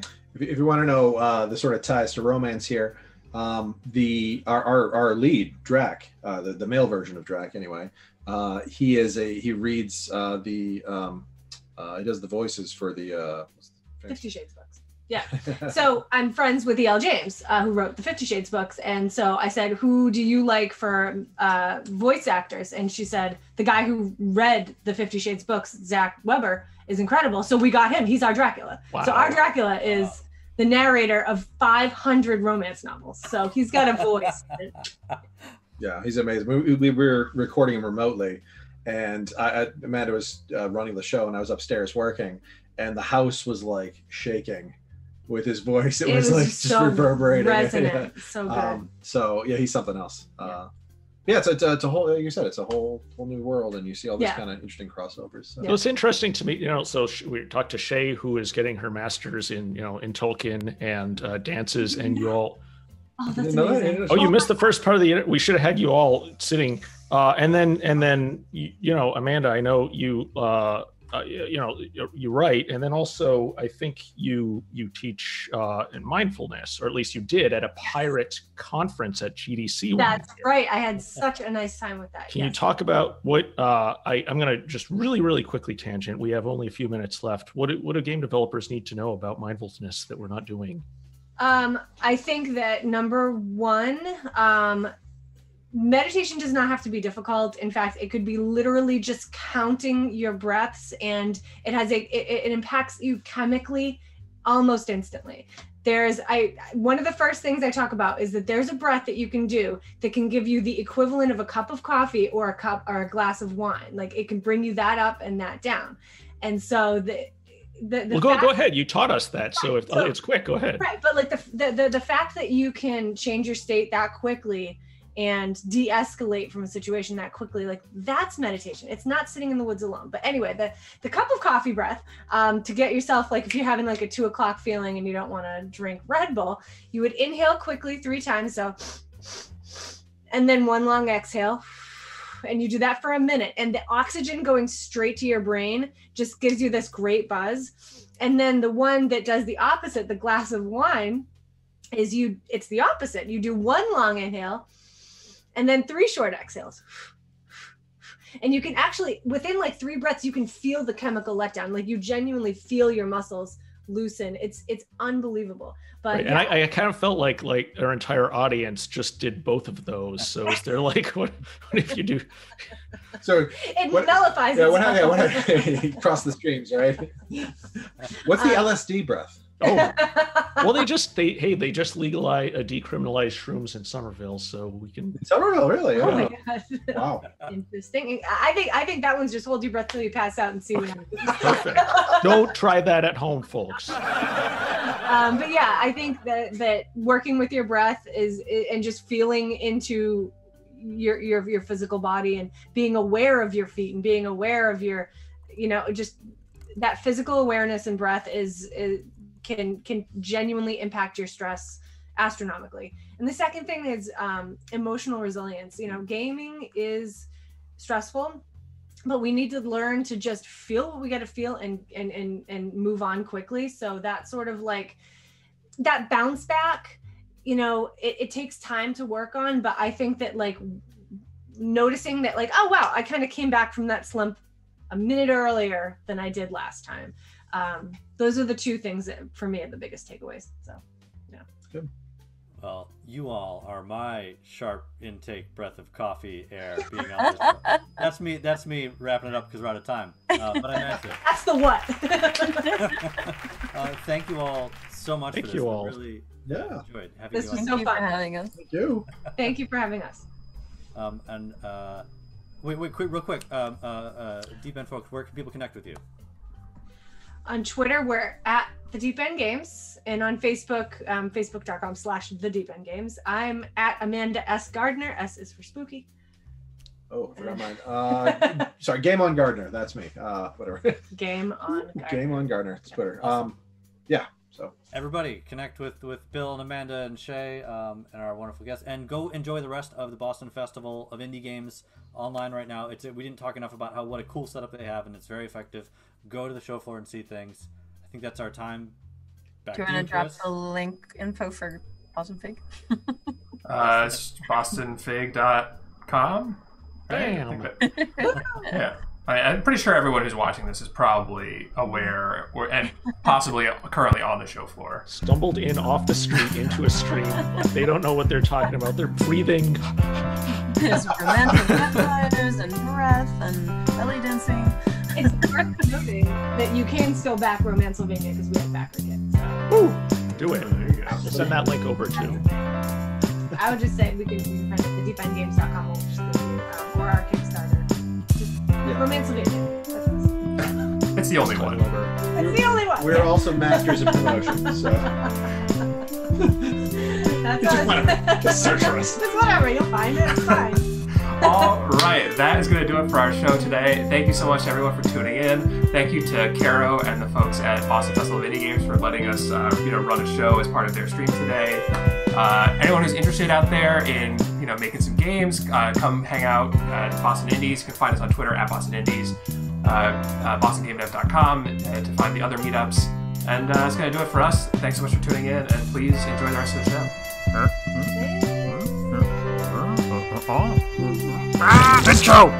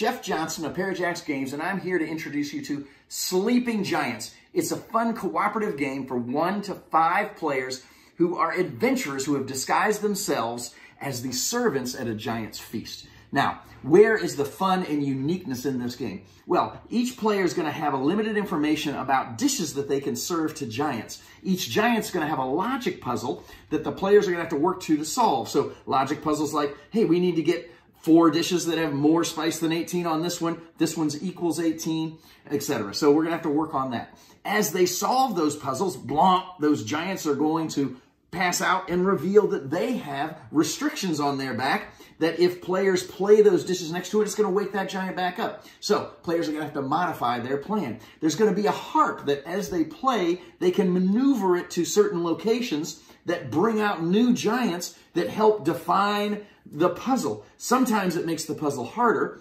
Sometimes you can maneuver things to make the puzzle easier. So players are going to be playing specific dishes in order to move the harp to special spots going in different directions. Finally, they're going to be trying to empty out rooms of dishes so that they can reveal their special player powers, because we are adventurers, right? The dwarf, the magic user, the cleric, to allow them to affect the game. They're only going to be able to use that power once until they clear out a dish again. And that's kind of fun because some of the dishes are marked in a special way. They're either really great dishes or they're terrible dishes that have an unexpected effect, making that puzzle harder to solve. So there's a changing board. There's a great interplay between the components to create the story, and there's a great strong tie into this adventurer theme. That is Sleeping Giants. Thank you very much. It's a very innovative game, and I think you'd like to learn more about it. Welcome back. I am joined right now by Jeff Johnston from Parajax Games, and Jeff is here to tell us about his latest game, Let Sleeping Giants Lie. So, Jeff, tell us about the game. Hey, thanks, Caro. So glad to be here with everybody. And I really love the Boston, Festival of Indie Games. It's a really great forum to share your project. And so one I've been working on for a little bit called Let Sleeping Giants Lie. It's a cooperative board game. You players are all peasants, enterprising peasants that have stumbled upon a magical beanstalk. Hey, let's clamber up there, grab some easy loot like old Jack did. But unfortunately, you stumbled into the annual Giants Feast. And so now you find yourselves disguised as the servers at this feast, trying desperately to serve exactly the right meals to these giants so you can make off with that treasure and back down that beanstalk with a giant tale to tell. Otherwise, you're next on the menu. So that's amazing. So how did you come up with the idea? I mean, it obviously sounds like Jack and the Beanstalk was a bit of an inspiration. Yeah, it was kind of interesting. Last year at BostonFIG, I was able to present a game called Barely Asleep. And players were bear cubs working to play just the right bear games to get the adult bears to fall asleep for the winter so they could stay up playing games all winter long themselves. And when I started that game off, I had this extra mechanic in the game, like the bears next to each other were providing restrictions against the other bears, and really interesting. A lot of people were having fun with it, but people were saying, hey, Jeff, this puzzle is a little harder than the theme is kind of leading you towards, right? So I had worked really hard to bring Barely Asleep down, and what I presented at Boston Fig Fest, I was really happy with. And in fact, I found a home for that game. So that was sort of a success of Boston Fig. Its home is with Sherry Spiro and Breaking Games, who is a long time and very big supporter of Boston Fig. Absolutely. And, shout out to Breaking Games. Absolutely. And shout out to their excellent taste in games. So I was sort of left with this mechanic, and I was just thinking of like, well, where could this story take place with kind of this adjacency challenge and things like that. And actually my first stab was I did a version of it where it was you were the 3 houses of Hogwarts in Dumbledore's army fighting off the Death Eaters, and of course that 4th house that we don't talk about. I did that. That was sort of a lark. I almost had a chance to pitch that. But I just sort of thought, you know, so I have this, as you go through the story, and I think we're going to show the video here of the game, was I just had this vision of like a giant, like just collapsing in exhaustion on the table, and this magic harp trying to jump around it and things like that. So that was sort of the inspiration. So that's awesome. That's really interesting, because I know, you know, some designers like start with theme, some designers start with mechanic, and it sounds like this like had a really interesting mechanic, and then you're like, well, let's find a theme that fits that. How do you design a lot of are a lot of your games like that, or what's your design process like? Yeah, you know, I do really often start at theme, and then I struggle to find a way to play that theme in a fun way. And I sit there for a while, but then once I get a core, I do actually try to tune it down, because I am usually designing my games, family games, for like, usually I have an 8-year-old and family in mind. That's usually what I do. So I can kind of hit that sweet spot. So I'm usually like taking a lot of things out, but as you take things out, you kind of keep them on the side, and can you add them back in a fun, interesting way and create other games? It's a heck of a lot easier than coming up with a new one. So yeah, well, so you've been a part of BostonFIG since the very beginning. I right, like I think that you were showing. I not the first one, but I did attend the second one, and just kind of brought a couple prototypes in my back pocket, and that was my first experience, and just. Yeah, and you've had a different game every year that you've exhibited. So what number game is this for the fest now? Well, if I count that one, I've 4 or 5, you know. Yeah. Some I've presented twice because they weren't very good the first time. You know. But I was on the side. But I've always tried to, you know, I've you know, not always been in the fest area, but I'm happy to be like an indie sponsor, and just sort of, I always consider that part of paying forward and backwards to the rest of the indies, and you know, just making sure that this Boston Fest, just everything that what BostonFIG is about, just continues to exist, just as this great venue. It was the, you know, really the first like big show that I put a game down in front of people and let them come, and it was really scary but so rewarding. And you know, just the, you know, we're going to do something, you're putting all this, the team's putting all this work into this virtual version of it. It's not going to be quite the same, but I'm sure it's going to be you know very fun. I really love the way you're implementing it with this the gather.town. Oh yeah, I think it's going to be really fun. I think it's going to have the same kind of that like the spirit of the fest, I think, is going to be translated really well into that format. So how many games have you created now? Like what number game is this for you? If you can even keep track. well, you know, we have to like create a game. I mean, I actually probably create more activities than games. No, I have 3 titles that publishers have like made real.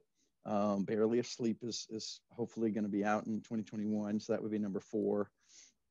And actually they've started backing up a bit. I've actually got a couple of projects that I think are like games. They really are games, needing to find homes. So you know, it's not a super long list. But even to have any of those, you know, publishers who have found a partner as a publisher to help make your dream come true is just a special moment. So, you know, in fact, my wife often reminds me of that you know, that was sort of my inspiration to even like do this as a little side gig, was, you know, just like I wanted to be able to walk into a store one day and just point at the shelf at a game that I, you know, made, that I'd been part of. And she always just reminds me, anytime I'm frustrated, that was your goal. You accomplished that. Everything else is gravy. That's amazing. You know, I love that. You're right. So that is so cool. And you've only been doing this since, well, I guess you said you came to the second BostonFIG. That must have been 2013. So now you've been doing this for 7 years, or have you been developing games long before that? Yeah, the first game that I got published, I think created like around 2006, 2007. Oh, amazing. And I sort of tried to find a home for it, but a very different ecosphere back then. You know, there wasn't, you know, crowdfunding. There wasn't like, publishers looking for games. I kind of reached out to a toy agent at the time just to kind of figure out what this was all about, and shopped it around. It was just a simple little game that didn't quite, have a home for like toy companies at the time. And then it just kind of sat on the shelf for a couple of years. And then, somehow I got challenged. Somebody said they saw a game and they said, "Is that your game?" No, it's not. But I dusted it off, and I just kind of reached out and found a game company called Education Outdoors that was always making games and putting them where I'd love to see my game. So I just say, "Hey, do you want to look at a game?" And they said, "Sure." And they fell in love with it. And so that's how Toasted or Roasted became real. You're trying to light a campfire and toast 3 marshmallows while everyone else is trying to turn yours to blackened crisps. And that's actually been, you could still walk in today to the visitor center at Grand Teton National Park and buy your own copy of Toasted or Roasted. That's amazing. Oh my gosh, I love that. So, what's your process like? Do you work with any other team members? Is it just you doing all these designs? Cool. Yeah. So I'm like a single person business as it comes to, like what Parajax Games is. I used to be able to share games with my family, but they often gave me feedback that I didn't want to hear. So that's that part of it's over with. I don't get them to say yes anymore. But no, the biggest local community, there's 2 big components. First is in Boston is a meetup group called the Game Makers Guild, and we get together every other week. We transitioned to a virtual format, over the last year, and we'll go back to in person, when the time is right. But we just put our terrible games on the table and play them till they get better. And so, that single resource right there is really who I enjoy collaborating with, helping out their projects, just bringing someone new into the community and kind of, show them the ropes and help them make connections.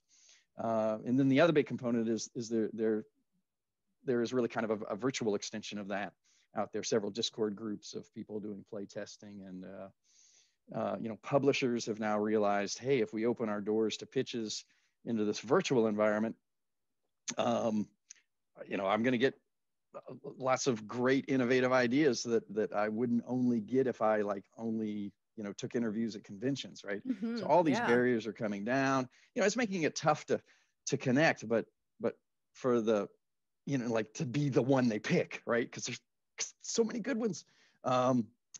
But it's just fun. It's just fun. I think everybody's really going to benefit from it on the back end. That some really innovative things are going to come in front of people, and it's just really going to raise us all, right? Absolutely. So where are you in production right now with Let Sleeping Giants Lie? Well, I can't even show you the video. No. We're going to watch the video. We're going to no, because you're going to cut that in. I do want to. I'm pitching it, but I'm also getting feedback and changing it. So if you've shown the video, cut it in earlier, you would have seen a little thing. I've actually made even further changes to the game since then. But it's a pitchable prototype. So I've been sharing it around with some publishers, trying to find some interest there. Definitely looking for opportunities to just play it with people and get their feedback. And so that's where it is. My business model, I'm not brave enough to go to Kickstarter, so my business model doesn't include that. Maybe one day, but it's a lot of work is what I hear from people, that it's a full-time job to run your Kickstarter and do all that all that management. And there's lots of people out there that would help you get through that, and lots of advice and things like that. But like I said, I'm not brave enough. So what next for Pair of Jacks Games after, I mean, it sounds like you've got some other projects in the pipeline. Yeah, so this year's been kind of interesting.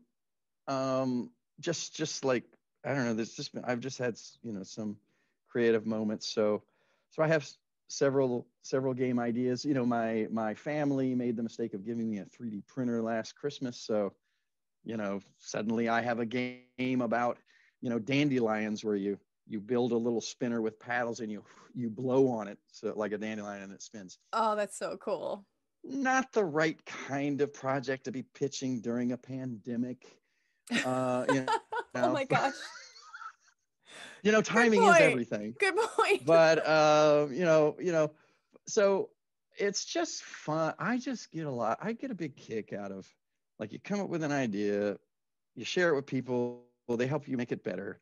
And then, I go to these publishers and like, I've actually, like I could have like 6 ideas. And so like, we got a 30-minute session. So I'm like, pulling the, what about this? Do you see where the fun is there? And they've seen so many games. They're like, okay, I see it.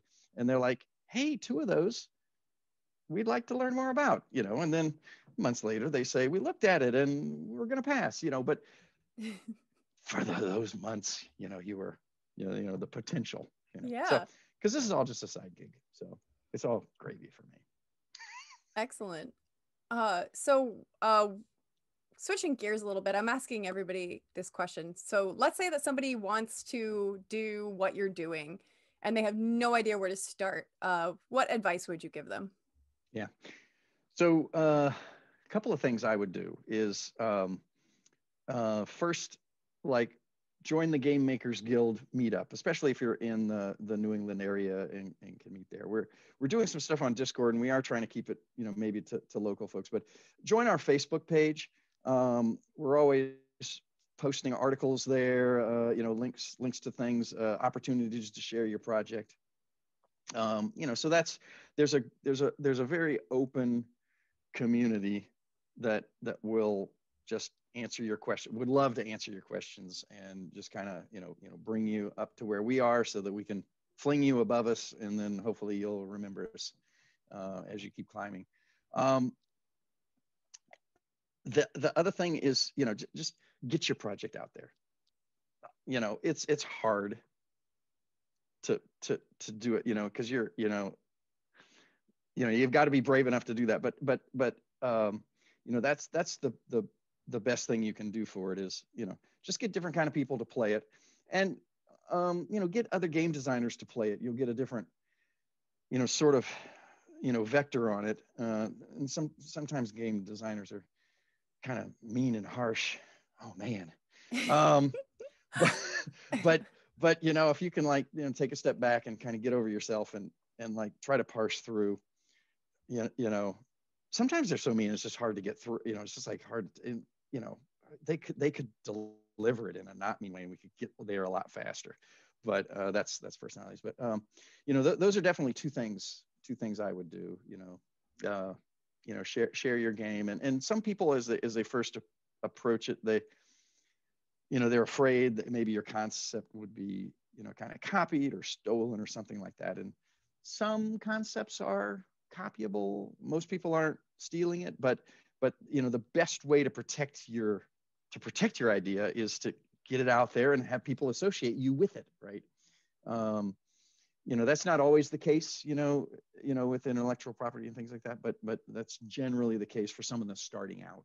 Absolutely. That has a great game idea. Get it out there, get feedback, and then just start mulling it all over and see what helps you. That's great advice.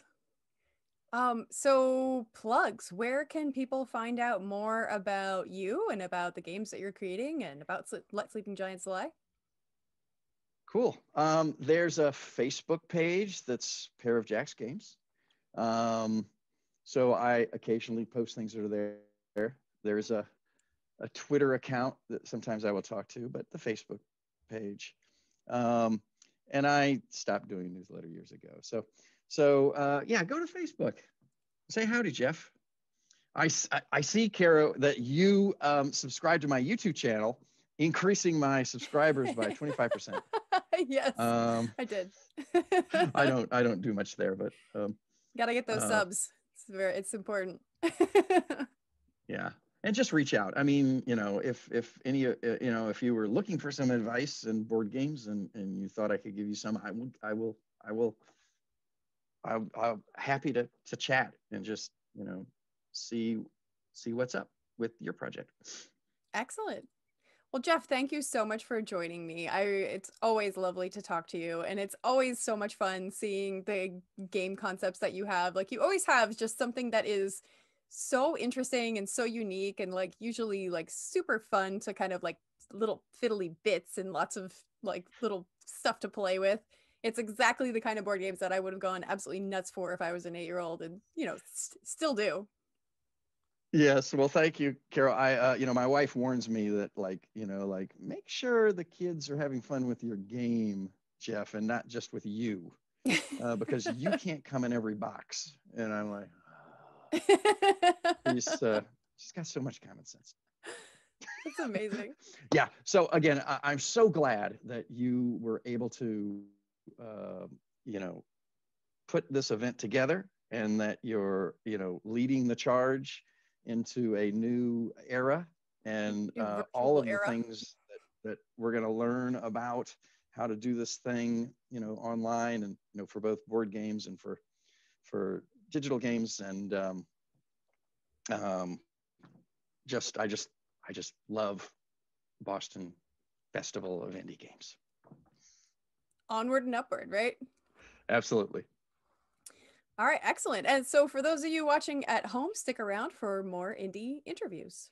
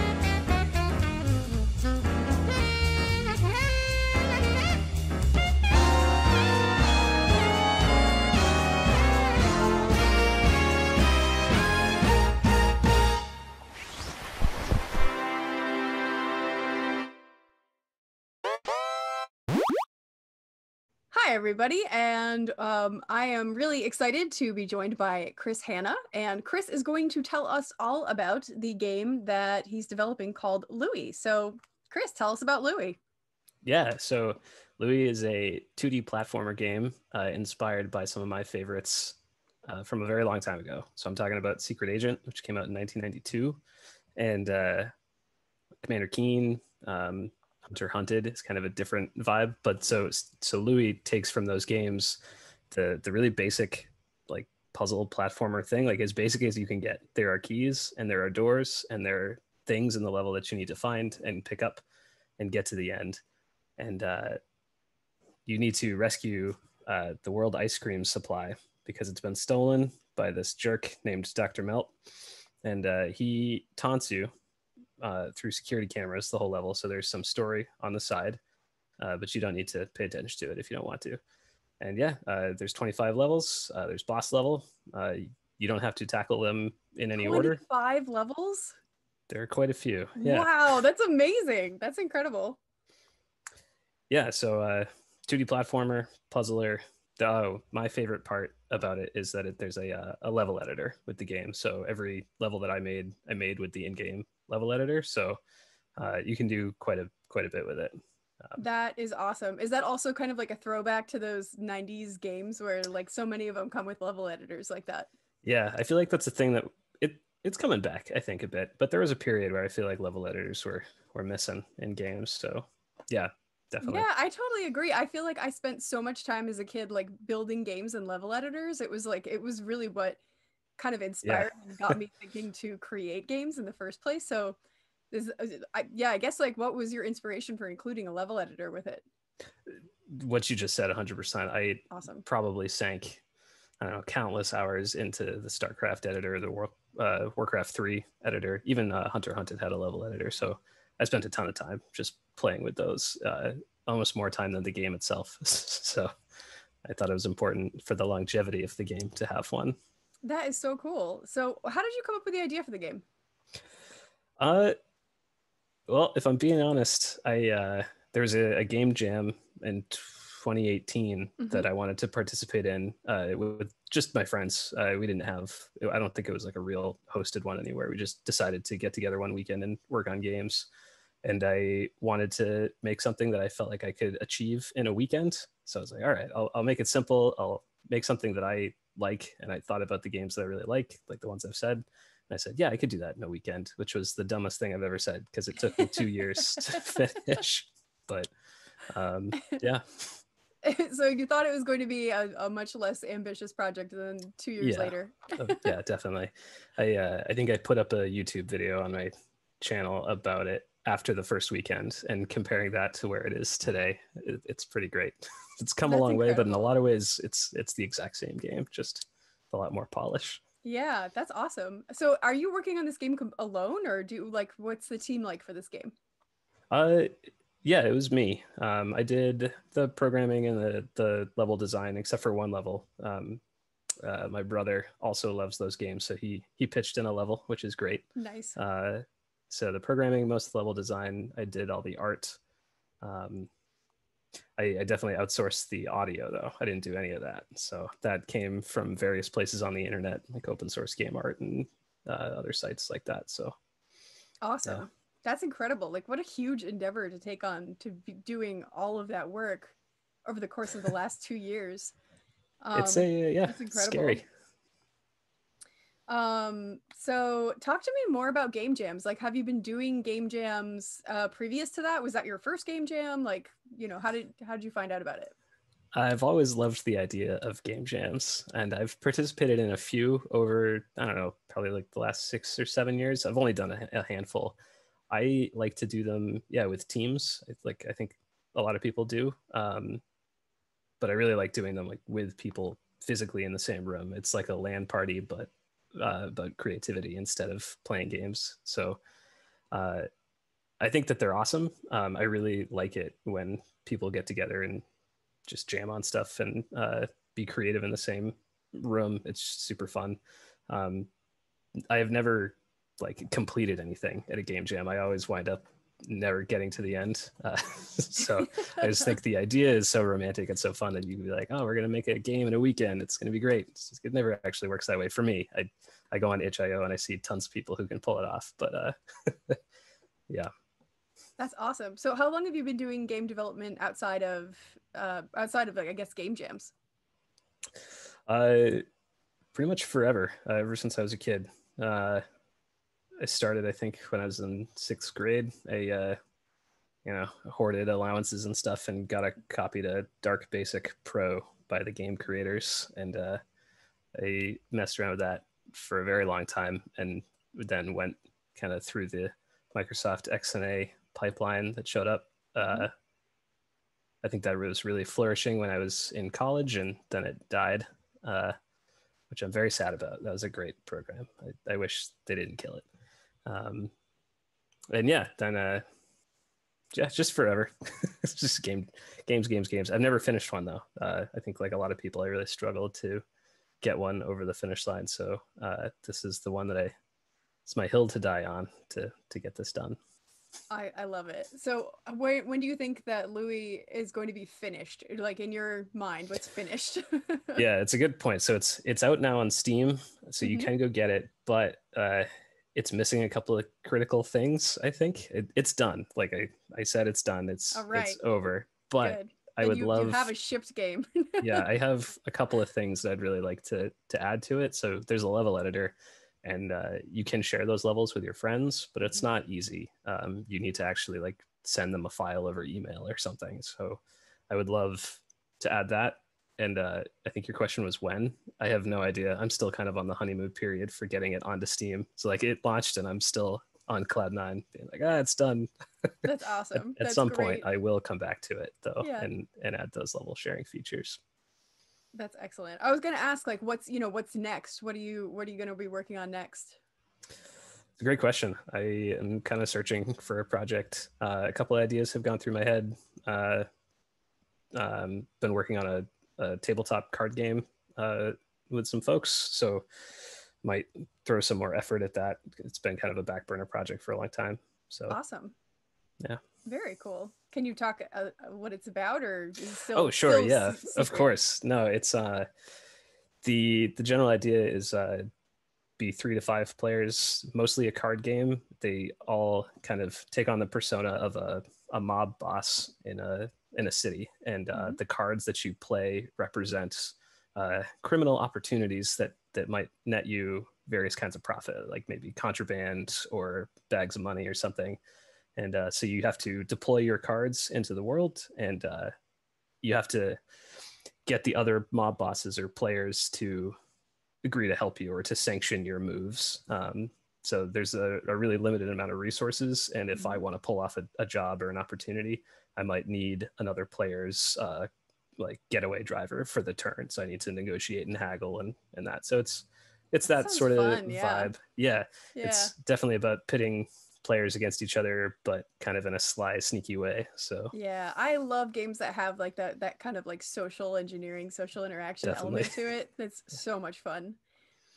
So I'm asking this to everyone. I want to ask, like, if someone's trying to break into game creation and game development for the first time, what advice would you give them for how they can get started and what they should be, looking to do?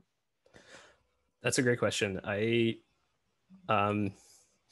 tell people to identify their goals really clearly. I think a lot of people come in with two really competing ideas in their head, but they think of them as one. And one idea is that they want to make a game, and the other idea is that they want to learn everything that there is to learn. And unfortunately, I think that those two Ds compete, because if you just want to make a game, there are some fast track things you can look up, and there are things that you can pull off the shelf.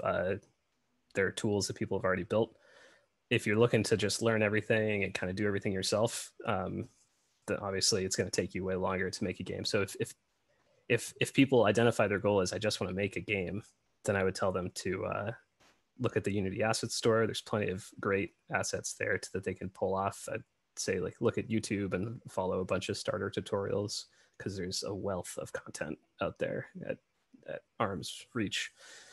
But if it's more like, I want to learn how everything really works and like figure it out for myself, then the answer is totally different. And I would say, like, still kind of the same starting place, but with a different objective. So yeah, definitely. Yeah, I find myself like often caught in that trap of like, oh well, I'll just learn this one new tool, just one more. Yeah, it's really easy to slide down that slope. Yeah, exactly. I'm like, what about VR development? Oh, it's so haven't explored enticing. that yet. Yeah, Yep. exactly. Excellent. That's really good advice. So I think that's like most of the questions I wanted to ask. Like plugs. This is your space for plugs. Let's see. Plugs. You should play the game, everyone who's watching this. There's a demo, so you can try it out for free. The level editor is pretty cool, I gotta say. You can do a lot of stuff with it. What else? There's tons of secrets in the game, so if people are completionists, there's lots to hunt for. I don't want to spoil any of them, but there's a gazillion secrets packed into this game, so it's my little teaser. You should go find them. Awesome. Excellent. Cool. Well, thank you so much for joining me, and I can't wait to play the game and check out the demo. And you'll be at that BostonFIG Fest at a booth and demoing and chatting with everyone, and we'll see you there. Yeah, I'm looking forward to it. All right, see you then. Bye. Bye, everyone. Okay Games, and this is Fruit Frenzy, a game for 1 to 4 players that plays in about 15 to 20 minutes. Now in Fruit Frenzy, players are caterers collecting fruit from a market to build the most appetizing and diverse plates for their customers. And the player with the most valuable plate wins. Now, as you'll notice, you're going to have cards with a bunch of different types of fruit on them, and each fruit type scores, 6 to be exact. These numbers right here mean that that's how many are on that space, so 3 pineapples, 2 pineapples. What you're going to do is on your turn, you're going to swap a card from your hand with one from the row, or discard a card from your hand to the discard pile to take the top card from the deck, and then you're going to take one of the cards in your hand and put it down onto your plate, covering 1 to 3 fruit symbols on cards already in your plate. If you are playing a 2-player game, you can only go in a 6x6 grid, so if you can only build outside of that, it's not legal, and a 5x5 grid for 3 to 4 players. You're going to go until you play the certain amount of cards for the player count, and then the person with the most points wins. The way you decide who has the most points is if you have the most of a fruit type, you score points equal to your total minus the person with the second most. You score all 6 fruits like that, you get bonus points for having the largest section and for a diverse amount of large sections, and that person is declared the winner. Fruit Frenzy also has many different expansions, 3 to be exact. They give you the ability to break rules that also allow you to collect different types of fruit, build onto fruit you already have on your plate, and wilds with kiwi that cause you to lose points. So that is Fruit Frenzy from AOK Games. Hey folks, welcome back. Right now I'm joined by Aaron Kempkis from ALK Games, and Aaron is going to tell us about Fruit Frenzy. So, hi Aaron, how are you doing? Hello, I'm doing all right. It's 2020, so I think we're all getting through. Fruit Frenzy is, I'm gonna flip the camera around here if it lets me. This is a setup of Fruit Frenzy. I'm sitting here at a table during a lunch break. So Fruit Frenzy is a game where you are all caterers and you're trying to build plates of delicious fruit. And as you'll notice on each of the cards, they have a different amount of fruit. And when you play them, you can play them in any direction, but you always have to cover symbols on previous cards, 1 to 3 of them. The thing that makes this game really interesting is the fact that on your turn, you're going to have 2 cards in your hand. You're always going to have 2 cards. And you're going to pick one of these cards to either swap with one from the row or take the top card of the deck and discard that one. So in that case, if I wanted this card, I could take that one and then I'd swap it out. So that kind of refreshes the row a little bit and gives you a little bit of time to decide, do I really want to give these strawberries to the person next to me because they have a whole set of strawberries. It's a game that plays in about 15 to 20 minutes. It's for 1 to 4 players. It does have a really nice solo mode. So if any of you solo gamers out there, especially this year, solo is very important. And that was kind of one of my, we'll get to it later, but that was kind of one of my thought processes about having a solo game is obviously people are not gathering in groups. So I wanted to have this game be something that you could play even if you didn't have somebody to play with. But the game continues until you build, and I'm just gonna show you, until you build a plate out here after a certain number of turns based on this game timer. And then you're going to count how many fruit you have of each different type, and if you have the most, you'll score. So say I have 5 watermelons and the person next to me has 3 and they're the second most, we'll all get 2 points. So it's kind of like cancellation scoring for that. I also have different expansions to the game as well that are being tested, but the main game has been tested quite extensively and has gotten really good reception from people. I've had like 5 people ask me to buy it, and it's not even being made yet. So that's incredible. Yep. That's really good results for. Yes, it's been very encouraging to be part of like a local play test group, get inputs from people, and have one of the people in your play test group that you're all play testing each other's games be like, oh, I'll buy that from you.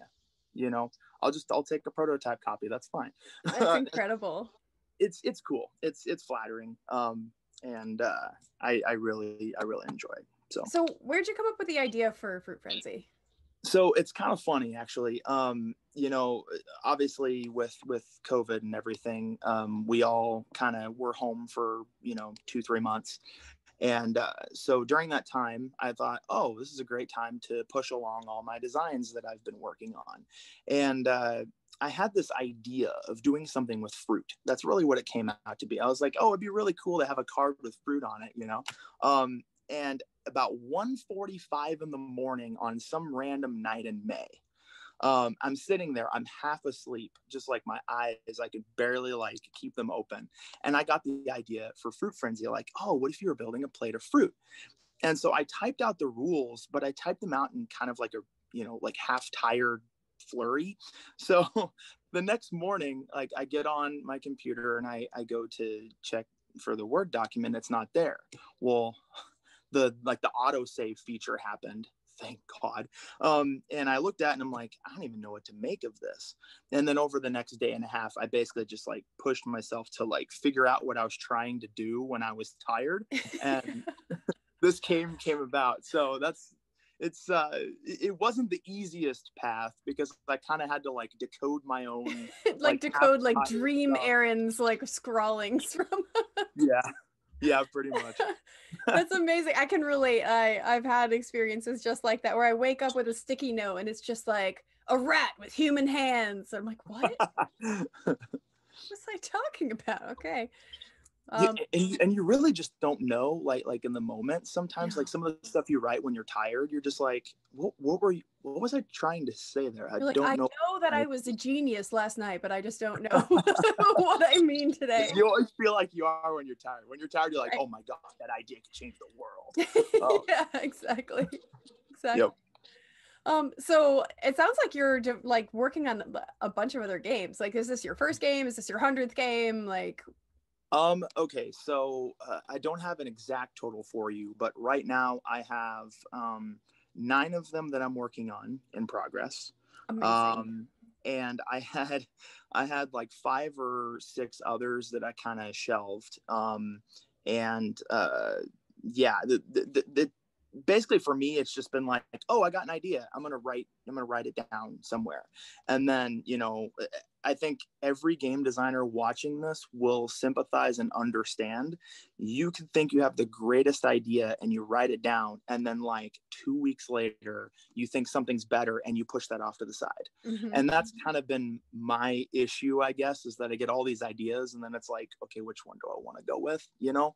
But for me, yeah, it's just been kind of like trying to not force myself, but trying to get myself to stick with something and develop it and get it to a point where it has a nice prototype and stuff. And I guess go from there. So yeah, I would say probably, yeah, nine in progress right now.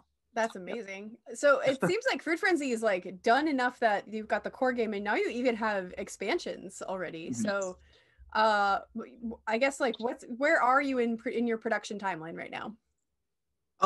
Well, the thing is, at this point, I'm looking for a publisher. I'm looking for somebody to take this under their wing and see what they can do with it. And the thing is, you know, on the surface, it's got kind of like that Fruit Ninja-esque, you know, look. But the thing is that it could be something else. I mean, it doesn't necessarily have to be what it is in its current form, but what I have noticed in its current form is the simplicity kind of gets people to like get into the game. And then when they get into the game, they realize, oh, there's a lot more here than I would have expected. And so I guess my whole thing is I want to get people to play it. I want to get people to, you know, kind of see what it's all about so that they can, I guess, make their own judgments from there. And maybe a publisher might be interested. Recently, I had been thinking of publishers that might be interested in this. And, you know, like a couple came to mind. I don't necessarily have to say them out loud, I guess, but it would be kind of cool, you know, like a Game Riot or a Renegade or something. Kind of feel like it might fit, I guess. Yeah.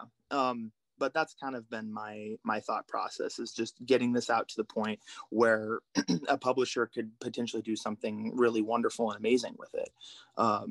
Because I like the idea of working with a publisher, you know, back and forth and building something together. I think that would be really fun. That's awesome. So are you the only person working on this game right now, or do you have other team members or collaborators? Yes, I'm the only person working on this game. Aside from the play testers that are part of my group, I'm going to give a shout out to Great Plains, the Great Plains tabletop group, because we meet at a Hy-Vee in Lincoln, Nebraska every other Thursday to play test each other's games, and it's really fun, actually. So with their inputs, and then, you know, like my sister will give me, you know, like, oh, I liked this aspect of it, or you know, but yeah, me pretty much I came up with the idea, and I'm just play testing it and getting more input with it. So that's fantastic. So what's next for either for you or for, like, you know, for the company, for like what's your next focus, I suppose? Well, I mean, I'll be honest, when I started doing this, I had thought about, you know, doing a bunch of self-publishing. But I think I'm kind of moving away from that. I would like to contact publishers and work with, you know, the community and stuff, and get my games out there in different capacities.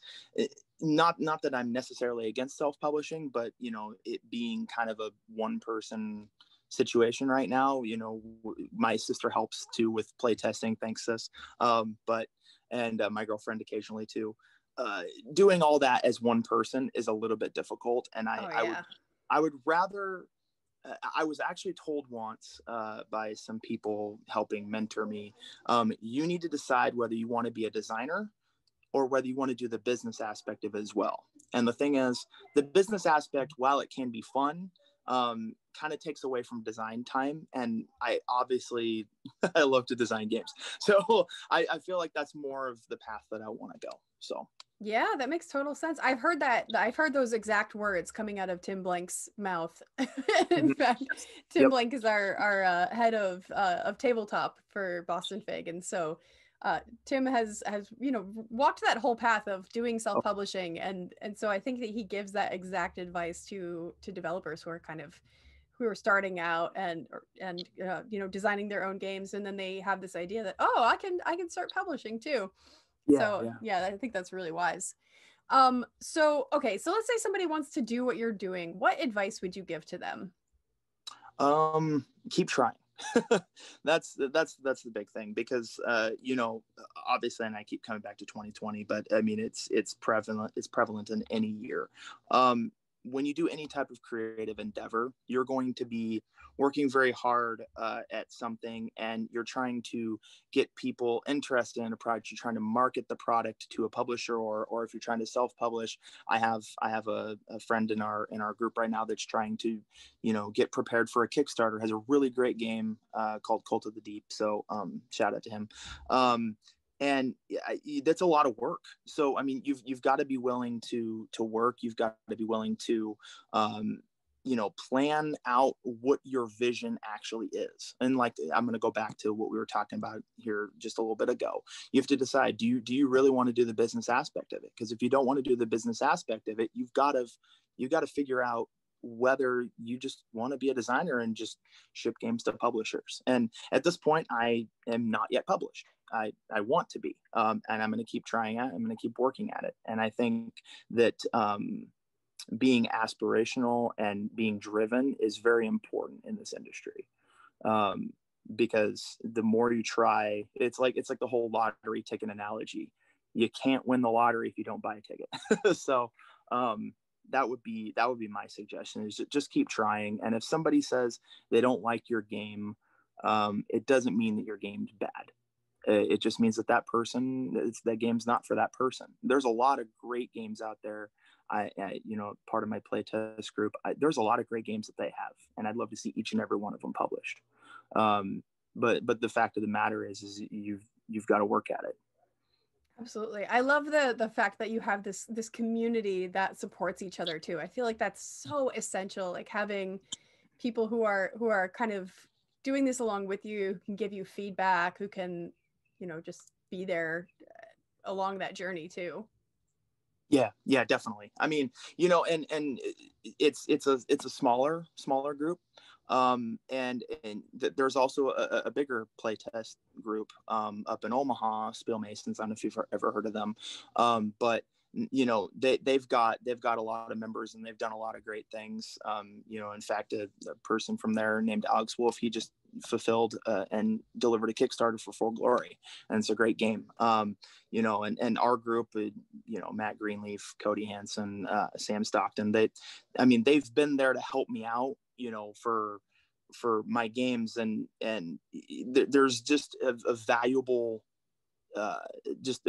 thing to that. You know, absolutely. Yeah, you can play a game by yourself multiple times to try to figure it out, but there's nothing like actually getting in front of other players and having them tell you what their opinions are. I mean, my sister, love her to death, my girlfriend, love her to death. They've told me I don't like that game, that game isn't good, but you know, keep trying. and I think you kind of need that. I tend to get a little bit down about critiques, but I'm getting better at it, because I feel like that's the only way you can get better. So yeah, absolutely, that's very true.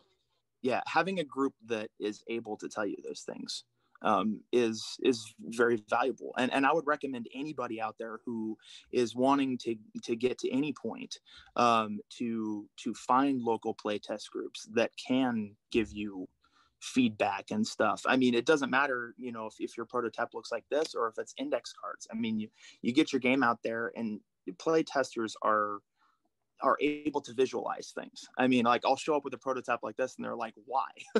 And it's like, because I want it to look good. You know, but you don't necessarily have to.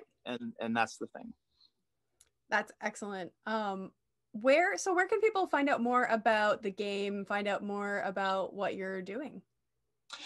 Well, it's funny that you asked that, because I do have a Facebook page for ALK Games. I'll be honest, I've been really bad at updating, because when I moved away from wanting to do the self-publishing thing, I focused more on like getting on like, you know, the Board Game Design Lab community, and places like that. So pretty much I've just been, this is bad of me, I know, I've just been using my actual Facebook page. So Aaron Kemkus, if there's anybody in the board game industry that wants to talk or whatever, I'm happy to help. Otherwise, it's facebook.com/ALK Games. That's ALK and then games. And I don't know. I feel like I should probably have more of a presence, but that's awesome. I think it's, you know, I think it's totally reasonable for you to put in just the effort that you need in order to make the things happen that you want to have happen, because otherwise you're going to spend so much time trying to keep your Instagram and your Facebook and your, you know, like 15 other social media channels up to date. And it's like a full-time job. And I know a couple of people locally here in Nebraska who are doing a really tremendous job at that. And, you know, obviously there's a market for that, you know, in getting out there and doing all this social media stuff. I work 3 jobs. So my whole thing is like, I try to do what I can, and I want to make sure to be in contact with as many people as I can. But sometimes it's, you know, like a day before I can answer a message. And so that doesn't really bode well for like a social media, Facebook or Instagram presence. And once again, you know, being solo on this, it makes it a little bit harder, you know? Absolutely. So. Well, thank you so much for spending the time and for telling us all about Fruit Frenzy and ALK Games. And we'll make sure to have those links for people to be able to check out what you're doing. And we'll see you at the fest. All right. We'll see you there.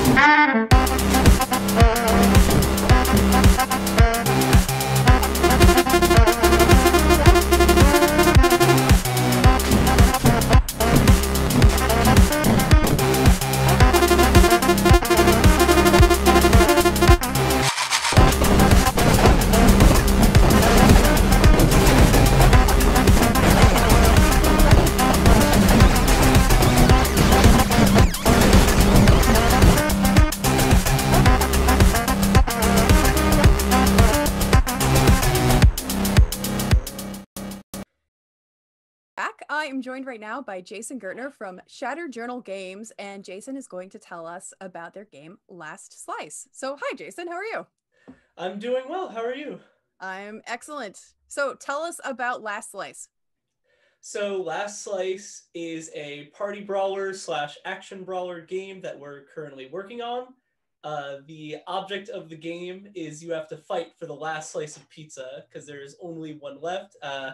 You have to play through, so you load into a map with your friends, you battle for the last slice of pizza, and then you get a point, and then you keep playing until you get a certain amount of points. But every round, a new topping is added to the pizza that changes up the gameplay. Like someone puts sugar on the pizza, it makes everyone faster. Someone puts spinach on the pizza, it makes everyone stronger. And we also have a single player mode that we're working on that we're really getting into. It's turning out really well, I think. And this one, instead, you are a pizza delivery person that delivers the pizza and have to fight off people that are trying to take it from you. Oh my gosh, I love the concept of this. I feel like this is like the perfect timing for this game too, because people are really looking for like, you know, really fun, engaging party games that they can play with their friends too. Yeah. So how did you come up with the idea for the game? So it was back in college. I'm a very recent graduate. Congrats. Thank you. I was at Becker. It was, I think, last year around like Marchish, Aprilish.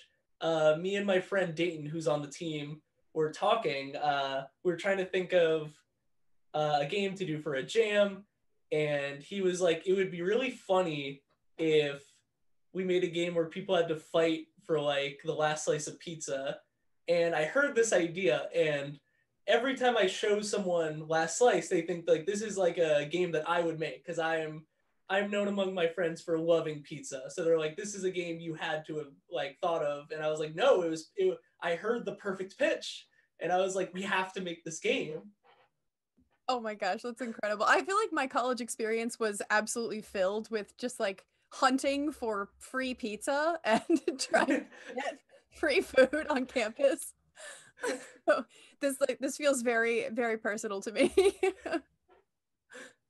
So you said that so you were mentioning one of your team members. Who else is on the team?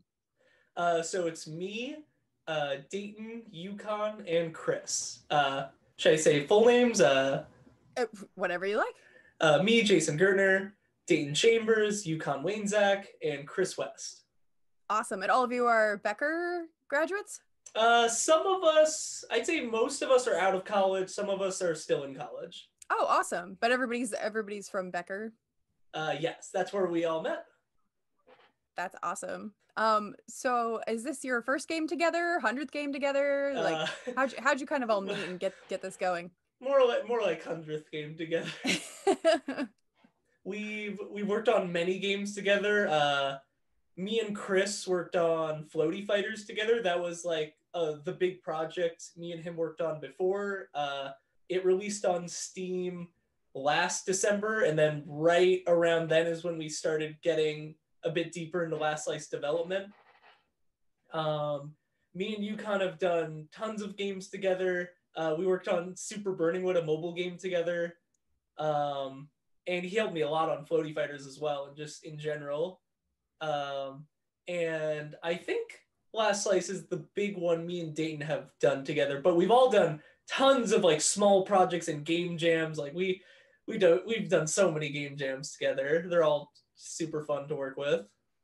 That's awesome. So the group's like been doing different projects together at different times, and then you came together for Shattered Journal Games for this project? Yeah, pretty much. They all kind of do their own stuff as well, and they give the time they can to Last Slice. That's awesome. So where are you in production right now with Last Slice?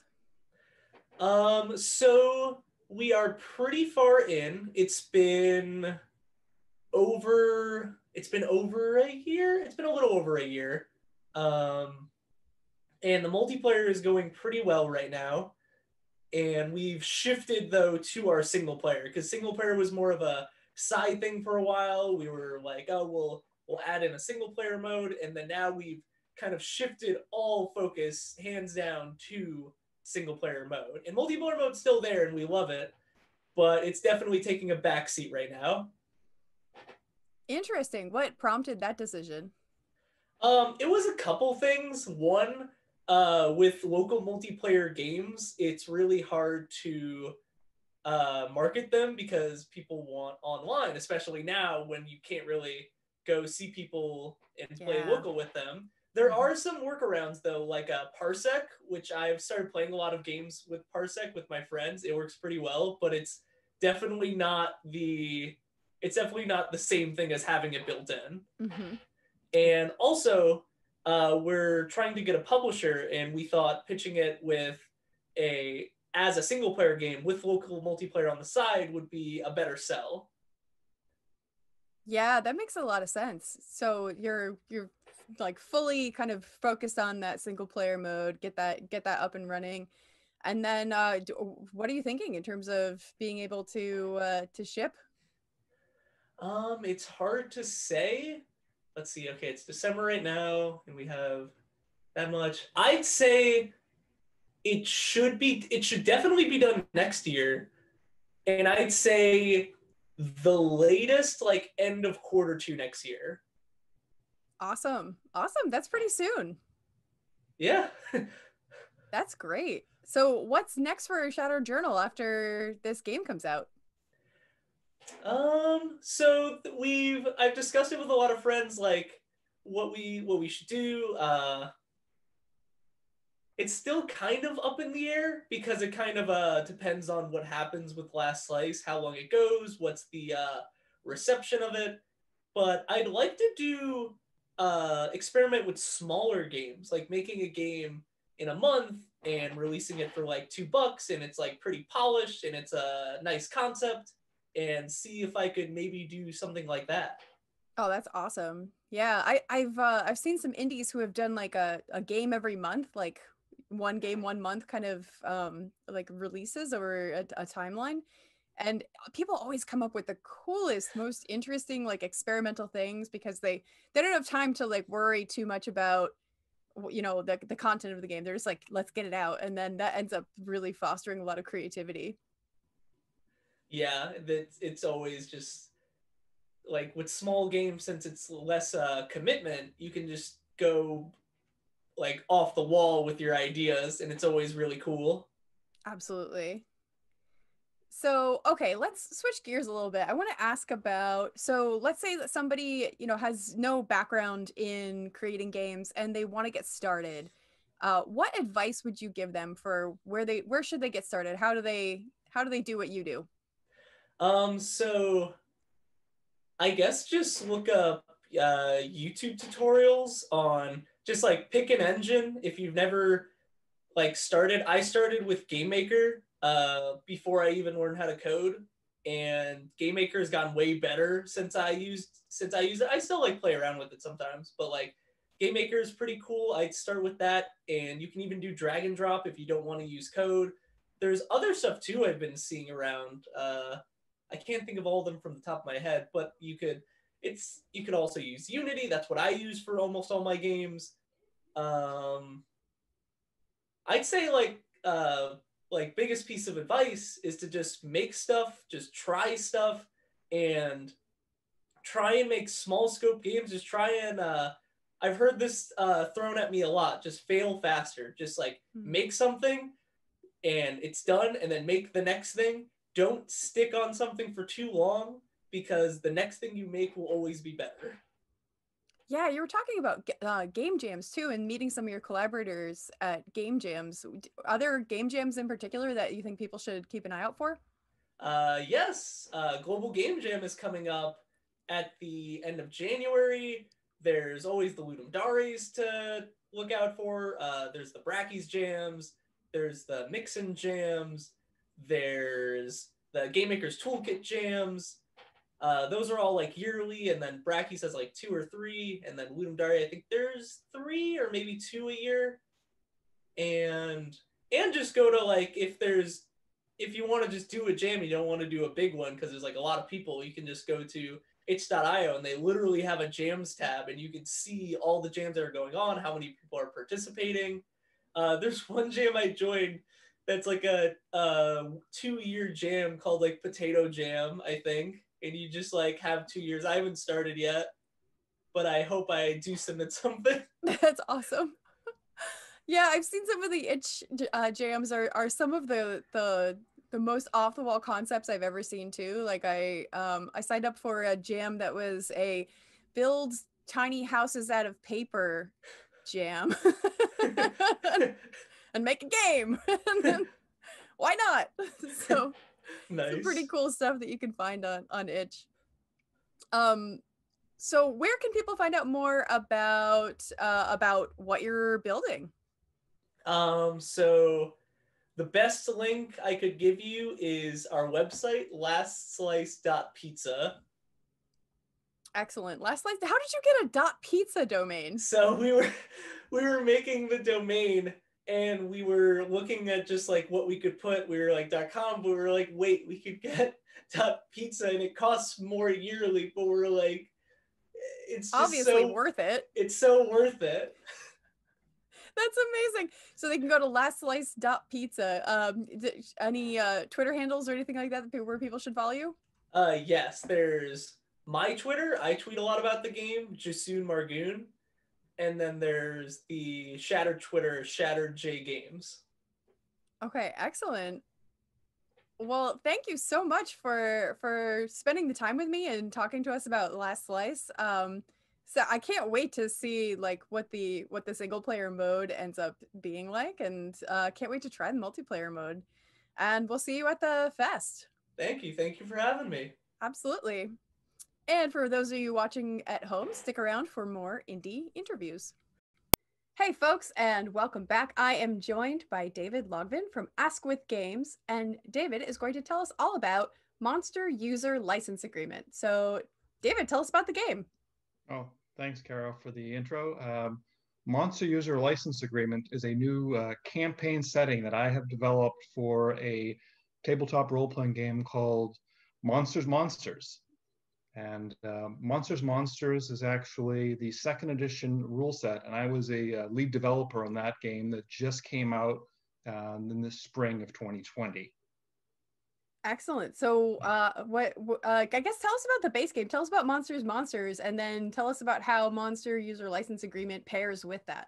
Sure. So Monsters actually has a long history. As you probably know, like Dungeons and Dragons came out in 1974, and the second role-playing game that came out was Tunnels and Trolls that came out in 1975. In 1976, they took the Tunnels and Trolls rules and they flipped it around. So instead of playing the bold adventurers, you were playing the bad guys. And Ken St. Andre developed that. He's the developer for Tunnels and Trolls as well as the video game Wasteland.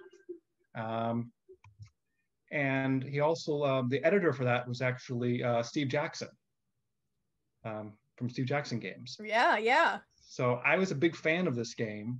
I really liked it. And I reached out to the developer and said, hey, when are you going to come up with a new version of this rule set? And, you know, I have some ideas. Maybe you'd be interested in doing this. They said, oh, well, we're not interested in doing that right now, but we're going to re-release some old modules for it. And maybe we'll do a mini rule book. I said, okay. And they said, if you have some ideas, we'd love to see them. So this game had been sitting on the shelf since, you know, the mid 70s. And I was just like, you know, I was fanboying out on this game and just saying, it'll be great to see this. So I worked on that in the month of January and gathered all my notes because I'm a tabletop role player. I have tons and tons of notes and put them all together on what I thought would be neat. I sent them in and they liked them. And then they kept expanding it and eventually turned into a hardcover rule book. So it was pretty neat to see that go from just like a small little mini rule book to re-release some modules that were originally published by Judges Guild, and to see that actually come out and come up with a new, you know, modern take on a D6 based role-playing game. So it's an old school game, but it's got some, you know, modern sensibilities in it. So that was what was pretty neat. So that is so cool. That's such a cool story too. And it's amazing that like you know, you reached out and were like, hey, I want to do this thing, and that they wanted to do it also. That's really, really cool. Thanks. So how does Monster User License Agreement fit into that? So that actually fits in the way that it's a campaign setting. Think of how like Greyhawk fits in with Dungeons and Dragons. This is a campaign setting, and since I worked as a lead developer, I said, could I come up with and release a licensed adventure in this world? So, and they agreed to that. That was something we did from the beginning, because I wrote my original campaign setting thinking that it would be paired with a small mini rule book in the front end. So you'd buy a module and it would come with a rule book. But then the rule book kept growing and growing and growing. So now it's its own hardcover book. So now my thing is a supplement to that. And there's lots of little Easter eggs. Like if you go through the rule book, all of my characters are used to show like how to run combat, because I was writing it thinking it was going to be paired with the quick set rules, but instead the quick set rules blossomed into a full rule book that was a very successful Kickstarter in the spring. That's awesome. So what are people playing in this particular setting? In this particular setting, what's really neat is the fact that you're going to play all C-list monsters. So if you've ever played the board game Dungeon Lords, it's got a little bit of connections to that. But the problem is you're not a great monster. You're the third string monster, and you have your one chance basically to go and run the dungeon, but you're running at the dungeon to make money. So you want to kill the adventurers, but maybe you don't want a total party kill because you want enough people to escape so people will come back next week and try to loot, but you're actually trying to loot them. Oh my gosh. So you have to like find a balance between killing some of the adventurers, but not all of them. Because you have to leave someone to tell the tale, otherwise no one's going to come back to your dungeon. Yeah, that's what I call the whispering campaign, or the marketing that you need to do for your dungeon. You need to release some people, or sneak out into the tavern if you can pass as a human, and share that. So. Oh, that sounds like so much fun. Yeah. So, and there's a lot of other weird techie jokes that I have going on, which I can get into in a second unless you have a follow-up question related to what we just talked about. Yeah, no, I'd love to hear about the in-jokes and Easter eggs. Sure. So, I mean, the main thing is, so it's called Monster User License Agreement. That's supposed to be a joke on every time, you download an app, you signed a terrible end-user license agreement. Yeah. So, but you've signed a Monster User License Agreement. So basically it's like, so you're renting a dungeon, but you have to pay a certain amount of the loot that you get and give that to the sorcerer over landlords. And so that's the main little joke. And there's other like weird things in there too. For example, you find out that when you go and try to equip your dungeon, you can't actually pay with gold. You have to pay with a cryptocurrency called Bytecoin. So it's a virtual gold that flows into your bag of holding. So that starts all these side quests that you have to. Oh no, I lost you. All right, little technical difficulty, like perfectly timed technical difficulties we're talking about. But you're telling us about cryptocurrency. Yeah, so cryptocurrency is in the game, you have to pay all your bills using like a virtual bag of holding. And that creates a whole bunch of other side quests, because you can't just go and buy your supplies. You need to get a special ring, and that ring will allow you to take the virtual gold and flow from your bag of holding and pay all your bills you need to do to buy things like traps and supplies and mops to mop up all the bloody guts from the human adventurers you're going to slaughter in your game. Oh my gosh. So you're like a monster running a business dungeon. Yes. It's kind of like the horrors of capitalism mixed with the horrors of D&D monsters. Yeah, and there's some other funny things in there too, like there's a time limit to it. In other words, your dungeon's about to go condo, and you're just like a poor dungeon schlep. So you need to be able to actually show that you can be a dungeon boss and run this. So that's what's going on. So you're like, well, this is my chance at the big time before I'm going to be kicked out on the street and be homeless. So there's a little like anti-gentrification thing going on there too. I love it. Love it. And there's just lots of weird things, like all the monsters have code names. So, and there's reasons why that, which you'll find out when you play the full adventure. But so instead of being an orc or an Uruk, you're the Earl of Uruks. And instead of you're a lizard man, you're the Landgrave of lizard folk. So everybody has like this really weird title and code word, which you'll find out what's going on. One other thing that I did that was was interesting and much more challenging from a design side is that these old school, the role-playing game, Tunnels and Trolls and Monsters always had solo modules. So like the old like Fighting Fantasy or Choose Your Own Adventure books. Yeah. I decided yeah. what a good way to kind of expand the audience and get more people in is to write one of these adventures. So, you know, I downloaded Twine and tried to learn how all this stuff works. And I wrote this massive 30,000 word solo adventure. Wow. So that is a huge, you know, branching with all kinds of different paths. It's been playtesting really well. But what's different about it, and I'm trying to use this as a way to hook, and I'm going to do it when I demo, is that it's basically a prequel to the adventure. So you have a party of 5 people who are going to sit down and play a tabletop RPG. Obviously these days over Roll20 or whatever you're going to do, since you can't meet face to face. But you know, I wrote this back in started in January. But you pick like 1 or 2 people, and these are the people who need to get the ring for the virtual currency. They go off and they play that adventure, and assuming they survive, they come back with both information and loot. So it's the prequel and setup. So they come and they've gained some experience points, and they've learned a little bit more about the world. So that's the kind of neat thing. So at a con, I could give someone the solo adventure, and in 30 minutes, they have played and learned some of the characters and backstory that they'll come in if they're going to play a 3 or 4 hour adventure. They already know a little bit of the world because they've gone through and sat down by themselves and played the solo module. That's so fun. It's such a clever idea too, and such an interesting use of like kind of mixing different mediums and having like that intersection between like digital games and tabletop games. I love that.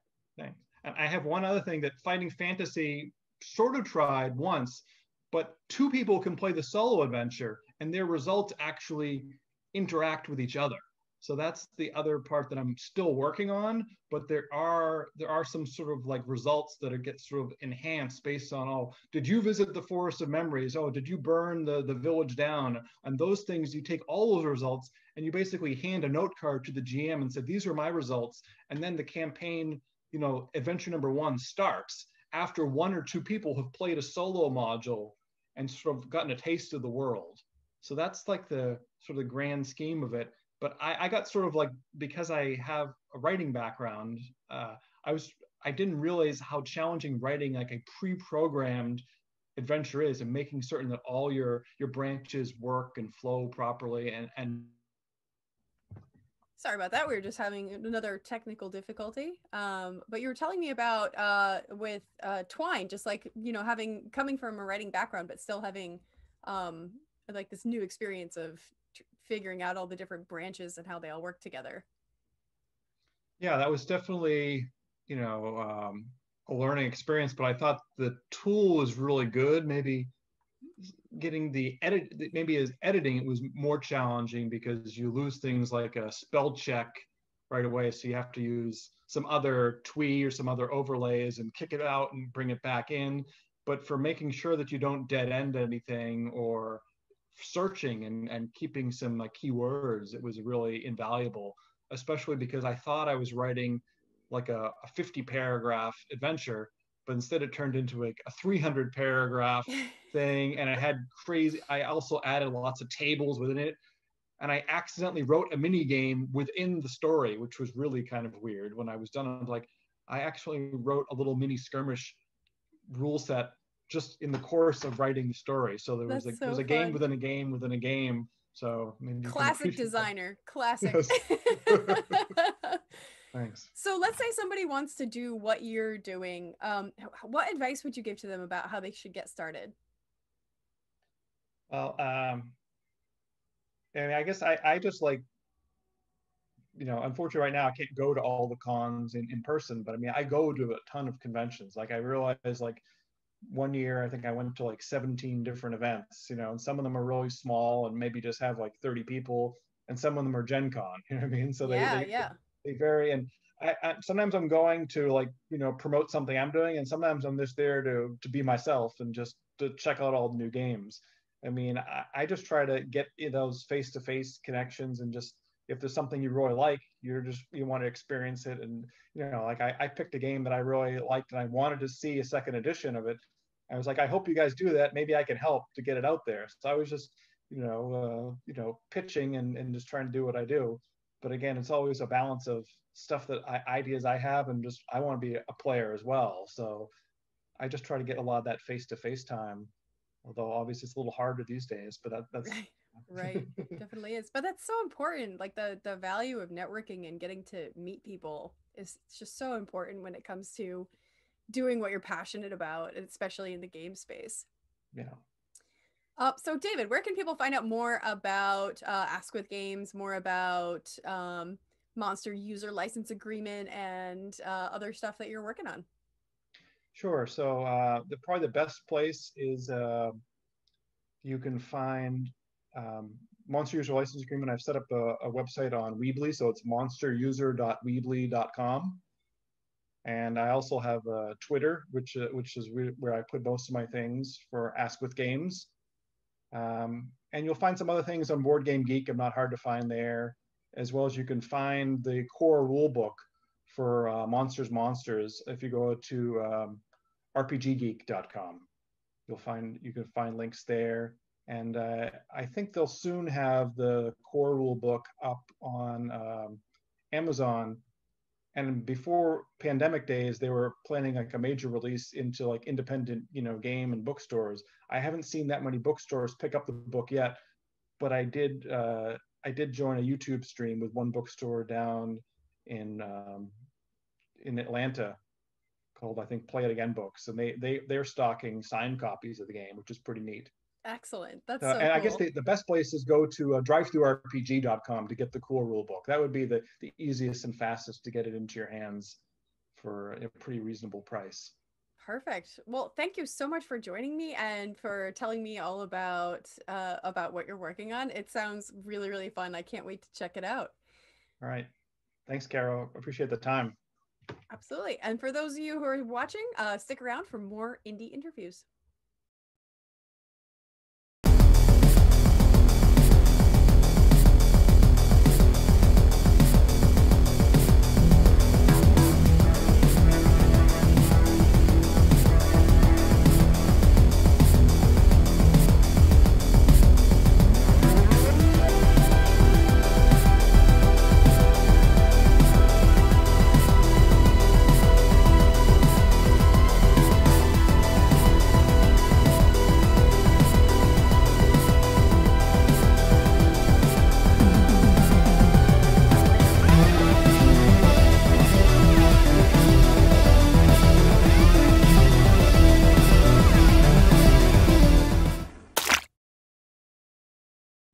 Hey folks, welcome back. I am very excited to be joined right now by Felicia, Josh, and Ken from Dirty Beast Games, and they're going to tell us all about their latest game, Feral Frontier. Hi folks. Hey, how's it going? Hey. And why don't you tell me about Feral Frontier? Feral Frontier it's a action side-scroller platformer that's got a nice mix of combat and exploration. It's sprite-based, anthropomorphic, dystopian setting. So it's got a little bit of a retro look to it, to people who think about it that way when they think about sprite art, pixel art.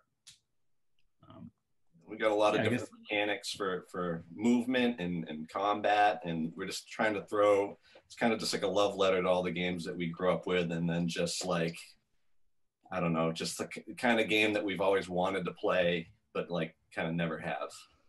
That's awesome. I love the retro feel of the game. From the trailer, it just looks really, really cool.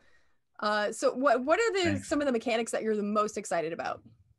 I would say what I'm really excited about is how the combat works and how it kind of feeds into the platforming. Because a lot of things you do kind of help get you jumps. Like you can grab an enemy and throw him down and kind of use that as a jump, or you can attack downward and bounce off his head.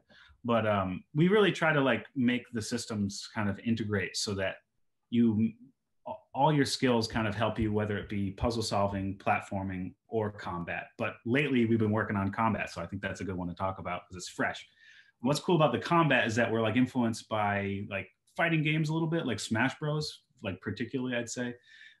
It has a rock, paper, scissors. So you can grab somebody who's blocking, you can block somebody who's attacking, or you can attack somebody who's grabbing, and those kind of help cancel each other out. So it's got that kind of that lineage of like it's like, imagine how Smash Brothers, it's like a fighting game with like platforming elements. Well, this is kind of more like a platforming game with fighting elements. So it's like if Smash Brothers was a platform fighter, we're like a you could actually go on in like an platformer. adventure in Smash Bros. Basically, Yeah. that's kind of what we're doing. Yeah, creating like a Smashvania or something, Yeah. where you could like That's explore, awesome. but you have this like move set that's going to feel reminiscent of Smash Bros. in a lot of ways. But we also take a lot of hints from, I mean, like Ken was saying, a lot of classic retro games that we grew up playing. But I'd say that if we were to categorize what it feels like, it maybe feels like Mega Man X and Smash Brothers in a way.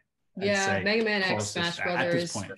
is a bit more heavy on the, I would say, narrative But elements. we take yeah. so much even from modern games too. So like we don't I don't think we like want to really market ourselves as retro, even though I use the word. So shame on me. But it's like we wanted to imagine how cool a game from that 2D lineage would be if we had continued going down that path. Like some people call absolutely. it like high bit or whatever. It's not 8-bit. Yeah, it's not somewhere 16. between the GameCube and the Super Nintendo. Like, where would we be now? The PlayStation 1 maybe or something. Yeah. Yeah. It's like, Absolutely. so it doesn't feel old. Like you're going to use all the buttons. It's going to feel like N64 you may as well be playing like God of War or something. Like you got all these, or any modern action game in a sense. Yeah, I mean, some people have even talked about our game kind of being, I mean, obviously it was on the radar for people about Breath of the Wild, but it's because, we're not only bringing fighting mechanics into it, we're bringing a lot of the platforming aspects. So, if you're climbing, you might be able to actually like hold an enemy while you're climbing and use that as a shield. Technically, that's, or, I mean, we're obviously working on a lot of different things, but like we're thinking of how can we make, combat and platforming interchangeable so that you're, not only when you're grabbing somebody or blocking somebody, how could you use that as like something more than just like the sort of essential, like, oh, I'm blocking, therefore that's it. No, can I block and then can I use that as an attack against an enemy by using them as a meat shield or, something like that. But I guess it's about like integrating the systems in such a way that there's so many options for the player that any given moment, the solution isn't a singular solution. Like we didn't want to have a game where it requires like a singular solution. We wanted a game where people can be kind of creative. It'll be very friendly to speedrunners and people who really enjoy mastery, I'd say. Yeah, that's awesome. And have their style, I guess. So how did this all come together? How did you all, get together and start making this? Where did the idea come from? Well, me and Josh have been working together for a few years now, like almost a decade now, actually, probably. Just like we got together, kind of learned, we both were interested in game design, but never really made a game. And we just decided to try to make something for BostonFIG a few years ago. And it just kind of snowballed from there. That's awesome. So what do each of you do on the team? I do, sorry, Ken, go ahead. Let's go. Well, I do animation of like the sprite art and stuff. So the visual art aspects. I'm trying to write the story a little bit, but I feel like the gameplay comes first. So that's taken a back seat at this point.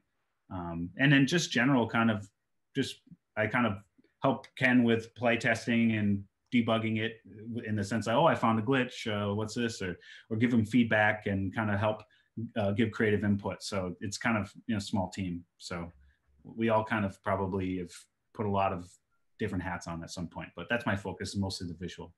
Yeah, I focus mostly on community management. So if you're on social media, you're emailing, I handle that, the website.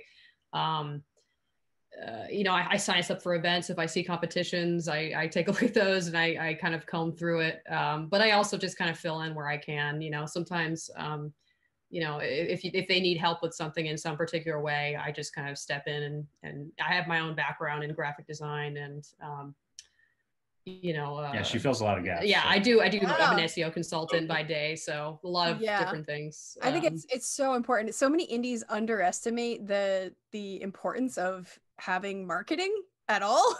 Like Just so many people don't even think about it, and then they make an amazing game and then no one ever hears about it, and then it just that's the saddest thing is there's some beautiful games out there that, you know, are really diamonds in the rough, and they don't have the marketing budget compared to like some other companies. And it really would just take some of how to get started doing SEO or doing social media marketing or anything like that. So it's a critical role. But yeah, that's pretty much mostly what I do. I'll let you take it from here, Ken. Oh, sure. I mean, I'm doing the programming, so I'm building the game, and I'm doing the music as well. Awesome. Yeah, I see that the keyboard behind you there, and maybe a couple other instruments kind of. Oh yeah, I got a drum set, I got a keyboard, I got a guitar and a bass over here, and I'm mediocre at most of them, but I'm good at, you know, sitting on a computer and, like, you know, holding notes down and making cool sounds, I guess, on the keyboard. That's awesome. So it's a truly indie operation. Is it just the three of you, or do you working with any other collaborators? It's just the three of us.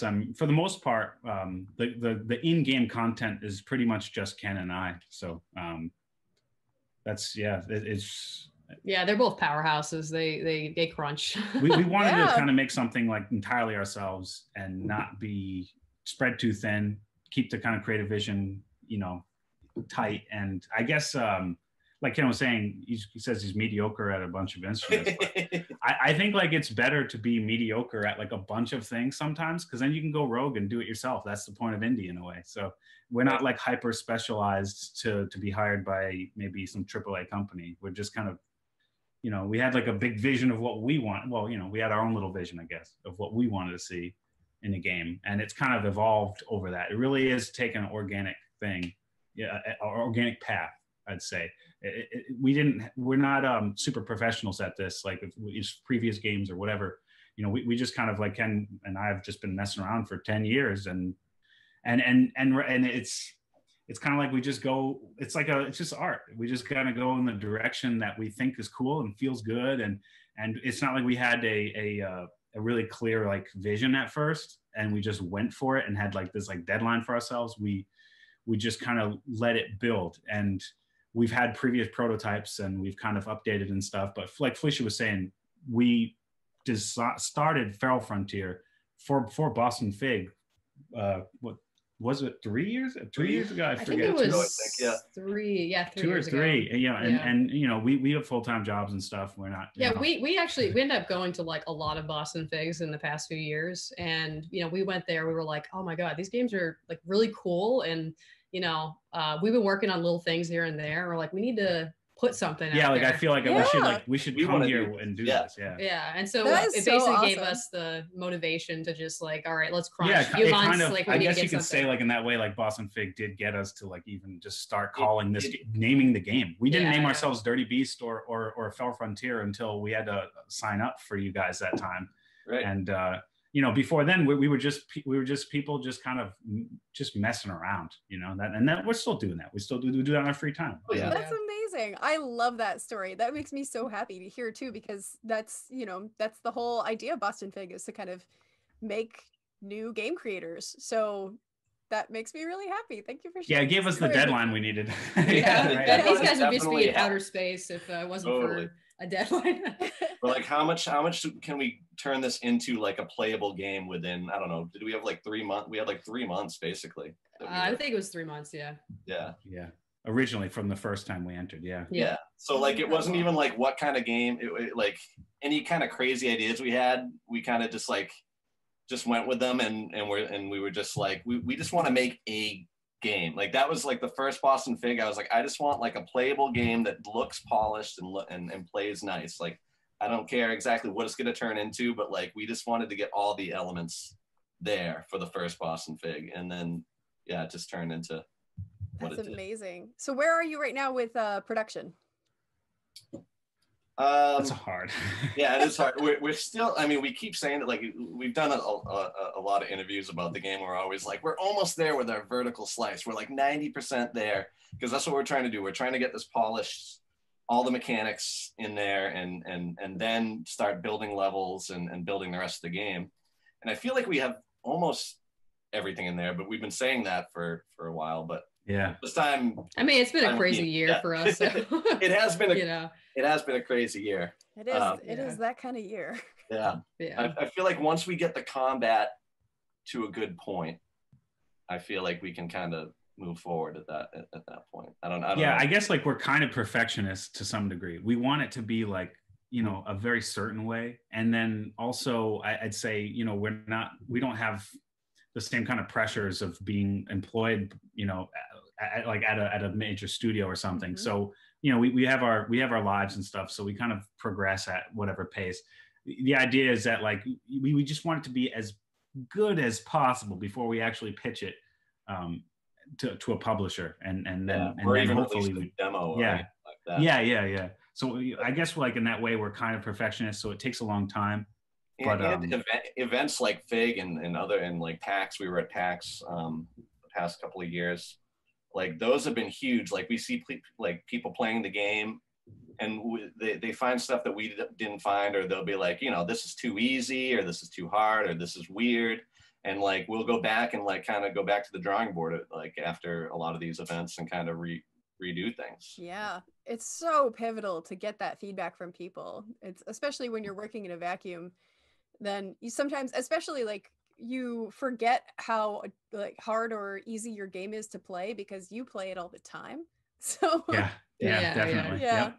Well, and also just seeing like, you know, kids playing it, which is an amazing thing because it's like, you know, you don't have a bunch of kids just to like pull from. The kids are impressive. It's really amazing, honestly. Every time I go to these events and we show the game off and we see kids play it, I'm like, wow, like you just did something I never saw somebody do. And I'm just blown away about how experienced some kids are with like games. And absolutely. It's fun because it's like it lets us know like, oh, what translates to different audiences and age groups. Yeah, I guess sometimes like you go to an event and one of the challenges is that there's always going to be some people who don't quite get it, or it's not really their thing, but they're kind of curious, so they check it out.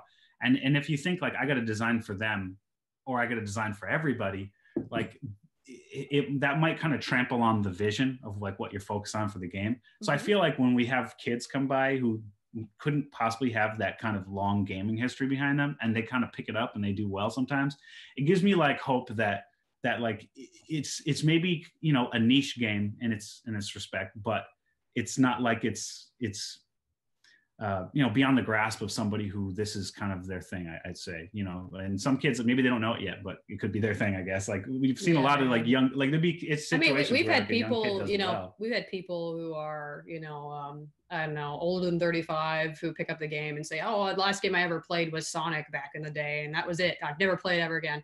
And then they pick it up. And so it's like, it's really fun to like see, okay, well, there's obviously some things here that are translating that, you know, where we've gotten the core down. But if you feel there's still things that are missing in that core, we have to like answer it. So that's kind of obviously like our next steps are the combat, but we have to keep making sure that no matter where we get to with the game is that it still translates to those people. But yeah, like Ken and I wanted to start like a challenge. We wanted to make it challenging, I guess. Like we wanted to feel like the old games when we played were like, they were hard in a lot of cases and unforgiving. And maybe we'll be a little more forgiving than those games, but we did want there to be a challenge. And from software, anything. Yeah. Well, yeah, we take influences from modern games too. I mean, we both are fans of Dark Souls, and we like that stuff too.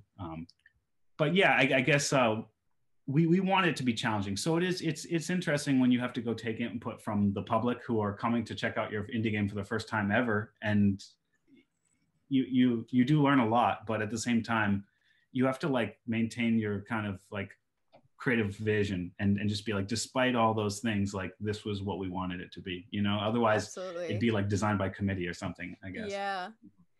So switching gears a little bit, I'm asking everybody about, you know, let's say somebody's trying to do what you're doing. Someone wants to make a game and they've never done it before. What advice would you give to them? Go on YouTube. Definitely look up some tutorials. Find the way that you'd want to program the game, I guess. We're using Game Maker, which was very easy to get into making a game very quickly. It's for any level. You could start as a beginner level and do all drag and drop, or you can get into like the nitty gritty of the code. It's really usable, I guess. and just do it. Yeah, just do it. And I don't know, like one thing that motivated me, like when I reached out to Josh originally, I was starting to learn game design, but like, you know, I had no one to talk to about my ideas or anything like that, and like, or bounce my ideas off of, or just like nobody who cared, you know. So like I reached out to Josh because I knew that he was also interested, and it just kind of playing off of each other kind of keeps the interest going, and keeps it so you don't get burnt out, I guess. Yeah, that helps, but it could be a challenge. I see a lot of like young kids and sometimes students for going to school for becoming game devs, and it's a challenge to create a team and kind of hold that team and keep that team together. There's a lot of force pulling everybody in a lot of directions, especially if they met their friends in college and they go their different ways after college. So it could be it's definitely beneficial, but it's really hard to like, it's hard to probably maintain that. So keep your team small, keep them with people that, you know, are close enough that like you feel like they're not going to tear away anytime soon.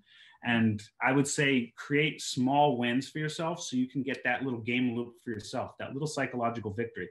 Don't bite off huge chunks. Like we kind of didn't take our own advice here. We bit off chunks too big.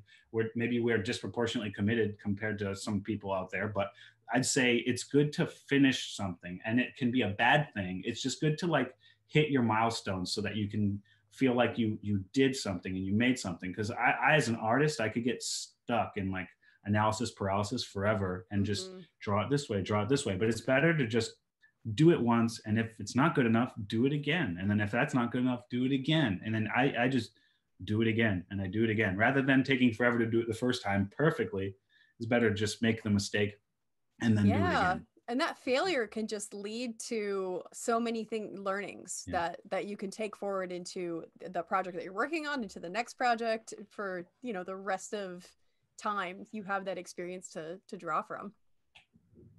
Yeah, definitely. Yeah. I mean, what I would say is, you know, first, like figure out where you feel your calling is. So if a good YouTuber to listen to is Game Maker's Toolkit. Mark Brown. He's got an awesome channel. He just like, listening to him, I feel like you could just go so many directions, you know, whether you want to be a person who does environmental design or narrative or combat, whatever it is. But I'd say secondarily to that is get involved in game meetups. So, you know, whatever, Boston Game Dev meetups, smaller competitions at colleges. If you're an artist, you know, you could join a smaller team, do one of the 24-hour competitions. A lot of people don't know this, but Team Cherry's Hollow Knight was entered into a competition like that, and they won. And they use that as kind of like their jumping off point to eventually create Hollow Knight. So like, if you're looking to just kind of, it's a game jam, right? It was a game jam. Yeah. So like, basically if you're looking for like, I need this little push, I need something small, some small win, that's a really quick one, you know, is just get into, you know, if you're an artist or if you're a programmer, you know, a lot of times there's a deviation between people who are artists and programmers. They're kind of different ends of the spectrum. And sometimes they're the same, but like, if you have a hard time as an artist finding a programmer, join a game jam, get into a group, you know, or talk to the coordinator, like and they can help you find a group. Is programmers finding artists is what it seems like when we're at events and stuff. So I mean, maybe they need to start going. Yeah, or if you're a musician, you know, you can get into those things as well. So, but yeah, I would say if you want to do a small game jams are an awesome way to do that. Definitely, absolutely. Game jams was one of the things that really got me started making digital games as an adult. Really, like it's you know, like speed dating for having collaborators. So yeah. And if it doesn't work out, then it's only the weekend. So yeah. Exactly. Excellent. Well, now is a great time to tell us about where people can find out more about Dirty Beast Games and find out more about what you're doing with Feral Frontier. So, you know, websites, Twitter handles, all that good stuff. Sure.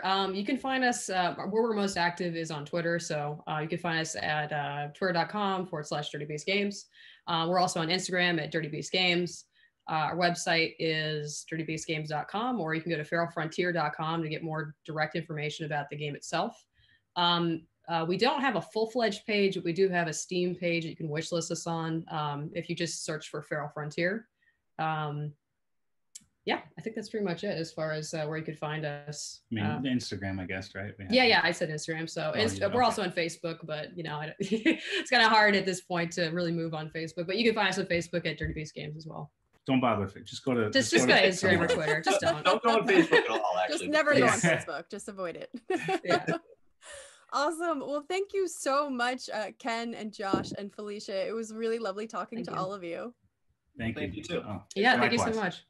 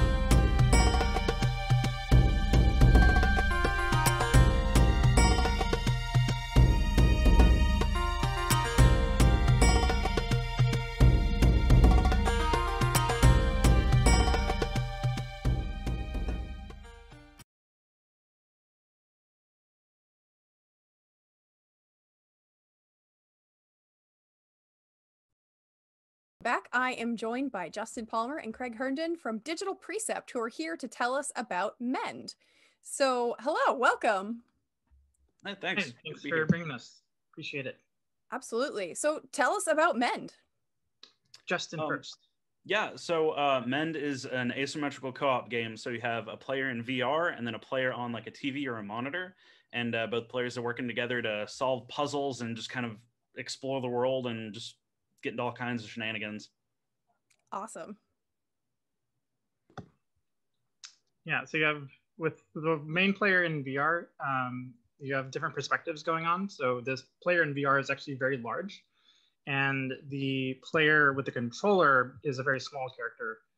So there's a very opening story where you have two sisters who meander on this old ancient machine. They break it, and the consequence is now one of them is a giant ethereal owl version of themselves. And now they're trying to, now they're trying to put all these pieces back together to collect everything and reassemble the machine to mend both the machine and themselves. But also, we like to think of it as a way for players to communicate and grow in their own relationship with the person that they're playing with as well. So collaboration is a big key part of the game and often is what is needed to solve the puzzles. So there's growth for both the characters in the game and the players as well. Oh, wow. I love that. Is it meant to be played in the same room? Are you supposed to be local with someone? Yes. Yes. That's amazing. I feel like that's a really great game for quarantine buddies too. So it's a good time for it. Having a good two-player experiences is something that I think that a lot of people have really been looking for since we've been in quarantine. So how did you come up with the idea for the game? So that's a funny story. So I'll try and tell this as quickly as I can. Mend was, it's an Oculus Launchpad project. And the idea there was, so that whole program is kind of like it's kind of like an incubator. They get a bunch of developers together and you get 3 months to work on a vertical slice for any application you want. And, a bunch of people were there. They had pitched ideas already and they had, these intricate plans in their heads, and they had, game design documents already written out. And then there's some people like me who didn't have an idea. So my plan for Launchpad was to do what I do for any other game jam or anything like that and just kind of wing it. Like, I'm sure I can think of something. And it was funny because like the timing worked out that when I got home from Launchpad, Ludum Dare, one of the Ludum Dares was like right around the corner. So it's like, it's fine. I'm fairly creative and I can think something up. That did not happen. I actually have my Launchpad notebook here and I have like 5 ideas that never got off the ground. And it was funny. So anyway, fast forward, in my day job, we had this kind of like after work hangout thing at a bar that was across the street.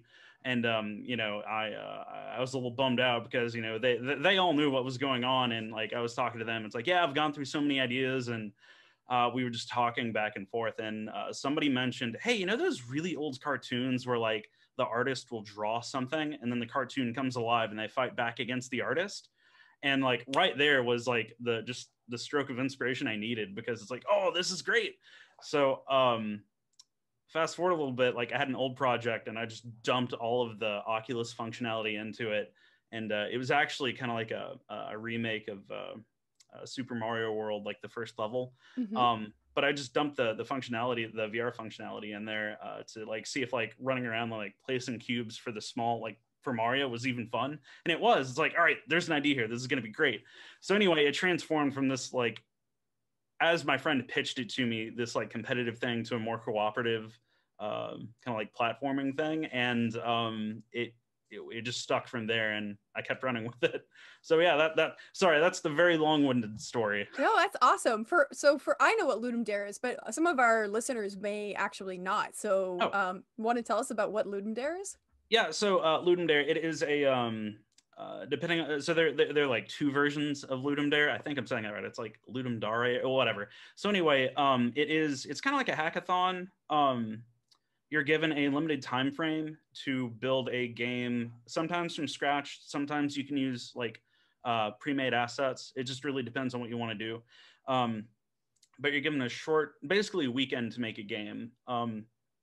I like them a lot. I think they're great exercises in like building out scope and just getting familiar with what your abilities are and like what kind of deliverables you can make in certain timeframes and stuff like that. I just think they're a lot of fun. Absolutely.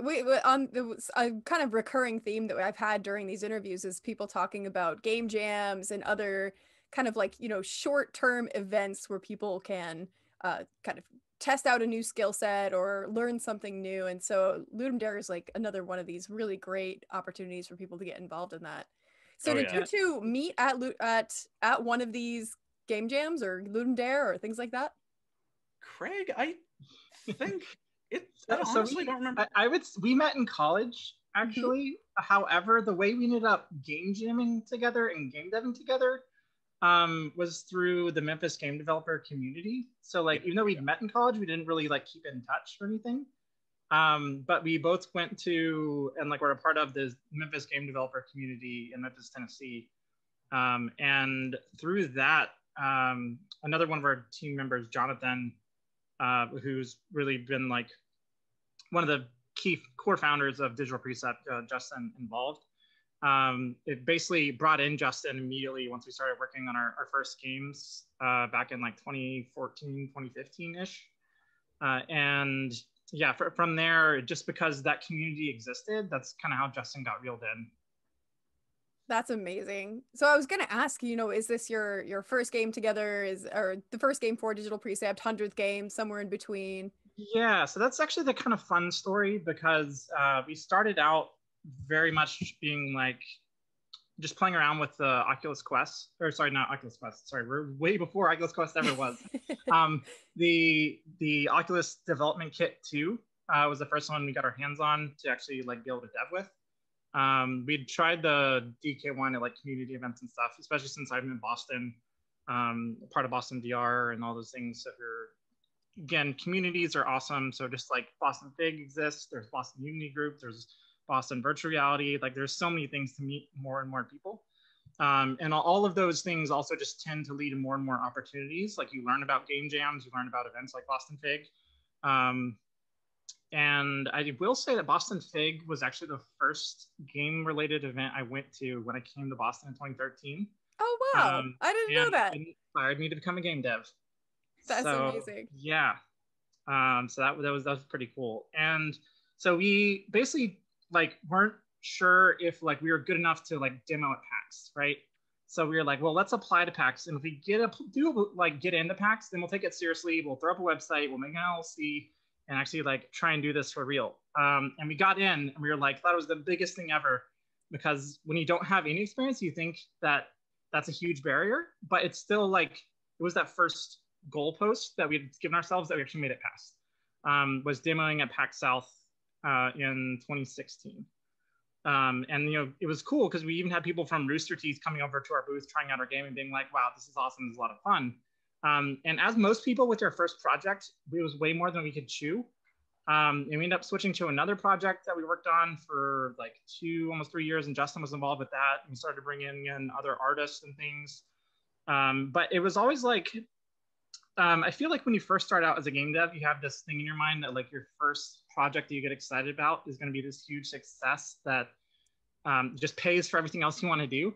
And that's not really the way you need to look at it. It just like, it needs to be something that you can show someone else and just be proud that you made this thing. That should be your main goal for your first game. And because that led to a lot of other opportunities for us, just having these games made and being able to demo them to people. Because we've done a lot of prototyping as a studio for like virtual and augmented reality prototypes and concepts, specifically because they saw our game and were like, hey, we'd like to do this other thing though. And so it's like, even though like our game itself didn't do anything, it led to more opportunities that eventually led to where like you'd reach out to me last January or so. And then we were like working with Bose on Bose AR.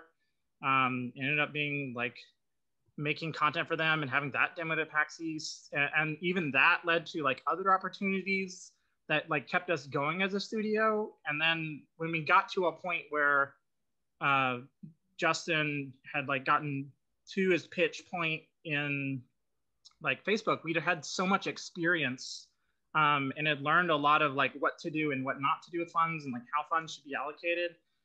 To where I feel like this is going to be our first like full release that actually I don't know how to say it. It feels like the first full complete thing that is going to have some kind of large following outside of, just because we have a lot more help given that like because Oculus has this grant, right? There's some marketing assistance there, and the other part is because of that.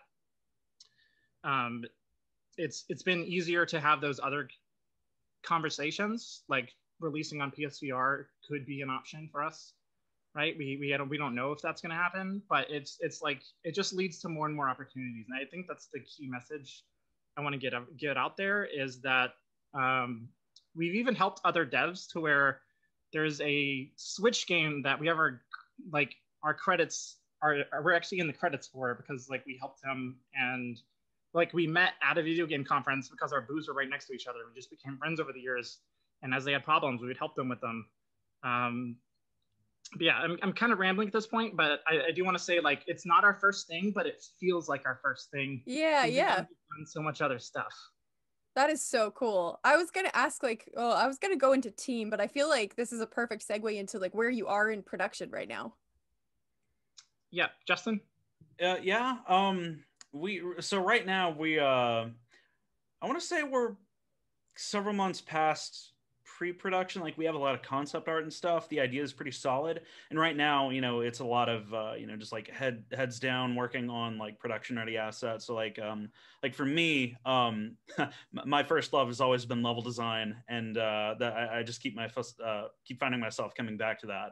So I'm heads down working on the level. We recently just got another level designer on the team, so me and him can toss ideas back and forth. He can build something, I can test it and be like, this is great, or like we can just bounce ideas back and forth off of each other and like stuff like that. We have 2 modelers on the team, so they I'm getting ahead of myself. Let me back up a little bit. So we have 3 artists, 1 concept artist and 2 modelers. So our concept artist can go in, make a bunch of ideas. We can pick out what is going to fit in this overall big picture that's in my head, and like I'll go through Windows Shop and be like, I want this, this, and this, and then we can go in. Do like a second detail pass on the concepts that make it through that, and then like our 3D artists will go in and just model those props out and stuff like that. So yeah, in a nutshell, how big is the team in total? Do what? How big is the team in total? Oh, right now we're up to 7 people. So we have let's see, I'm just gonna go down the list right here. So we have Craig, he's kind of handling like the back end like business stuff and helping me out with that. I have no love for that. So Craig, you're immensely helpful. Thank you. Basically, it's funny because I come back from like an engineering Unity developer background, but I feel like the more evolved and leveling up I do in game dev, the more business admin and basically everything Justin doesn't want to do, we just call it producer. Yeah. There you go. It's great. And then now it's in a title, and that title is now mine. So yeah, there you go. There's me, and I'm kind of like the team lead. Somebody I was talking to on a podcast this last weekend was like, "Yeah, you're the creative director," and I'm like, "I don't know. That title sounds too fancy." But anyway, I'm kind of like the jack of all trades. I mentioned that I'm doing level design earlier, but like I kind of do direct the team, and so I don't know. I don't know. I haven't figured out my title yet. I'll get back to you on that one. Anyway, there's Catherine Hicks. She's one of our 3D modelers. She's great. She also specializes in UI and stuff like that. So we've been tapping her for a lot of help there. Elliot Boyette is our 2D concept artist. He's fantastic. It's great because like when I knew that at the very beginning, like when this idea actually like formed and it became, kind of like, I guess a little more cohesive. I knew I needed the 2 characters, but I didn't really know exactly what I wanted. Like I knew that I wanted them to be from like some like culture of adventurers that was like long lost to time or whatever, something like that. And Elliot managed to fill in a lot of the gaps there that I left for him. So he's amazing. We have a composer on the team, Jonathan Marlin. He's great. All of the music in our game is completely custom and it's completely bespoke for the project, which is awesome. Like for me, like music is one of those big things, like kind of going back to game jams. Like I can like code something up and play test it, but as soon as we add in music, that's what takes it to the next level. So yeah, especially in virtual reality, users still don't know like where they should focus their attention. So this is actually also true with movies. If you cut out music or sound and then watch an epic scene, suddenly your mind can start focusing on everything that's wrong with it, and you like take it in completely differently. You start analyzing it, whereas if there's music over it, it feels more emotional and experiential. But as soon as you like take out that sound and music, you like lose all that because your brain basically suddenly gets bored and is just like, what's wrong with that? Why doesn't that look right? Whereas it wouldn't even notice that if there was sound and music playing. So that's so like, interesting. I feel like that applies across like all game design. That applies to tabletop design too. If you have like a good soundtrack for your tabletop game, it's doing like 80% of the work for you. Yeah, that's I have a story about that, but later. Anyway, let's see. We have Jonathan Schrack. He's kind of his specialty is XR engineering. So he's kind of been a lifesaver for me because throughout the entire Launchpad process, like I knew a little bit about VR, but like I would go in and I would prototype something, and then I would hand it off to him and be like, "Hey, how can I learn from this? How can I make it better?" And he would go in and like refactor stuff that needed to be refactored, or be like, "Yeah, no, this is good. We can throw this in the game right now." So he's great. We have Desmond Gibson. He's another 3D modeler. So he's kind of like our hard surfaces guy. So like he's been doing a lot of kind of like structures and like statues and stuff like that right now. And then last but not least, we have Alex, who is a new hire, and I'm an awful team leader because his last name escapes me. Craig, do you remember his last name? He goes by Draken on social media. Thank you. So people might know him through that. But again, about community, like he was actually introduced to us because I asked someone in the community who then like, "Oh, you should just ask Gwen Frey." So then, like suddenly I'm mailing Gwen Frey asking. And then she's like, "Yes, I know all the puzzle people. Let me just send me what you're looking for." And then she sent us Alex, and it's been incredible. Yes, and it's great because his specialty is actually asymmetrical games like this. So it's like, hey, you're our first pick. Come on over, buddy. So yeah, that's the team in a nutshell. Awesome. So what's next for the team? I mean, you're still developing out. You're kind of moving into that next stage of production now. Yeah, so we recently started allowing for testing signups. So we have around like 50 play testers. So that's been a whole thing to figure out how do you play test in a pandemic. Because ideally, especially for VR, you want to have 2 people watching the user at all times. And as weird as that sounds, the reason being is that chances are in virtual reality as a dev, you're doing something wrong that like isn't clearly communicating something to the user or disappointing the user. And to even see them just like sigh means like, wait, what were they doing? What was on the screen? Like you want to know why did that person sigh? Because you just disappointed them in that you've broken some kind of fidelity contract between developers and the players of like the expectations of what's going to happen if I do something within the game. And it's like, how do we introduce our controls or environment or like laws of physics to correctly like at least let them know what they can do. And if they do find something they're not expected to do, to at least like reward them for that behavior in some way. Like I know one thing like Alex and Sai did in their Rick and Morty VR experience is there was a door that led to, like outside of this room, but you weren't supposed to go there, but they still needed like a door handle there. But if you tried to open it, it would break, and then the door handle would come off and it would just say, "Thanks for buying fake doors." So like you get a little Easter egg for doing something you were never meant to do in the first place. And the only way you can find all those kinds of things are by just play testing with a lot of people. So we've gone through this whole process of like creating a form to like show people how to download OBS, how to set up to where they can record both the VR player and the non-VR player. And then, and we even give them a pre-made file to where all they have to do is double click and like all those settings are done for them. And like after they do all that, like we give them a folder that they can upload it in, and then we actually go through and watch several hours of gameplay of them doing this. Because like players think that like, oh, like I was just talking, like that's not going to be useful for you, but they say things all the time that is like just like the best golden nugget for us. Also, it's kind of exciting to watch players play because like Justin, tell her the one where they're trying to break the door. Well, jog my memory, break the door. Okay, so there's a part in the game where there is a switch that raises and lowers a gate. Oh, yeah. So, I don't remember where I got this piece of advice, but it was very level design centric, and it was always you want to make the players feel smart and clever, and if you can make them think that they're outsmarting the designer, that's even better. And there was a playtest that I was actually watching yesterday, and which bothers me because I just forgot what you were talking about, Greg. But anyway, I was watching it yesterday, and there's this one section in our level where I have these collectibles, and they're like up on this cliffside, right? And there's no direct path up there.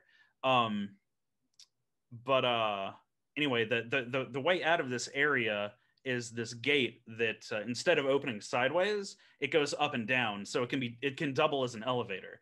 And surprisingly, quite a few of our playtesters missed that, but this duo managed to go in and like, oh wait, no, hold up, we can cheat the system here and use this door, and we're gonna break the game and go up to this place where we're not supposed to be. And it's like, no, that's exactly what I want you to do. So there are payoffs like that where it's like, yeah, this is great. That just, I don't know, they give me a lot of energy and just they make me want to go in and just like refine things more, and it's great. Yeah, there's like nothing better than watching somebody having fun playing your game. It's the best feeling in the entire world. It really is. Yeah. So what advice would you have if somebody's trying to do what you do, if someone's like trying to break into the industry for the first time, they've maybe never developed a game before and they want to do this, how would they get started?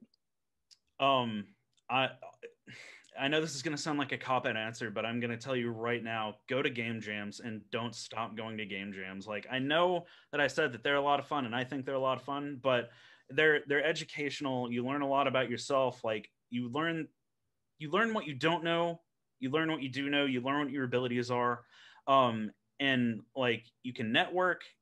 It's great. Like, I can't stress that enough. Just go to game jams. Yeah, the very first game jam I ever went to, I was like, okay, I've never used Unity before, and they're like, it's fine, you're gonna design our whole level and you're gonna be great. And I'm like, wait, what? what is this? And turns out in a mere period of just 3 days, like I designed an entire level that actually kind of sort of worked. But I'd like to quote Jake the Dog in that sucking at something is the first step to being kind of sort of good at something. And when we like showed off our game jam piece to people, they're like, oh wow, we really like all these things you did, and like the level looks amazing. And you get all these comments and they're just like, wow, this is what I can do in just going in without any prior experience.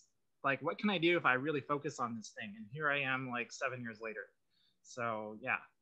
That's amazing. Such good advice. So this is space for plugs. So where can people find out more about Mend, more about Digital Precept? So playmend.com, and then on Twitter @mendthegame. And digitalprecept.com is our studio website. So those are 3 main places. But if you go to playmend.com, there's a giant button that says join our Discord, and then you can chat with us and probably talk us into allowing you into the play test, even though we're past signups. We always need fresh eyes on our game. So yes, please excellent. Come and join us. Have fun. And if people want to find you on Twitter, can they? Is that a? Yeah. So it's gonna be @MinTheGame or @DigitalPrecept. Yep. All right. Perfect. Excellent. Well, Justin, Craig, thank you so much for joining me and telling us all about the game and what Digital Precept is up to. It was really great to have you both. Yeah, thanks for having us. It was a lot of fun to be here.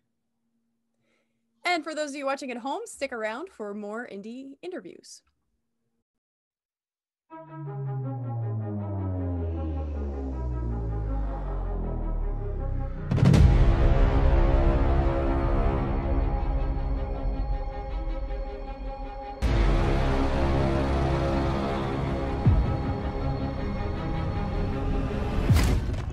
Doomsayers is a 2-player head-to-head strategy game featuring an evocative 4-tiered playing board.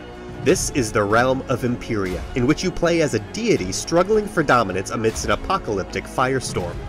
Waves of fireballs and meteors fall through the sky, 1 tier each round, until they crash into the ground below.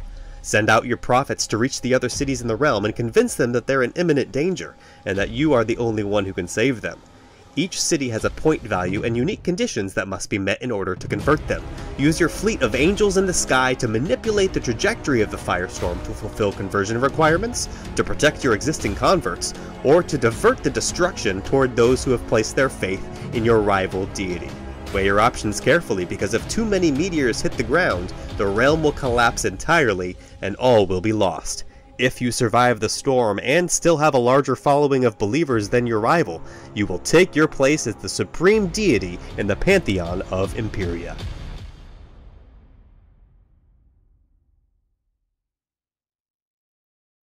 Hey folks, welcome back. Right now I'm joined by Matt Domney, and Matt is going to tell us all about his game, Doomsayers. So, hi Matt, want to tell us about Doomsayers? Yeah, of course. So Doomsayers is a 2-player, 3-dimensional area control game for ages 13 and up, and it usually plays in anywhere from 30 to 90 minutes, with most of the games falling right in the middle around that 60-minute mark. And in Doomsayers, you and your opponent are playing as rival deities who are struggling for dominance amidst this apocalyptic firestorm. And so of course, as a deity, you're going to send out your doomsday prophets and your army of angels to reach as many cities in this realm as you can to warn them of the imminent danger that they are in, and also convince them that you are the only one who can save them.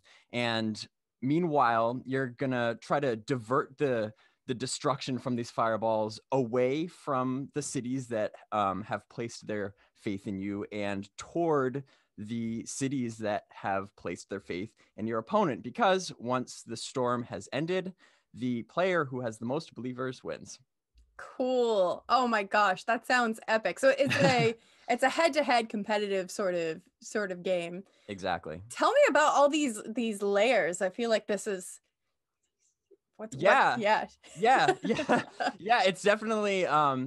It's definitely unique in that sense that it's a 3-dimensional board game, and that was actually really kind of the original inspiration for the for the game was because, to be honest, I had kind of just gotten tired of playing two-dimensional games. Like, I felt like so much of tabletop gaming was just flat, spread out across a table, which is fine.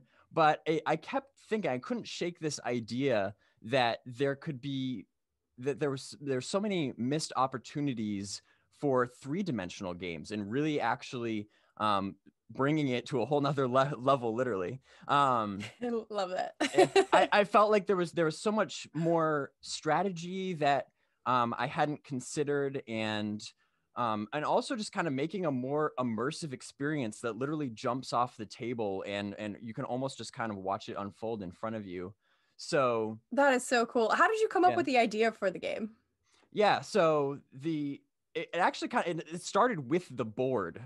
Cool. Because I knew that I wanted to make a multi-tiered board like this, because when I was really younger, actually, I was playing a game sometimes called Cubic, which is a really old game. I think it's like from the 70s. It's basically just three-dimensional Connect 4, which is fine, but the board that you played it on, it was a 4-tiered board like this. It was just a 4x4 grid, where this is a 6x6. But I kept thinking, as when I got older and I wanted to make a three-dimensional board game, I kept thinking of that Cubic board because it was so simple, yet it was very elegant and beautiful. But I felt like because it was just basic grids on planes, that there were so many more cool games that I could be playing on that board that was so much more than just like abstract Connect 4.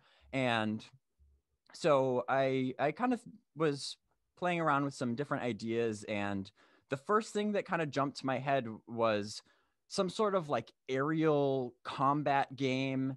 And for whatever reason, the first thing that came to mind was these armies of angels that were kind of clashing in midair, because I played a lot of like Magic and D&D and stuff. Yeah, and these angel miniatures. And so I'm like, okay, so that's cool. So I kind of started toying around with that idea and made a basic prototype of it, play tested it with my brother, and we very quickly realized that it was not fun.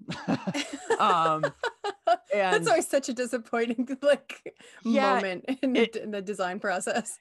It is, but at the same time, I feel like it's kind of necessary. That was a very crucial turning point, because when we were sitting there kind of like processing why it wasn't fun, the main takeaway that we got from that session is that when you are designing three-dimensional board games, when you're working with a three-dimensional space, one of the most difficult things to do is to incentivize players to utilize 100% of that space. And so, for example, like if I'm up here in this upper right-hand corner, what's getting me to go all the way down to the other corner? You know what I mean? So what we started really thinking about that, and came up with this just general concept of having things that start on the top tier and gradually fall down one tier just throughout the game. And we figured that would essentially force you to utilize 100% of that three-dimensional space. And I still had that kind of like the angels fresh in my memory. Mm-hmm. And as soon as we locked onto that just general concept of things falling, I immediately had this vision of this, apocalyptic firestorm where there's fire raining from the skies and you have like angels flying throughout it. And once we got that as the theme, to be honest, the majority of the game just kind of wrote itself from there. So it was kind of a really cool watershed moment. That's so cool. I love it when that happens during the design process, where like you have where things aren't working, and then you have that one idea that just like brings everything together. That's so fun. Yeah, exactly. Once we locked on to that idea and started working out kind of like the core mechanics of how it would actually work, we knew we had something pretty special at that point. That's awesome. So it sounds like this is not your first time designing a game. So how long have you been designing games? Yeah, it's not my first time designing a game. I've casually designed games pretty much my whole life. This I think is the first one that I've really taken seriously and actually pursued because I believe so strongly that this is just a game that needs to be out there. Because like I said, I've maybe only seen one other game that even remotely resembles the 3D mechanics of this, and so. Yeah, so I'm very passionate about it, but yeah, I've been playing board games my whole life, and my brother, who I mentioned, he was like the original play tester for this game. That's awesome. He's done some game design himself, and so I've helped play test his games, and we kind of go back and forth that way. Oh, cool. So, Yeah. are there any other collaborators on the game, or is it just like you and with some of your brother's input as well? Yeah, it's the vast majority has been my work, especially more recently. This is actually this project has been in the making. The original concept, that idea that I was talking about, happened 5 years ago at this point. And so back then it was pretty much just me and my brother going back and forth with it. Then the game just, as sometimes happens, game we hit kind of like a little bit of a wall. And so it got put on the shelf for a while. And then recently, toward the beginning of this year with quarantine, I pulled it back off the shelf and really tried to like work through those kinks. And so it's been mostly me lately, but yeah, there's been a lot of people that have helped me, friends and family that play tested it and helped me make the prototype that you see here today. Awesome. So where are you in production right now? You've got a playable prototype, obviously. Yeah, definitely. So we're pretty late stages of development at this point. Like I said, I would hope so after 5 years. So we've got 2 copies actually of this prototype to really ramp up the play testing, particularly right now focusing on blind play testing and getting feedback from people just outside my immediate friends and family. And that's the main focus right now, is to really just kind of like fine tune and tweak those little details to make sure it's just right. But I'm really satisfied with where it is now, and so I'm pretty much ready to start pitching it to publishers. Amazing. That's so cool. Yeah. So you're working on this, you're about to pitch to publishers. Like I guess I would say, like, what if someone's trying to do what you're doing, what advice would you give to them about how to get started? Oh, that's kind of a tough question. But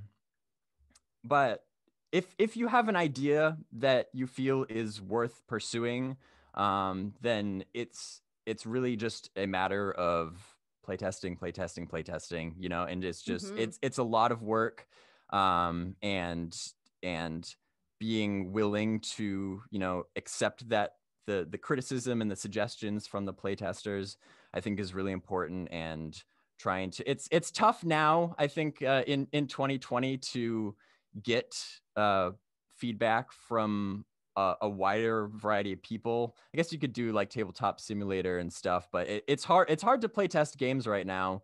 I feel like right now is actually kind of a good time for 2-player games, but definitely. But anyway, it's just it's a lot of work, and it's just a matter of kind of believing in your vision for the game while also being able to kind of critique yourself at the same time. Yeah, it's something I've been hearing from a lot of people, is that having a playtesting group, it has been so essential to their design process and to being able to actually work out some of those kinks, because they don't have insight on what isn't working until all of a sudden somebody plays something that they thought was obvious, and then it's not obvious to that person, and this is actually a problem that people have been having throughout.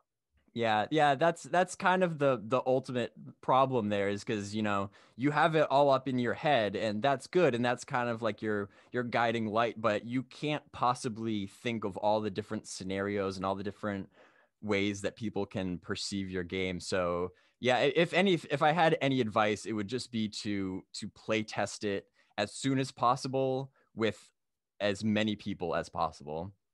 Excellent advice. So where can people find out more? So I do have a small YouTube channel called Doomsayers that I've posted a couple videos, just kind of like a basic gameplay trailer and a little bit more in-depth explanation of the rules of how it actually plays. And I plan on uploading some more like full playthroughs of the game, actual like hour plus long videos for people who actually want to see what a full game looks like. And so that's a good resource. But if anybody has any sort of questions or inquiries about it, you can always reach me at doomsayers3d@gmail.com. Excellent.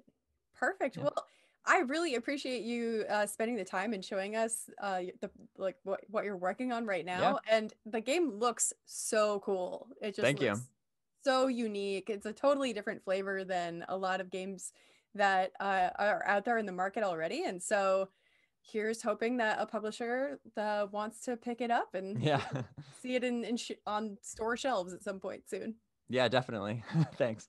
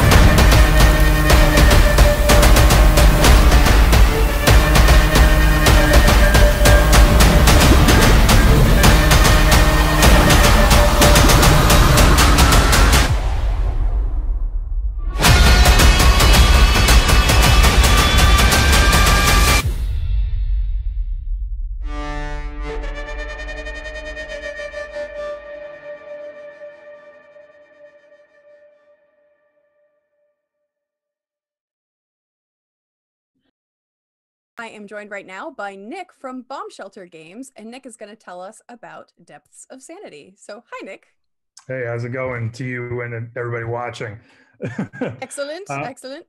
Depths of Sanity is an underwater Metroidvania nightmare that we've been working on for, by the time BostonFIG is having about 4 years. The basic premise is it takes place in the late 90s, and we use a actual real life event as kind of the catalyst. Late 90s, every oceanic organization across the world heard a unbelievably loud vibration at the bottom of the ocean that they didn't know what it was up until a year ago. So in our game, you play as Abe Douglas, who sent a team down to go investigate what the vibration was. They don't come back, and he makes it his responsibility to find out what happened to them and bring them home. And so all the levels of the game, it's a traditional Metroidvania with the exception of the fact that it is entirely underwater. All of the power-ups are underwater based, so there's no double jumps to save you, nothing like that. It's sonar, tow lines, lots of very dark, very creepy areas, and a lot of the stranger things that are underneath the sea, trying to stop you on your way. Very cool. That the concept for the game is so interesting. How did you come up with that? So the team kept just trying. Originally, it was thinking about a Metroidvania that maybe we hadn't played before, or something like that, and prototyping on underwater things, because our team has this suicidal need to try and make something out of like the element that people hate the most. Like very few game developers are going to go, all right, nobody likes water levels. Let's make our entire 12 to 15 hour game a water level and see if it's enjoyable. But eventually we started making enough headway where we were like, all right, this is actually pretty interesting and mechanically it's starting to work out. So let's start to see like, what kind of story would work with this? What kinds of gameplay sequences would work? And it kind of slowly grew out from there. That's amazing. So what was the noise that was under? You said that they figured it out last year. So in real life, just as scary but less interesting, it was a glacier cracking very, very below in its depths that were registered throughout the thing. Totally different kind of existential horror, but yeah, basically. That'll be our hidden ending. It'll be like the dog ending from Silent Hill 2. It's got like a little environmental message. And if you like this, save the planet. Oh my gosh. So is this your team's first game, 100th game, somewhere in between? So for the team, this is their fourth. This is actually my first. I joined about midway through development. Cool. Okay. But this is the first for the entire team that's more than just PC. So it's going to be PC, Xbox, Switch, PS4. Amazing. Wow. So. And you said you've been working on it for 4 years now. Yeah. That's incredible. So what's the team like? In terms of composition of the team. I was gonna say we're all just very depressed. Composition. So I'm actually the writer for the game, but we also have a lead animator, a lead designer, a secondary designer who helps a lot with the programming, particularly around like the different ports we're doing. We're kind of the core team, and then we have a couple people shuffle on and off for music, sound effects, and things of that nature. Awesome. So 7 at the most. That's excellent. How did you all find each other? So a majority of the team are like childhood friends who are always into games, and as they kind of as college kind of brought everybody pretty far away, they started making really small things, just kind of keep in touch with each other. I joined the team because I'm actually very good friends with one of them. We went to college together, and we started keeping in touch. And then eventually, as this game was going, I previously did like a lot of like playwriting and like had like shows like that go up. And he was like, all right, we're working on this horror thing. You're the horror guy. I think you'd be a good fit for it. You want to join? So that's kind of how I got involved. That's really cool. I love that games is this connection medium that kind of kept everybody in touch and together. That's really cool. While most of the team is in Boston now, like for a while, quite a few of it were scattered all over the country. So this was their way of keeping in touch. That's amazing. So where are you in production right now? Is the game ready to ship soon, or are you? So right now we're actually in early access, which was not the original plan. But COVID had a way of like throwing every original plan out the window. So right now, the first 3 chapters, which is about half the game, it's 6 chapters overall, are in early access, with chapter 4 dropping at the end of January. And we're kind of like releasing it, I guess the best way to say would be episodically, slowly. We basically hit a point where we had been using a lot of festivals like BostonFIG, like PAX, to like really get a lot of good play testing in and like have a lot of feedback.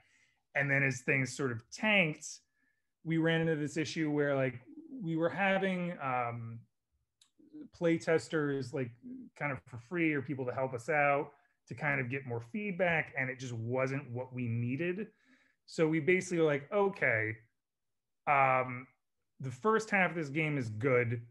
like if we put it in our early access, there will be some people in the beginning who've been following us who will support us. And because they've basically, at the end of the day, we were like, if somebody pays, even though, early access, you're obviously paying less than full price, they will tell you everything that they like, everything that they don't like, every flaw, and like, that is what we kind of needed to kind of keep ourselves moving along. So that's where we are right now. But luckily we entered early access on Halloween, and the vast majority of the feedback has been good, which has been good to hear. But like, we're slowly kind of rolling through the chapters to try and like get everything to where it needs to be before full launch, probably in the middle of next year. Excellent. That's amazing. So six chapters into it sounds like the game's very narrative heavy, and like the narrative horror elements of it are big. It's definitely has more narrative than a majority of Metroidvanias probably. It was kind of one of the differentiating points when we kind of sat down, because also when I originally talked to the team, like they had this pitch forever of like, this is kind of the setup, but then at a certain point they had a few ideas and it was like, we don't actually know what happens past a certain point. We've kind of been designing all this stuff. And we eventually landed on something that I think we're all pretty proud of, that avoids, the one thing we wanted to avoid is Lovecraft is like showing up in everything these days. It's true. I listen, I like Lovecraft, I like Cthulhu Mythos. We don't need another game where a squid monster shows up at the end and wrecks your day. So we wanted to make sure that what we were doing is our own thing and kind of more original than that. So awesome. Well, I don't want to like ask you to spoil it, but I love the idea that it's not a Cthulhu monster. Yeah. Appreciate it. No, that's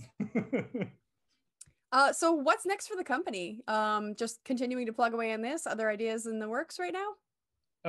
Right now it's plugging away on this. There are other ideas way in the background, but this has been our baby for quite a few years, and we're trying to just get it to the point where it's the game we all kind of want it to be.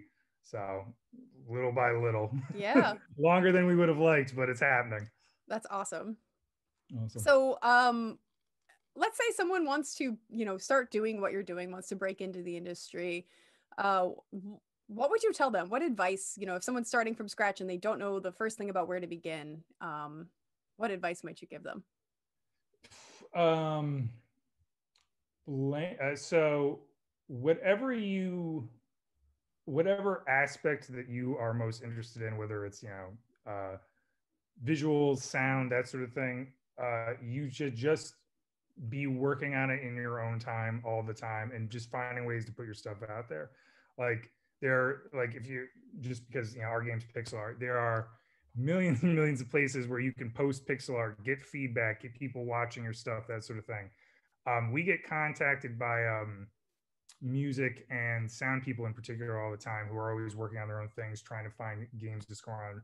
Like, you're going to get a lot of no's because, generally I would say that a lot of teams kind of start with a core group of people who are kind of working together, and then only people bring others on when it's kind of necessary. But I would say the two biggest things would be whatever your specialty is, make sure you're always consistently working on it and putting it out and kind of trying to make friends in the industry. Like, if you're coming to an event like this, obviously talk to everybody who's there. They all have the same interests that you do, whether they're behind the booth or in front. Like, I only these guys have been friends for a while, and they all have very different passions and technical skills. They all kind of coalesce, and then I eventually just joined because I knew a guy, and he was like, "Oh, I like a lot of the stuff that you're putting out." So whatever your kind of angle on it is, that's what you should be doing. If you want to score indie games, you should be pushing your music out there as much as possible without driving people crazy. So yeah, which is like a very blanket answer, but there's I think it's really great advice. Paths. Yeah, I think especially when if you're a writer and you're trying to become a games writer, then I know that path can be really, really hard for people, where they think like, oh, there's only like 4 jobs and like in the entire industry. So, so I was gonna say the one thing I would say, it's not sexy, but something that generally also helps, like particularly on the writing side, is if a lot of games struggle with like the quick pitch, like what is their game, that sort of thing. If you get like minor things helping people with their marketing writing, you can eventually use that to kind of get into the other side if that's what you're interested in. But wherever you can put your foot in. Yeah, I think that's a really great point. It's one of the things that I think indies forget a lot of the time is that if you're not marketing your game, you're not telling the story to people about why your game is important. Yeah. And that if they don't know why your game is important, they're never going to play it. So you got to story tell not just in your game, but about your game and the process of your game too. So it's a great point. Yeah, no, it's a skill. The more you should always be pitching your own stuff, because you'll eventually get better at actually getting the point across of why is the thing you're working on awesome and why should somebody care. So absolutely. Yeah, makes tons of sense. Okay, so plugs. Where can people find out more about Depths of Sanity and about Bomb Shelter Games and what you're working on? For finding out about Depths of Sanity right now, best place is on Steam, just Depths of Sanity on Steam. You can also check us out at Bomb Shelter on Twitter, where we're usually posting our most updates. It also has the links to our Discord and all that good stuff where you can kind of follow what we're up to. Excellent. Thank you so much. I really appreciate you taking the time and chatting with me. And I appreciate you chatting. And for those of you watching at home, stick around for more indie interviews. Hey folks, welcome back. I am joined right now by Jeff Black and Josh Black from Little J Games, and they're going to tell us all about the game that they've developed called Dragon Hatchlings. So Jeff and Josh, thanks so much for joining me. Well, thanks very much for having us. We love being here. BostonFIG is always one of our favorite events of the year, of any year, including this odd year. So it's very nice to be here with you. Excellent. Yeah, tell us about Dragon Hatchlings. All right. Do you want to start us off since it's your design, or? Sure. So in Dragon Hatchlings, you play as a nice dragon trying to help hatch your family's eggs. You do that by drawing cards from a pool of cards that are placed on a table, and no, Josh has got it exactly right. So yeah, you're playing the role of like this benevolent, kindly old dragon, and you're very concerned about the future of your dragon family. So in the springtime or whatever dragon hatching season is, there's lots of dragon eggs out there. So it's a kid's game, so you're not trying to hurt your opponent's eggs at all, but you're just trying to make sure that the most of your eggs can survive. So like Josh said, you lay the cards out and sort of spread them about face down on the table. Depending on the number of players, the card count changes. It can be as many as 80. And on your turn, well, let me backtrack just a tiny step. So there's 5 different dragon families. It's 5, right? Yep, 5 different. And each of the families has a unique power, which you can utilize up to 3 times during the game. And I'll get into that a little bit more later on. But what you're going to be doing on your turn is you're going to draw a card out of the pool on the table. And it might be an action card, which I will describe, or a card with a dragon egg on it. And each of the dragon egg cards is specific to a certain dragon family, a certain color of dragon. So during play, you draw 1 card off the table. If it's one of your opponent's cards, right? Then you show it to everybody else who's playing, put it back face down, and then shuffle the cards around. And trying to make it as hard as possible for your opponents to get it. You're right, to keep it hidden, even though, but you're showing that it's out there. If it's one of your eggs, if it's a special ability, or if it's a non-playing dragon color. So during each game, there will be 1 color of dragon egg out there that isn't actually represented by a player. And that's just to keep everyone guessing when you're taking a card into your hand. Is this one of this player's cards? Is it a non-playing card? Is it an action card? You're never quite sure. And that leads to a nice element of surprise at the end of the game. during the course of play, you're going to keep the eggs of your family's color. The first person to get a group of 5 of their own dragon family's eggs, Josh will show you an example. Such as like getting these 5. So that triggers the end of the game. We'd play through to the end of the round so that each player has had an equal number of turns. And then you take stock of the eggs of your color that you've been able to gather. So it's not necessarily the player who got the 5 eggs first that will win. It's actually the player who has collected the most valuable grouping of eggs. So here I have a tan one, a red one, and a blue one. The tan ones are worth the least. The red ones are worth the most. I won't go into the exact scoring. And that's about it. In a nutshell, that's how Dragon Hatchlings works. It's for 2 to 4 players, ages 7 and up, plays in about 15 minutes, 20 minutes, depending on player count. That is amazing. I love that this is a collaborative, well, not that it's collaborative, but that its competitive aspects aren't going to be head to head. How'd you come up with the idea for the game?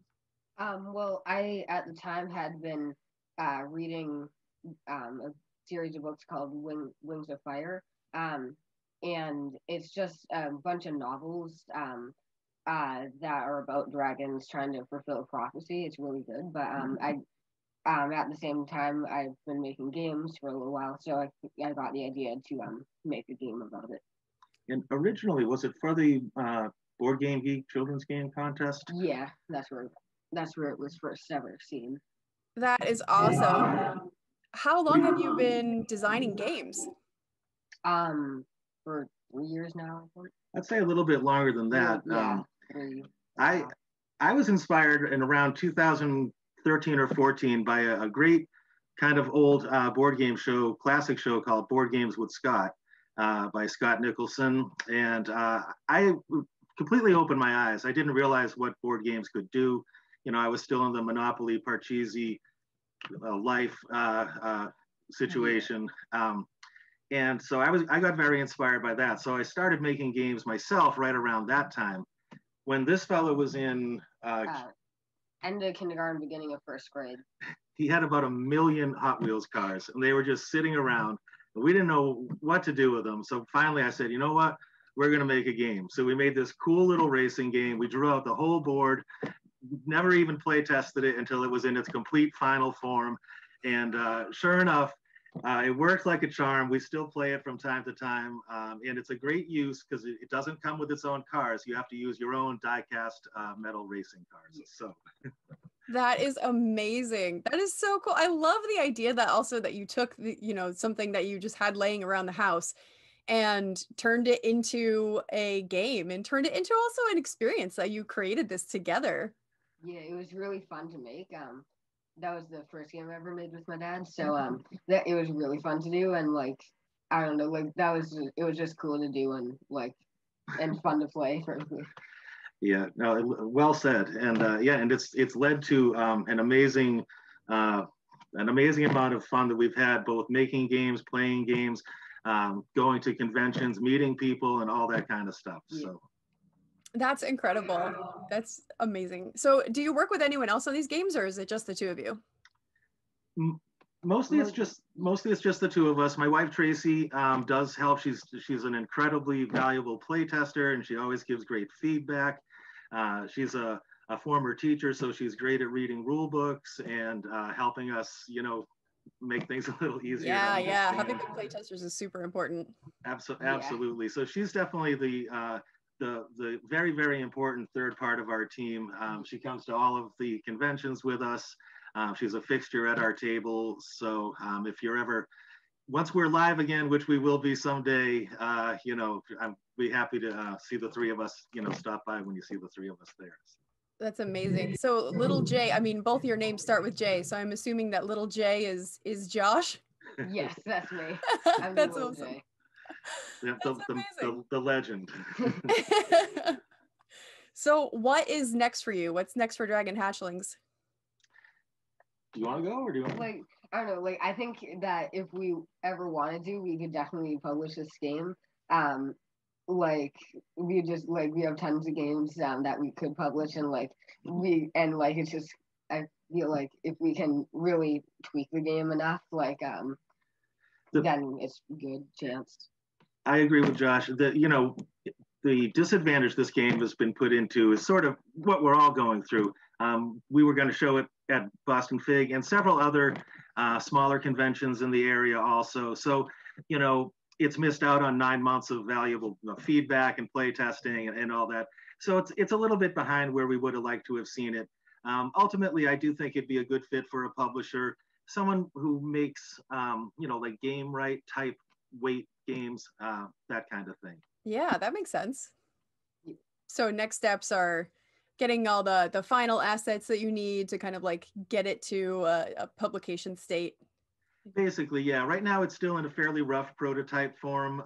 We've got print and play files. It's also available on Tabletopia, so it's out there, but very, very limited exposure. And to that end, it hasn't been play tested anywhere near as much as it should have been. It's been tested by the three of us, but not a lot of other folks right now. So yeah, well, hopefully during the fest, people can come by and do some play tests with you and give you some feedback. Yeah, no, that would be fantastic. Looking forward to that chance. Absolutely. What else are you working? Are you working on any other games right now? Has quarantine inspired more? It sounds like making games is just something that it just happens all the time in your house. Yeah, month. The average like 2 a month. Wow, really? Yeah, we do. And now, not to say that they're all show worthy or anything like that. But yeah, we made it a goal. We made a New Year's resolution 2 years ago to design at least one game a month and get it to the table. Good game, bad game, game that is based heavily on an IP that we can never use. It doesn't matter, just as long as we get something on the table. In the meantime, between making all these games, one of us is always being inspired by some crazy thing we see. Yeah. So we're kind of like serial board game designers. We just do this thing. And but the latest game that I've been working on is called Steam Ravine. It's an entry in this year's Board Game Geek Children's Game Contest. I'm really keen on this game. I like it a lot. It's gotten some really good feedback really quickly, including some very, very generous fans or board game designers. I don't know exactly. People that I don't even know that went out of their way to make art and stuff for the game. So yeah. From Italy. I forget his name. One guy from Italy and then somebody from the Midwest here in America. Both of that are things. They just look so cool.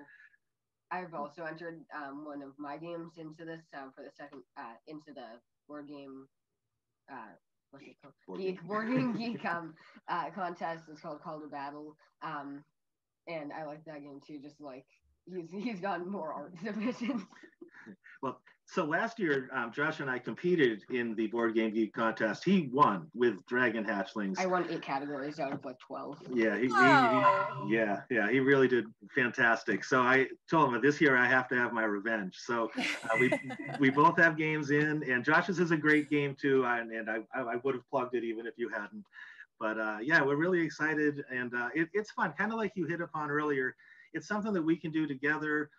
We started when he was in, first grade. He's a 6th grader now.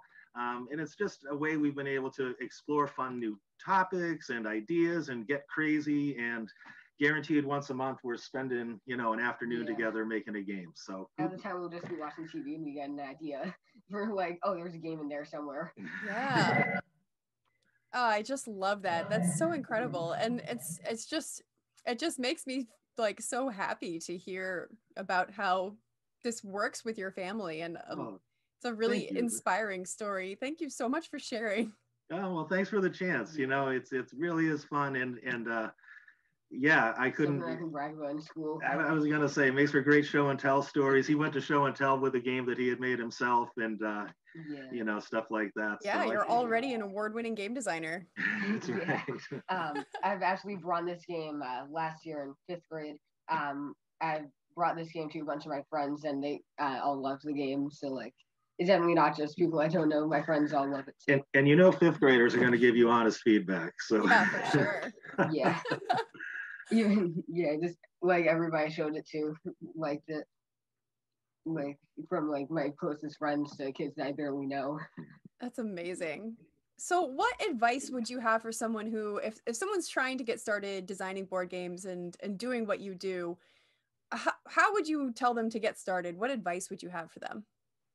Well, like, go for it. Like, if, like, it started with just, like, a comment in the car for me and my dad. Just, like, go for it. Like, and, like, just play other games, too. Like, play games that you didn't make, like tons of, like, we have tons of games over there that we play, and, like, we run, like, ideas for our games from other games. I agree. I would have said the exact. I didn't coach him on any of that. So, and I would have said about the exact same thing. Just go for it. Don't be afraid to. One of my favorite lessons that I read somewhere along the line was, Paul McCartney of the Beatles was asked, "How did you and John manage to write so many good songs?" And he said, "Well, we wrote about 400 bad ones first." And I've always loved that advice. And to me, I'm not afraid to make 400 bad games if I'm, some of them will be good. So yeah, go for it. Don't be afraid. So yeah. And it's worked for us. We've made, I'd say, about 120 games or so. Again, they're not all show worthy, but maybe 1 in 8 or 1 in 10 of them are. And even at that, we've got 10, 12, 15 games that are contenders, I would say. So. Yeah, it's just amazing. Now is just like space for plugs. So where can everybody find out more about Little J Games and Dragon Hatchlings and what you're working on? Cool. Yeah. I'm easiest to reach. I'm on Twitter a lot. JB Feast, JB FEAST on Twitter. So if anyone wants to get in touch, that's usually the easiest place to do it. We do have a website, Little J Games at WordPress. It's a small site, but especially as my partner here gets more and more computer skills, we hope to add some good content to that. Other than that, on the Board Game Geek, I'm there as Jay Feast, or you can search Jeff Black. And actually, Josh has his own designer page on Board Game Geek too. And we have print and plays of several of our games, including Dragon Hatchlings and some older ones too. We have a what is that other one called? Not Facebook. Well, Dragon Hatchlings is on Tabletop Simulator. Tabletopia. Oh, I'm sorry, Tabletopia. I always mix up those two. It's on Tabletopia. And I guess that's about it. itch.io, or it. We have a presence there. We've got 3 print and play games there, including one called Moonlight Hippos and the Dreaded Croc, which is a co-op game where you are trying to prevent your hippos from getting nasty sunburns, so they have to hurry back to their watering hole before the sun comes up, but the mean old croc is in the watering hole and trying to mess with them the whole time. So as it sounds, it's for like kids, little kids, littler than me. So, but we've had a lot of success with that. It's got, quite a few downloads and some really positive feedback. So that's one I would recommend checking out if you're interested. So. Amazing. Well, Jeff and Josh, thank you so much for joining me. It was so much fun to talk to you both, and I cannot wait to see, I can't wait to play Dragon Hatchlings and to see more of what you design. Thank you. Yes, thank you. Thank you so much. And we can't wait to have you at our table someday in person. And I know that day is coming, so it'll be a big old happy moment when it does. So excellent. Thanks again. Thank you. And have a great day.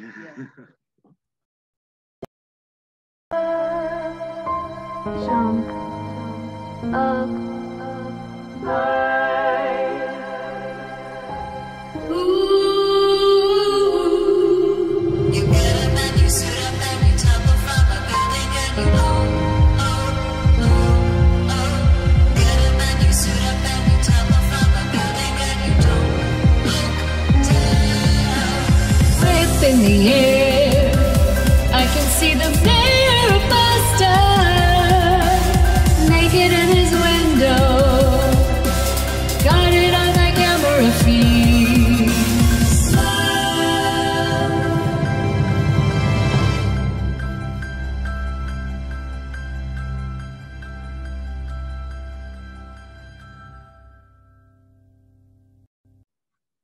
Oh my gosh, it's being recorded. It's being recorded. Hey folks, welcome back to the stream. And right now I am joined by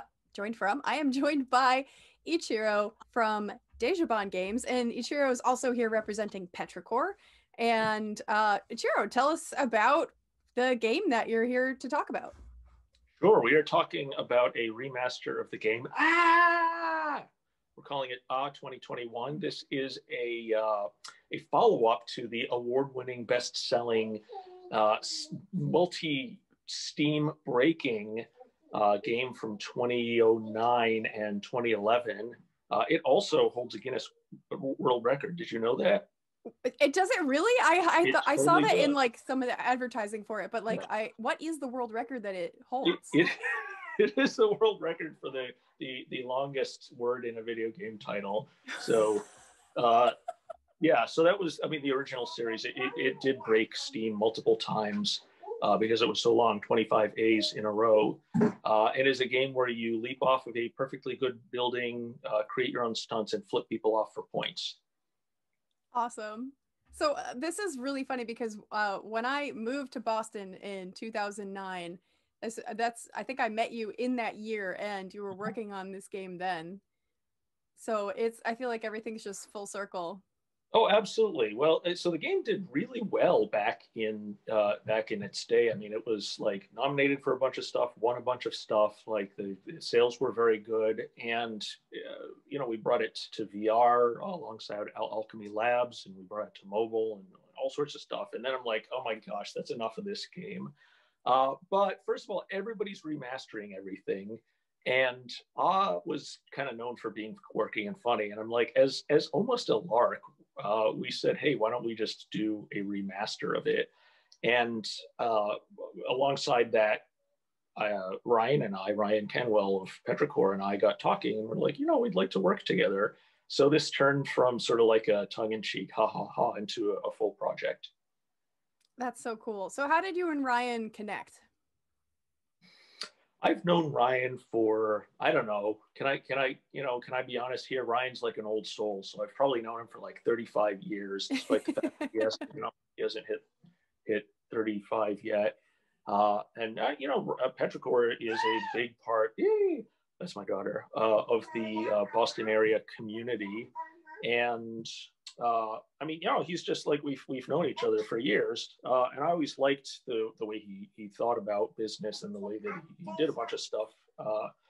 And you can take off your socks, kids. My 2-year-old daughter taking off the socks. And we just got to talking, and we said, hey, let's collab. That's amazing. So I know Ryan through, I think that the first time I met Ryan was probably through a Mass Digi event, because Ryan's always been really hooked in with Mass Digi. If folks aren't familiar, the Mass Digital Games Institute, definitely check out what they're doing. They have really amazing programming, and I know Ryan was closely connected with them because I think that he went to you got a Becker, right? Yeah, went to Becker. So Mass Digi is run out of Becker College. It's a really great resource for people in the area. So Ryan always comes and teaches a guest lecture at my Business of Games course every year. And so he has for the last like 3 years come in and given a lecture to everybody about, the realities of developing indie games. And one of my favorite things is he just breaks down for people. Like, he's like, yeah, so we sold 30,000 copies of this game. Guess how much money we made? It's like negative money. We made negative money. Right. Well, the trick is to do the opposite of that. Is to buy 30,000 games. And so yes, no, I think he has a good analytical business mind. Definitely. So shout out to Ryan, who could not be here for this interview, but will probably be at the fest. I think at the booth. He better be, because I want to say, I'm in my head, he's in Barbados, sort of sun tanning right now, while we're all like in rainy, snowy weather. In the snow and ice of Boston. No. Yeah. Totally unfairly.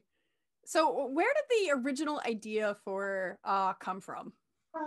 Yeah, so this is 11 years ago, 12 years ago now, in 2008, right? Kamina, you haven't heard this story. My daughter hasn't heard this story. She doesn't want to hear this story. She's watching cartoons.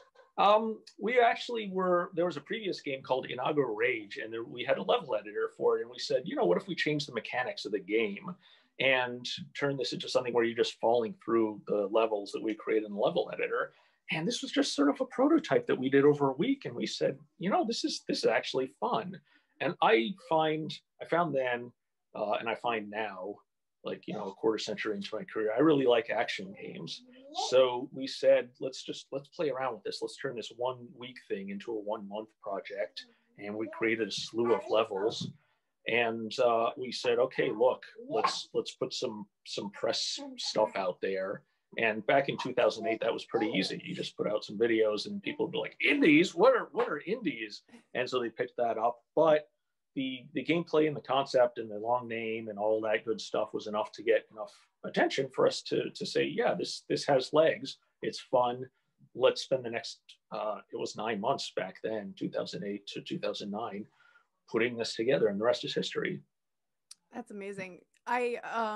So I've been asking people, you know, is this your first game? Is this your 100th game? It is our first game. We've been in business since 1999, no lie, and we've never launched a title. I joke it was that our 10th title, something like that. Back in 2009, we're up to you know, however many we are up to at this point. So we've been around for long enough for the studio to start drinking legally. That's an impressive fact about how long that studio's been around. So, yeah. I mean, running an indie games business is notoriously difficult. So, you know, what's the secret sauce? What are you doing? Yeah, sure. You know, it's been an interesting 2 decades plus where it's been feast and famine. So, you know, initially there was no concept of indie anything. So it was like websites where you could put your games on there and, you know, shareware it out. And then over the course of the mid aughts and, you know, the late aughts, you know, Steam, the App Store and all that stuff popped up. And it was, you know, just always happened to be in the right place at the right time with, like, you know, I think Desjardins has always punched above its weight in the business development department. So, you know, we talked to Steam early, we talked to, you know, whoever early, and we've always been able to be, you know, sort of like, hey, we got a good product. Let's talk to people who are interested in something a little interesting and new. And so, you know, we've managed through, I mean, solely through our own IP to remain in business for this period. That's incredible. I think it's so important. Lots of people have been talking about the value of networking and the value of maintaining relationships with people. And I know that, like, you know, just from my own experience, like, we've now maintained a friendship for, you know, 12 years. And, like, yeah, I think that's just a really important point to tell people about. Just it is the number, yeah, it is the number one, and sometimes I don't do it and I lose out, but it's the number one reason why we're in business today. So we are about to you know, like it's so weird the way things happen, right? You know, there's an upcoming thing we're doing with a platform who, you know, we can't talk specifics yet, but the reason that we have that is simply because I happen to be talking to a friend from back in the day who was connected to somebody else who was doing this stuff on this platform. And what happened to Rilakama? Well, sweetheart, if you bring me the controller, I can hit play again on Rilakama. Rilakama, by the way, very good. It's sort of like a stop motion Japanese thing, charming. It's about 2 bears, a bird, and a neurotic woman. My daughter loves it. Anyway, so if I didn't have that one conversation, then we wouldn't have gotten this deal, right? And therefore, just you never know when stuff is going to come up. Absolutely.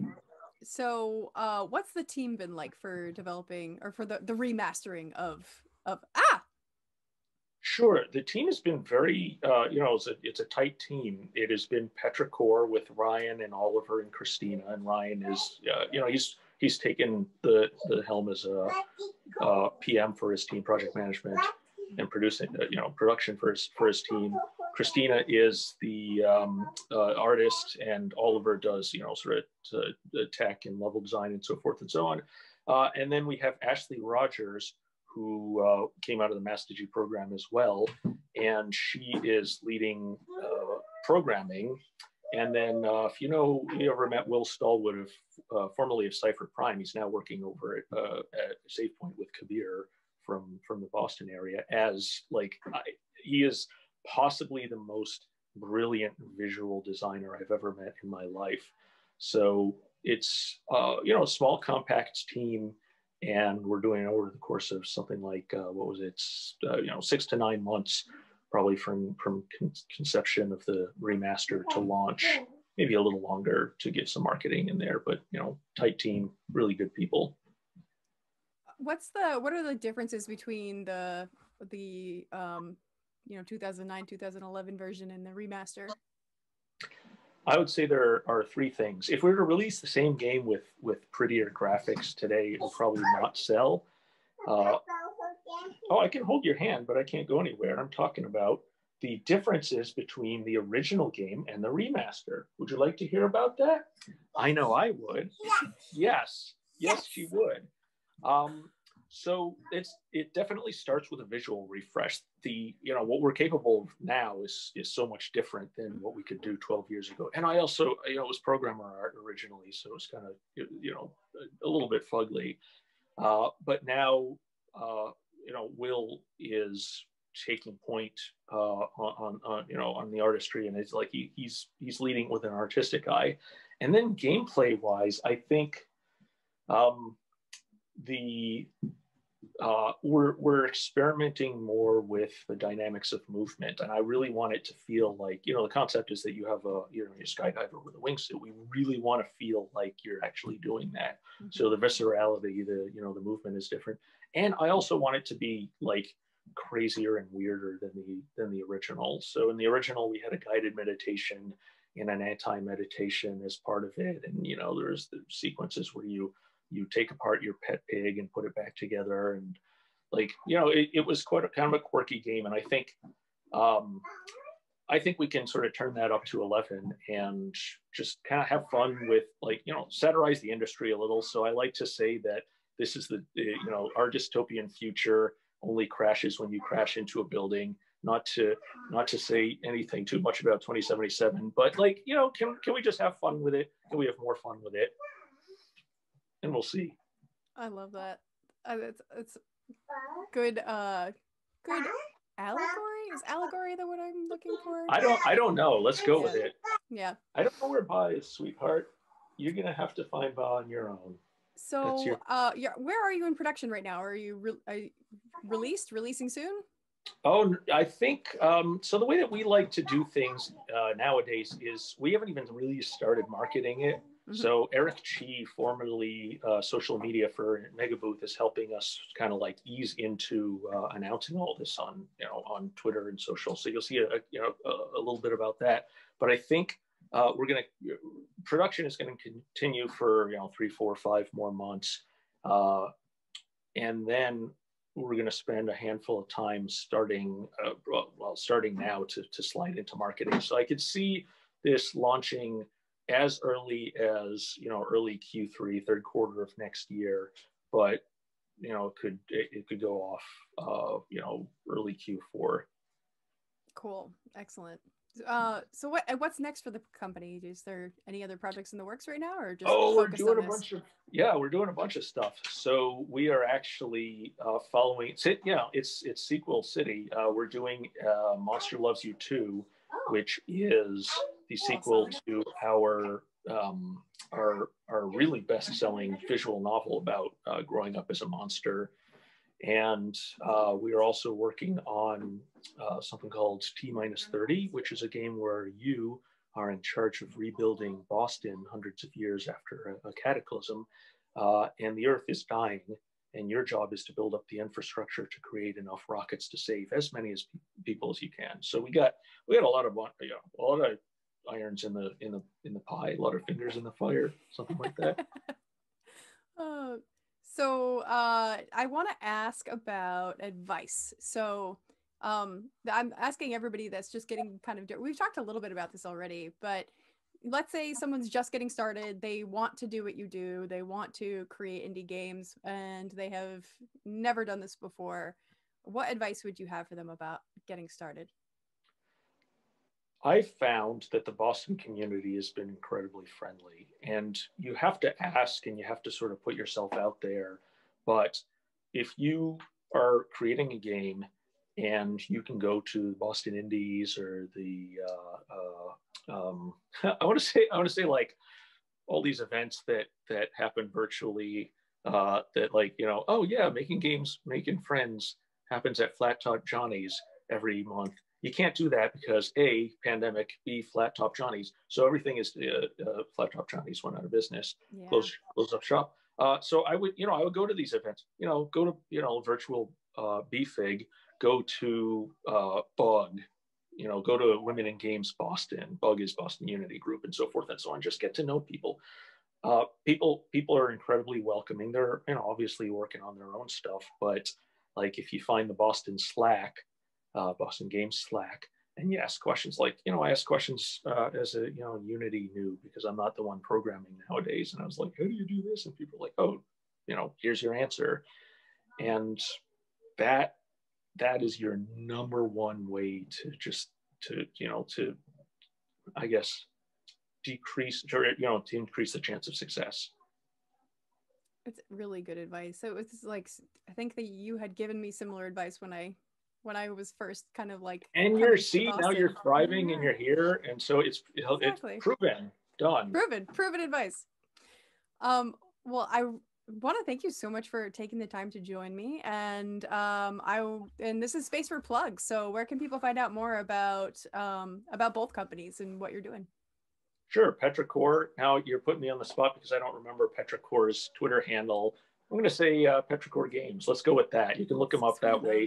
One of those. Yeah, one of those. I'll look it up. I'll have the links down at the bottom. Perfect. See, we'll fix it in post. And Dejobon, the corporate, is at Dejobon, DEJOBAAN on Twitter. And I just changed my handle.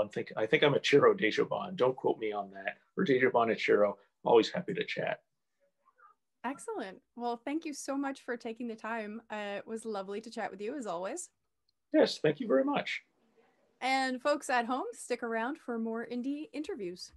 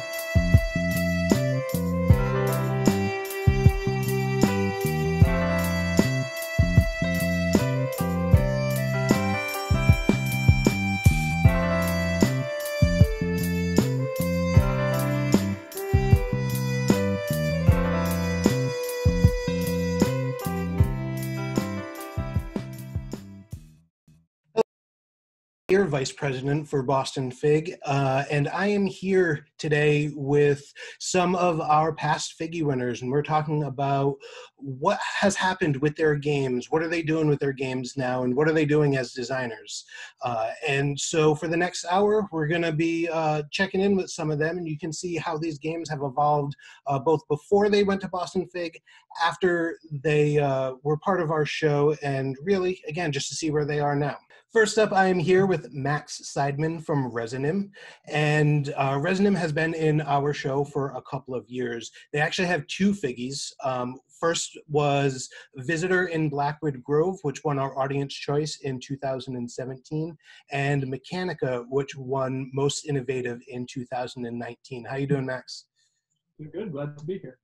Great, great. I'm glad that you're here with us as well. So, Max, can you tell us a little bit about your two games?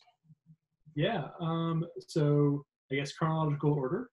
Visitor in Blackwood Grove is an 80s alien-themed puzzle game, which takes like 15 minutes to play, and one player plays an alien who's crashed in the woods outside town, one player plays a kid who's trying to rescue the alien, and everyone else plays agents, federal agents who are there trying to capture the alien. And what's exciting about it is you actually build a puzzle each time, not a jigsaw puzzle, but a conceptual puzzle each time you play. You have to figure out the commonalities between certain objects, like what do a waterfall, a piano, and a dragon have in common. And you have to kind of test theories to see what objects will and what objects won't match the secret rule, and try to figure that out. That's Visitor. Yeah, I remember playing that, and you'd play tested that at Game Makers Guild a couple of times as well. And I remember first time I play tested it, super innovative mechanic, because you're making up a rule in your head, and so it's not like a preset rule in the game. So it could be, you know, that there's red on the card, or it could be that it's something with a tail, and you're just playing cards to see whether they match that rule or not. Yeah, it's kind of a race to figure that out. In the example I gave, waterfall, piano, and dragon, they all make noise, for example. Okay. All right. Yeah. What that commonality is, and the alien player kind of gets to preside over it. They're the one who gets to make up that puzzle, and they want their ally, the kid, to solve it before the agents, their opponents. Cool.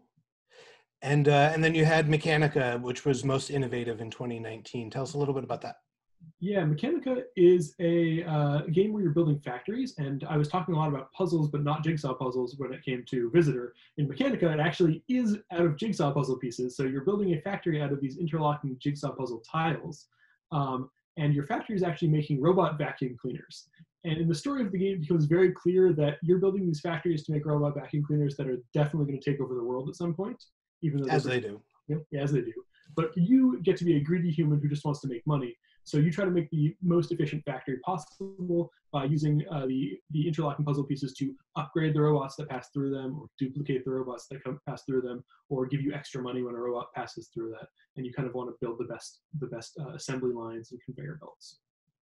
Yeah, that's awesome. I remember playing this one as well. And yeah, the puzzle pieces, you get this board and you have to stick them together. And if they don't fit in the right way, then you can't place that piece there. So there's also a puzzle aspect of it where you're trying to make sure you're putting the correct kinds of pieces next to each other in order to get your robots through the factory there. So you've been in BostonFIG a number of times, you and your design partner, Mary. Can you tell us a little bit about your experience at BostonFIG? Well, so yeah, my co-designer, Mary Flanagan, and I go to a lot of conventions each year to show off the cool games that we're trying to make. And I gotta say, BFIG is definitely my favorite. It's just so much, it's a much chiller, much better experience than a lot of the big conventions. And one of my very favorite things about it is that the audience, the people who come to BFIG, you're going to get a lot of people who are interested in games, but you're also going to get a lot of people who are just like, this might be a cool thing to do for a Saturday. So we really like being able to show off the games and see how the games work with folks who are not super invested in games, but might be interested. That kind of casual audience is a thing you don't often get at the big conventions. Right, yeah, and a lot of your games, they do speak to that more casual audience as well. But as you know, myself as a gamer, I do also find them fun. So you're kind of hitting both audiences with them. That's the sweet spot we're trying for, yeah. Yeah, well, I think you're doing it. And you got 2 Figgy Awards to show that you are doing it pretty well. So can you tell me, how have these games changed since they were in the show, or have they? Yeah, I think both games ended up in the show just when they were about done. So they haven't changed drastically, although I think we made some tweaks to Visitor. But the kind of big thing that happened for each of those games is after they were in the show, they then got released to retail, and trying to get them out to get them out in the wild. Can you tell us a little bit about that? Yeah, it's been an interesting ride. We are so Resonum, the Mary's publishing company, is a small publisher, and so it's interesting to try to get our kind of indie games into stores. But we had a lot of really good success with both Visitor and Mechanica. With Visitor, actually, when it released as an exclusive with Target for about a year. And that was really exciting. And Mechanica, which released this year, so not a great year to release games, but has been in Barnes & Noble. So we try to get the games as far as we can so that people who, again, maybe wouldn't go into the local game store, although hopefully they should, will end up seeing the games in places they wouldn't otherwise expect to see games. No, that's pretty awesome. I remember seeing Visitor in Target, and it was in an indie game section. So a bunch of my other friends who had published games were there, and I had a picture somewhere on my social media with a bunch of my friends tagged to be like, I walked into Target and I know half the designers that are have games on these shelves right now. It was certainly a really great experience when it started launching there. I kept getting friends sending me pictures of it in their local Targets. Actually, we don't have a local Target here, so it was great to see it other places. Did you ever go to a Target just to see it? I did. I eventually. And what was that like? About an hour and a half to see it.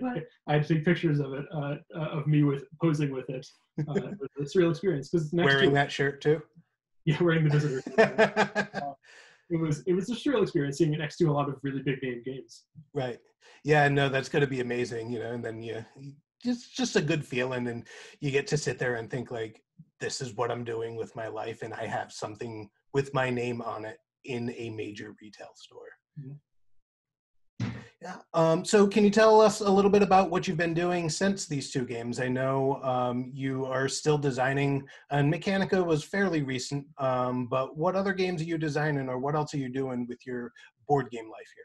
Yeah, so Mary and I are trying to release 2 new games every year. Our most recent one was Surrealist Dinner Party, and that's coming out next month, March, coming out in March. And that one actually also was at BFIG in 2019. And then we actually just announced that we have a game called Ghost Rider that we're going to be kickstarting right after the release of Surrealist Dinner Party. So keep an eye out for that one. All right, so you're doing a lot of stuff here, and as someone who has played Surrealist Dinner Party, I know that's coming to my house in a couple of months because I backed that Kickstarter. So I can tell everyone out there that it is a fun game. It's kind of a take that where you're playing with some surrealist artists and you're just trying to screw over your neighbor, but also, meet your own goals too. So.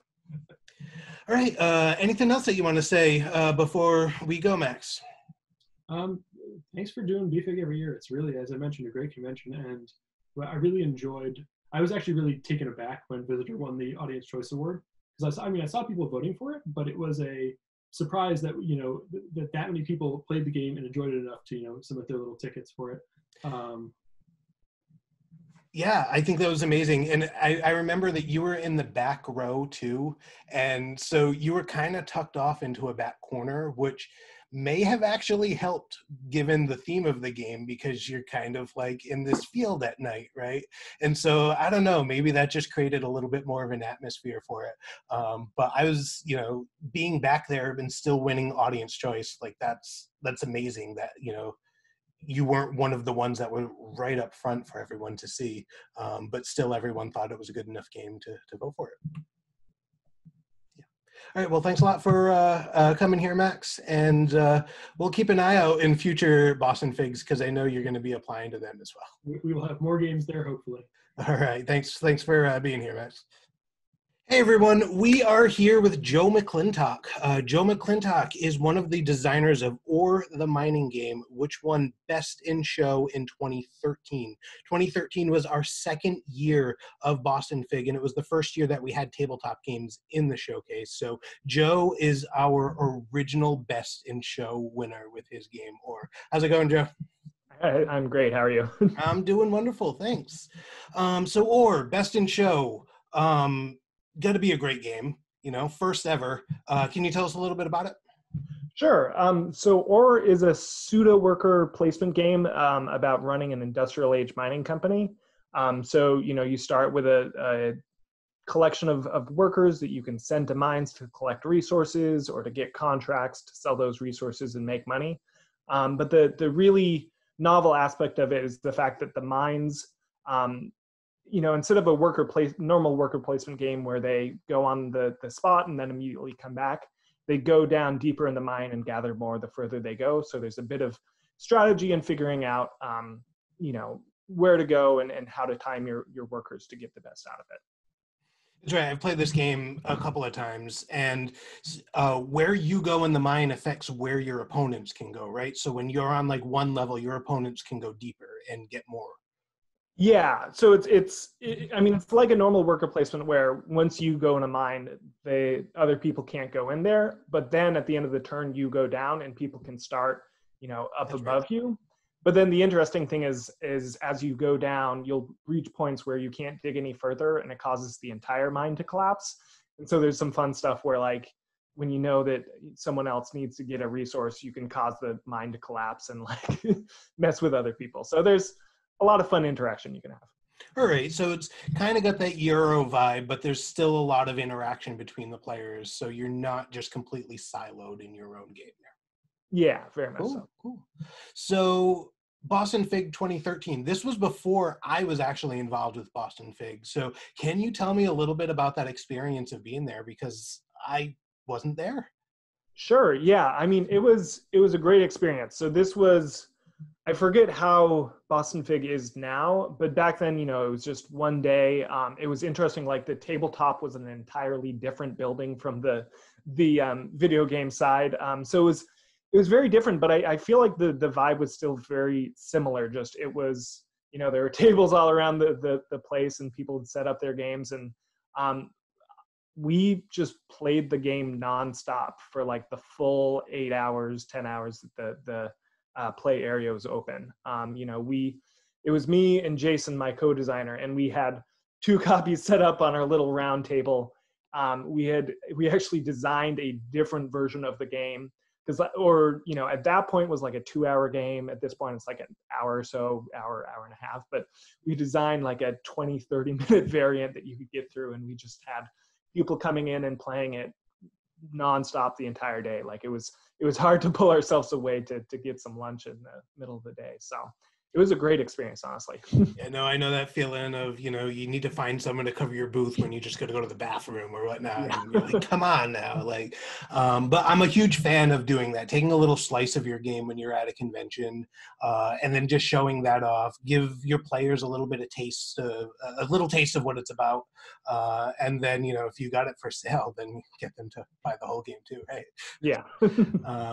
But that's awesome. So it sounds like the game has changed. You said it was about 2 hours when you showed it off. Now it's around an hour. Can you tell us a little bit more about how it's changed since it was in BostonFIG? Yeah, the game has changed a lot. And that's one of the interesting things where like I think the game was only a year or so old at the time that we were at BFIG, and it took us another 6-7 years to like find a publisher, get it kickstarted, get it on shelves. And it changed a ton since then. And a lot of that is, at the time, it didn't have a board. Our publisher ended up, wanting to have a board, so we added a board. There's just a lot of the changes in terms of the mechanics. We kind of cut down on certain things. We removed certain assets that you could get, and just, that's the thing with board game design is just constant iteration, and it's, it went from, hand cut cards, printed in black and white to our current version that looks like a regular board game. So there's been a lot that's changed. Yeah, no, I remember those cards and the little symbols that you had, and you glued things on top of chips and all of that. So yeah, but that's what prototyping is. That's what designing is, right? You also, I know you had kind of an interesting experience pitching this around to publishers. Can you tell us about that? Yeah, so ultimately what worked for us is we went to the publisher speed dating at Gen Con. which was run by James Matthew. Fortunately, died a few years ago. Anyway, but yeah, that was a great experience. We just got to pitch to, I think, like 24 publishers in the course of like an hour or two, which is very crazy experience. But we managed to find Quick, Simple, Fun Games, which ended up signing us on. And after working on it and tweaking it and making it better, ran a successful Kickstarter. So it worked. Great. I mean, that sounds like it did work. I know I always joke around with you about Quick, Simple, Fun, because Or is a worker placement game. It's not quick, it's not simple. It's with this publisher, Quick, Simple, Fun, right? I mean, they did take it from like a 2-hour game to a hour game that you can pick up and play. So they did their part to make it more quick, quicker, simpler, funner. Yeah. So what have you been doing since BostonFIG? I know it's been 7 years now since you were in the show. Yeah, so I mean, definitely I took my sweet time on getting Or finished and published. I haven't been super busy with designing games. One of the big things, I ended up going back to law school. I'm currently at law school at Northeastern. And so, I've gotten to a point that I don't really have time to design anymore, unfortunately. But one of the things I'm hoping is to try to find a way to use my law degree to work in the board game industry. So, maybe find ways to either, represent publishers or designers and, negotiating the contracts they need or stuff like that. So definitely a hard thing I'll have to figure out, but, it's exciting to try to combine my career with actually, working with people in the industry that I love. So we'll have McClintock and Associates board game lawyers. Oh, definitely, yes. Nice. All right. Anything else that you want to say about your experience with BostonFIG, about Or? Yeah, I'm BFIG was a great experience. Honestly, I very often say that 1 year at BFIG was the best day of my life, just because it was so incredible to meet a ton of people, play a ton of board games, and win something special very early on in the process. And that's a reason I've come back for many years, either as a volunteer or as an exhibitor or otherwise. Well, thank you so much for joining us, and I hope you enjoy the rest of BostonFIG this year, and we'll look forward to seeing you in future years too. And maybe you'll be back with a booth with your law firm. Yeah, definitely. All right. Thanks a lot, Jeff. Take care. You too. Hey everyone, we are back here with Jake Given of Lay Waste Games. How you doing, Jake? Very well. How are you? I'm doing great, thanks. Jake Given and the team at Lay Waste, they've been in BostonFIG and Connecticut FIG a number of times. They've won a number of our Figgies, including the first year when I ran the showcase. Their game Dragoon won the Audience Choice Award. That was in 2015. And then they went on with Dragoon in 2016 to Connecticut FIG, where they won Best in Show and Best Art. And then another one of their games, Life Siphon, won Best in Show runner-up at Connecticut FIG in 2018. So we've got one of our most winningest designers here. So thanks for joining us, Jake. My pleasure. Thanks. All right, Jake. So can you tell us a little bit about your games? Let's start with Dragoon, because I know that was the first game that Lay Waste put out there. Yeah, so that was really kind of our flagship game. It was something that my brother and I had started working on a number of years before BFIG. And really it started out as just we really want to play as dragons, right? So many games that you're trying to fight the dragons, but it's just like, let's just switch it up a bit. And the whole point is you're dragons living on an island, and humans start building villages and cities everywhere. You're not happy about it, but they have gold, which you really like. So you're dominating and destroying humans, taking their gold, and the first one to amass the biggest hoard is the winner. What more could you want from that? Right. And then Life Siphon, another game I've played a few times. Tell me about that. So that one's more of kind of a combat strategy game. Although it is kind of it is really like the spiritual successor to Dragoon. Because we ended up kind of putting most of our games all in the same universe. But the idea is that dragons have like reclaimed the surface on the island and forced humans underground. And in their hiding underground, they come across that strange glowing box that says "Do not open," which they open and are immediately cursed with this terrible, awful power to summon demons and familiars by spending their own life force. And the only way to escape is to take out your closest friend, who is the person sitting on your left. So it's this sort of summoning demons and familiars, spending your own life, which is really the only resource that you have in order to do so, but not spending so much that you're putting yourself at risk. And the combat that I really like, where you're only attacking the person to your left, but defending against the player to your right, means that you kind of have two fronts that you're working on. And the game ends when the first player is reduced to 0 health, and then everybody else loses except the person who took out their opponent. So you're oftentimes helping the people who are trying to hurt you, just so you have a chance to survive, to take out your own opponent. That sounds pretty cool. So you got some interesting dynamics going on there, where it's not just one note, that you actually have a bunch of different strategies where you can help other players at the table in order to win the game. Exactly, yeah.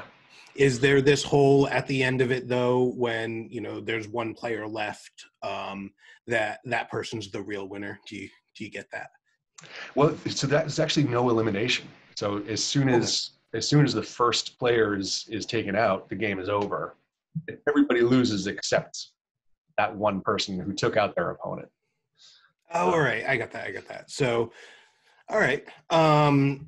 So yeah, it sounds pretty good. I mean, no elimination, that's usually a pretty good thing in game design. So you've been in BostonFIG for a number of years. I think 2015 was the first time that you were in the show. And then whether you've been in the showcase or not, Lay Waste has always been a great sponsor of us. And I know that you're a big sponsor of BostonFIG Virtual this year as well. So can you tell us a little bit about your experience at BostonFIG throughout the years? Oh, absolutely. So, I mean, like I said, our first year, in 2015, as in the showcase, was just such an awesome experience. It was the first time we'd really been able to put our game in front of, strangers, and a lot of them, and get that sort of feedback from people, and not only to get really great feedback and meet a lot of really amazing people. But at the, winning awards is always really fun, and especially the Audience Choice Award one, it just felt really special. That was the thing that people there thought was the most fun. That was just that one just meant a lot to us. I agree. I remember being, I had one of my games at a booth there that same year as well. And I was right next to you. And I remember you always had this crowd of individuals around your booth. And, you got a pretty big team. You were bringing more people in. It was just a really hop in place that whole year. And so clearly everyone liked it if they voted for you. It was partly because of that, and also just the entire experience was so positive that it was really important for us to keep coming back even if we didn't have anything new, because we wanted to make sure that kind of experience was going to continue for other designers, for people just trying to check out the industry or see if it's something that they might want to do themselves. And really see how it helps show how accessible this world really is. Now you're pulling on my heartstrings, Jake, because that's why we do it. So, but yeah, it's something that we aren't going to miss. We're not going to miss one. We are always happy to have you there. Like I said, you've been one of our more stalwart kind of companies that have come in, and you're in the showcase. Sometimes you're a sponsor, sometimes you're both. And your company and you and all your other designers, are pivotal to helping BostonFIG to continue on. So once again, thank you very much for all of that. Thank you for all the work that you put in, man.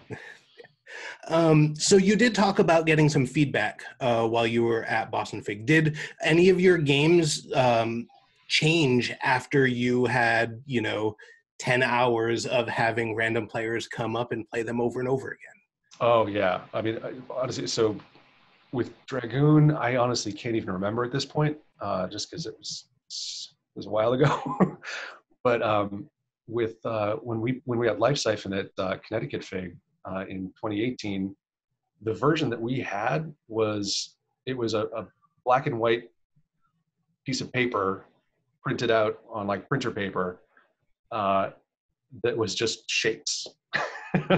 I remember that year. It was at Kineticon, right? I remember going up and being like, "This isn't one of your prototypes. What are you talking about?" And you're like, "Yeah, it's changing." So there were times where at the end of a demo, somebody had a suggestion, or we're just like, maybe let's tweak this power a little bit, or let's try this card in a slightly different fashion, and put that in, implemented that change for the next demo that we did, and saw, whoa, okay, this was great. Or things that we just removed entirely. There was one particular card that seemed really awesome to us at the time, but one of the limiting factors with that game is that you can only move your pieces up one space at a time. And so, and combat doesn't happen until, you reach a certain point. There was a card that let you move a unit a second time, which, if you get that early on and nobody else has it, it can be kind of game breaking. Yeah. And, after a few pieces of feedback, like that, it was like, you know what, we don't need that. That's out. But yeah, it absolutely helps shape the direction of the game that you want to go. Helps figure out like who is this game going to be fun for? Because there are plenty of people who you know what, this isn't for me, and that's helpful. It's helpful to know. All right, well, if this genre of game isn't really your style, then that's okay. But I'm not going to try to make it so it is. Right. You know what I mean? I mean, you have been part of the Game Makers Guild, and I've been getting made fun of more and more, especially since I started teaching game design, that the number one thing that you as a designer need to watch out for is your target audience. You need to decide who your target audience is, and every design decision that you make needs to be around who your game is for. And so it's really great to hear you say this, and that you're using BostonFIG in order to get your game in front of people who are and aren't your audience, in order to help you hone that in the design of the game. So that's, I'm really glad that you were providing an opportunity for you to do that for your own games, and in the end making them better games for it. Absolutely. So what else has Lay Waste been doing? I know you have a lot more than just these two games, and I know you have a lot more in the pipeline. So tell me a little bit about that.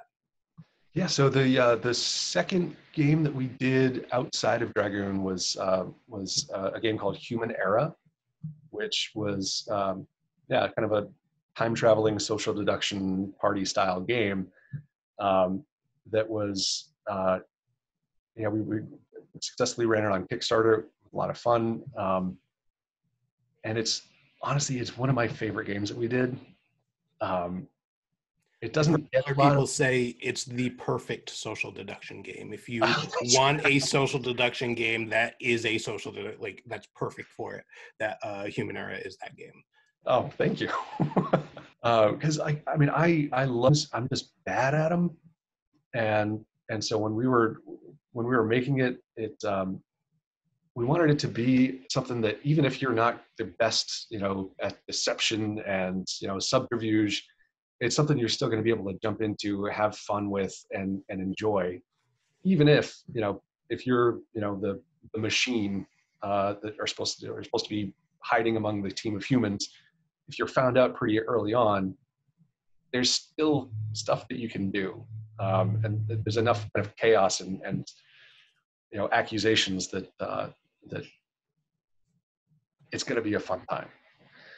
And I still remember, I can't remember if this was at a BFIG or not, but there was one demo that me and my brother Zach, Zach and I are the game designers, we were both playing. We both happened to be machines, which are the villains of the of the piece.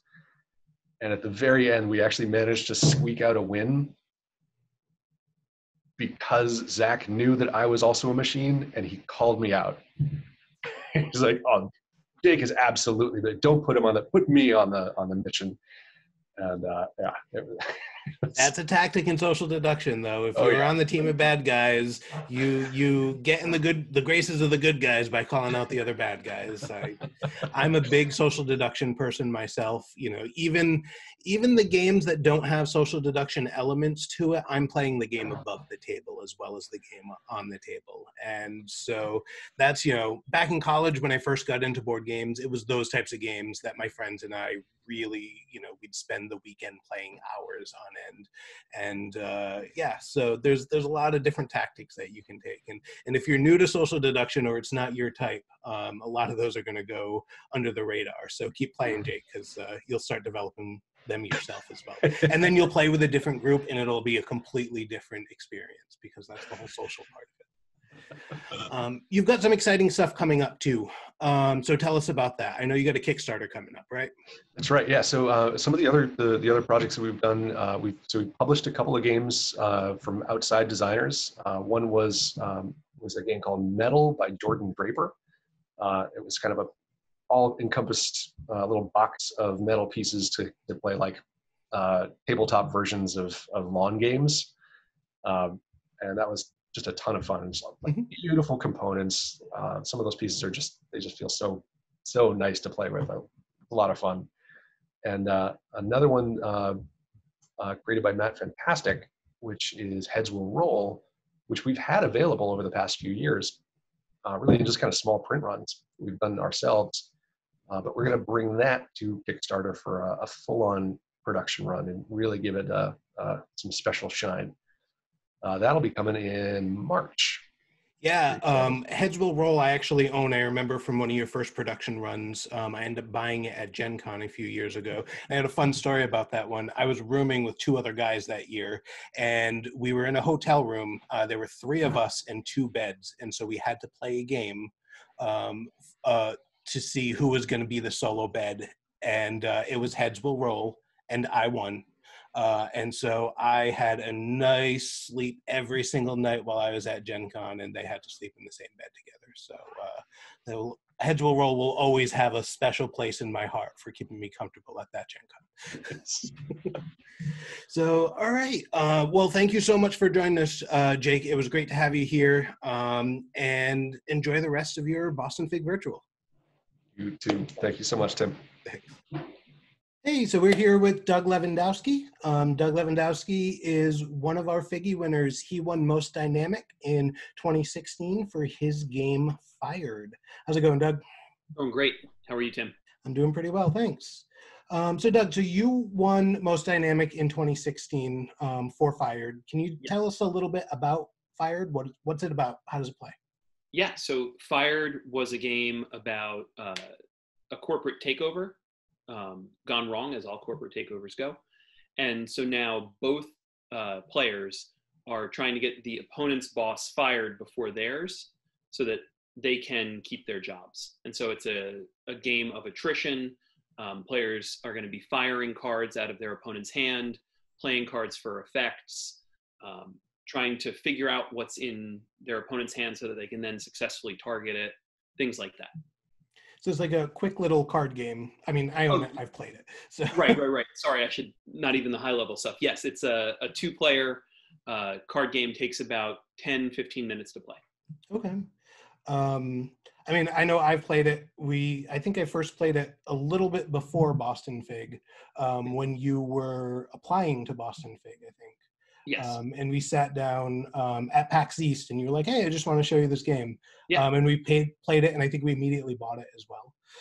And we played it a number of times since. So I think it's a fun little game. It's got a lot of take thatness to it because you know you're firing your opponent's employees.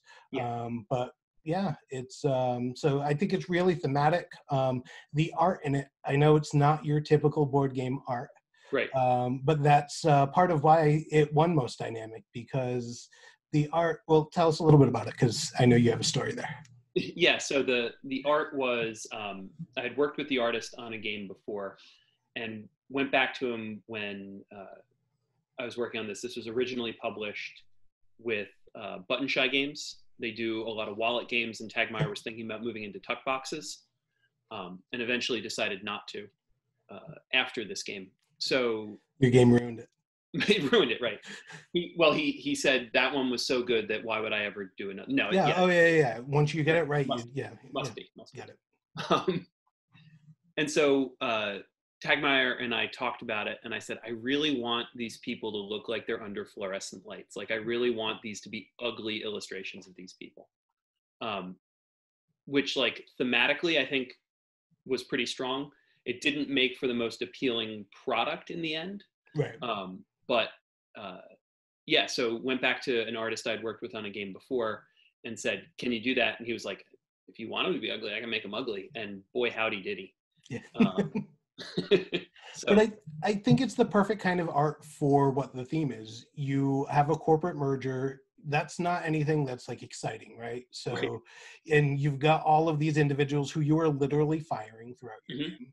And so, you know, it's okay that they look a little bit sad because they're about to lose their jobs. Yeah. You were in BostonFIG in 2016.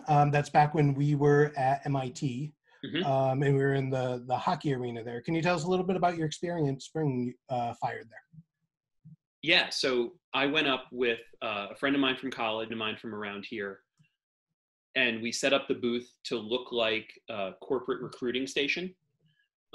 Came in, wore ties, had name tags made, all that sort of stuff, and just had just a fantastic time, like being goofballs and like getting into character and going like sort of full theme with it.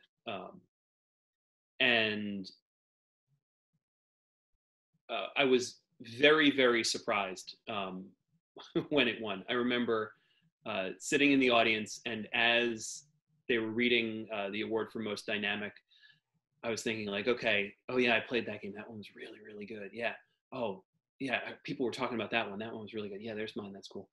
And then as they were starting to talk about like meshing the theme and the mechanics, I was like, cool, yeah, like I'm glad other games are doing that too. And they were like, in a game about corporate takeovers, I was like, wait, which one of those two is about corporate takeover? Was it the one I didn't? Oh wait, what? I'm sorry, what? So that was a wonderful surprise. And yeah, it was just all around a really great weekend and just a really relaxed convention. You know, not like the constant go, but also like busy enough to not be like standing around for, 20, 25 minutes, like not be like standing around for, 20, 25 minutes, like, hey, person over there, come on over. So yeah, like that perfect happy medium. And I loved it. I like to say that about BostonFIG because it's an indie game festival, right? So your audience isn't showing up to play the next biggest hit. They're not looking for what the giant companies are putting out there. They're going there because they want to find these new games that they've never heard of before, these indie games.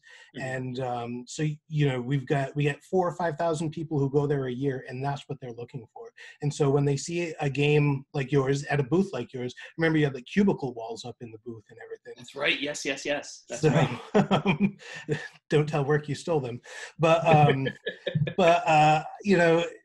to go there and see something like that, that's going to get them excited because they're going to say like, this is a legit game that I really, really want to, look at. And, it's part of the reason why it won, I think. Thank you. So how has Fired changed since it was in the show? It's been 4 years now. What's going on with it? Yeah, so it's changed a lot. So after, once Tagmeyer made the decision that Button Shy was going to be exclusively wallet game decision on his part, he has his brand and that's what it is. And the Game of the Month Club, which is also super great. Yep. And so his brand is even smaller. So we sold out through, and he said, you know, this isn't on brand anymore. I'm going to release it back to you. Great game. I can recommend a few places. And I actually had a friend who was starting a publishing company and said, I would actually really like to do that. Yep. One thing led to another. He eventually decided not to pursue the company. And so as I was shopping it around to a couple people who said, you know, the game's cool, love the mechanics, the theme isn't doing it for us. We want something a little spicier, right? We want a more exciting theme. People don't want to play Office Space the game. I was like, but I kind of want to play Office Space the game. And so I was kicking around ideas and just had like my notebook open, was like brainstorming like what would be a head-to-head people going at things. And at the Gen Con where I was doing the finishing touches, you know, it was like go to the con during the day. This is last Gen Con. Go to the con during the day and then like stay up late, like tweaking and refining Kids on Brooms before we had our deadline to get that to Hunters and Renegade. And was like, well, it's sort of like people casting spells at each other. So, okay, yep, there we go. And so the next day, like stayed up super late making changes on, you know, blank playing cards, and showed it to Scott Gata from Renegade. And he said, yeah, this is really cool. I think it's mechanically and thematically, I think it's a perfect fit. And so now it is called Duel of Wands. And awesome. Yeah. We made some upgrades in the meantime with, it's now a 3-round game rather than just one-off. Okay. And at the end of a round, if you've lost, you get to upgrade cards in your deck. Okay. So all of the basic cards, with 2 exceptions, have upgrades that allow you to do more stuff with them. So they're a slightly more powerful version. Okay. So a card, for example, a card where you might have to eliminate it from the game in order to play it. Now you might just need to play it to your discard pile. And so things like that. So there's a little bit of that catch up in there. It makes it a little bit less symmetrical. Yep.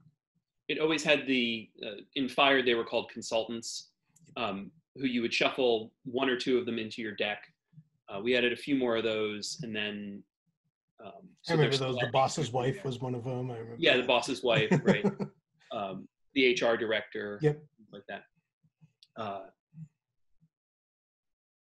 And so now these are like beefed up spells, unique spells they're called, and then the upgraded spells are the ones that get augmented. And so you start the game with a couple of those, and then as you lose rounds, you get to upgrade your cards even more.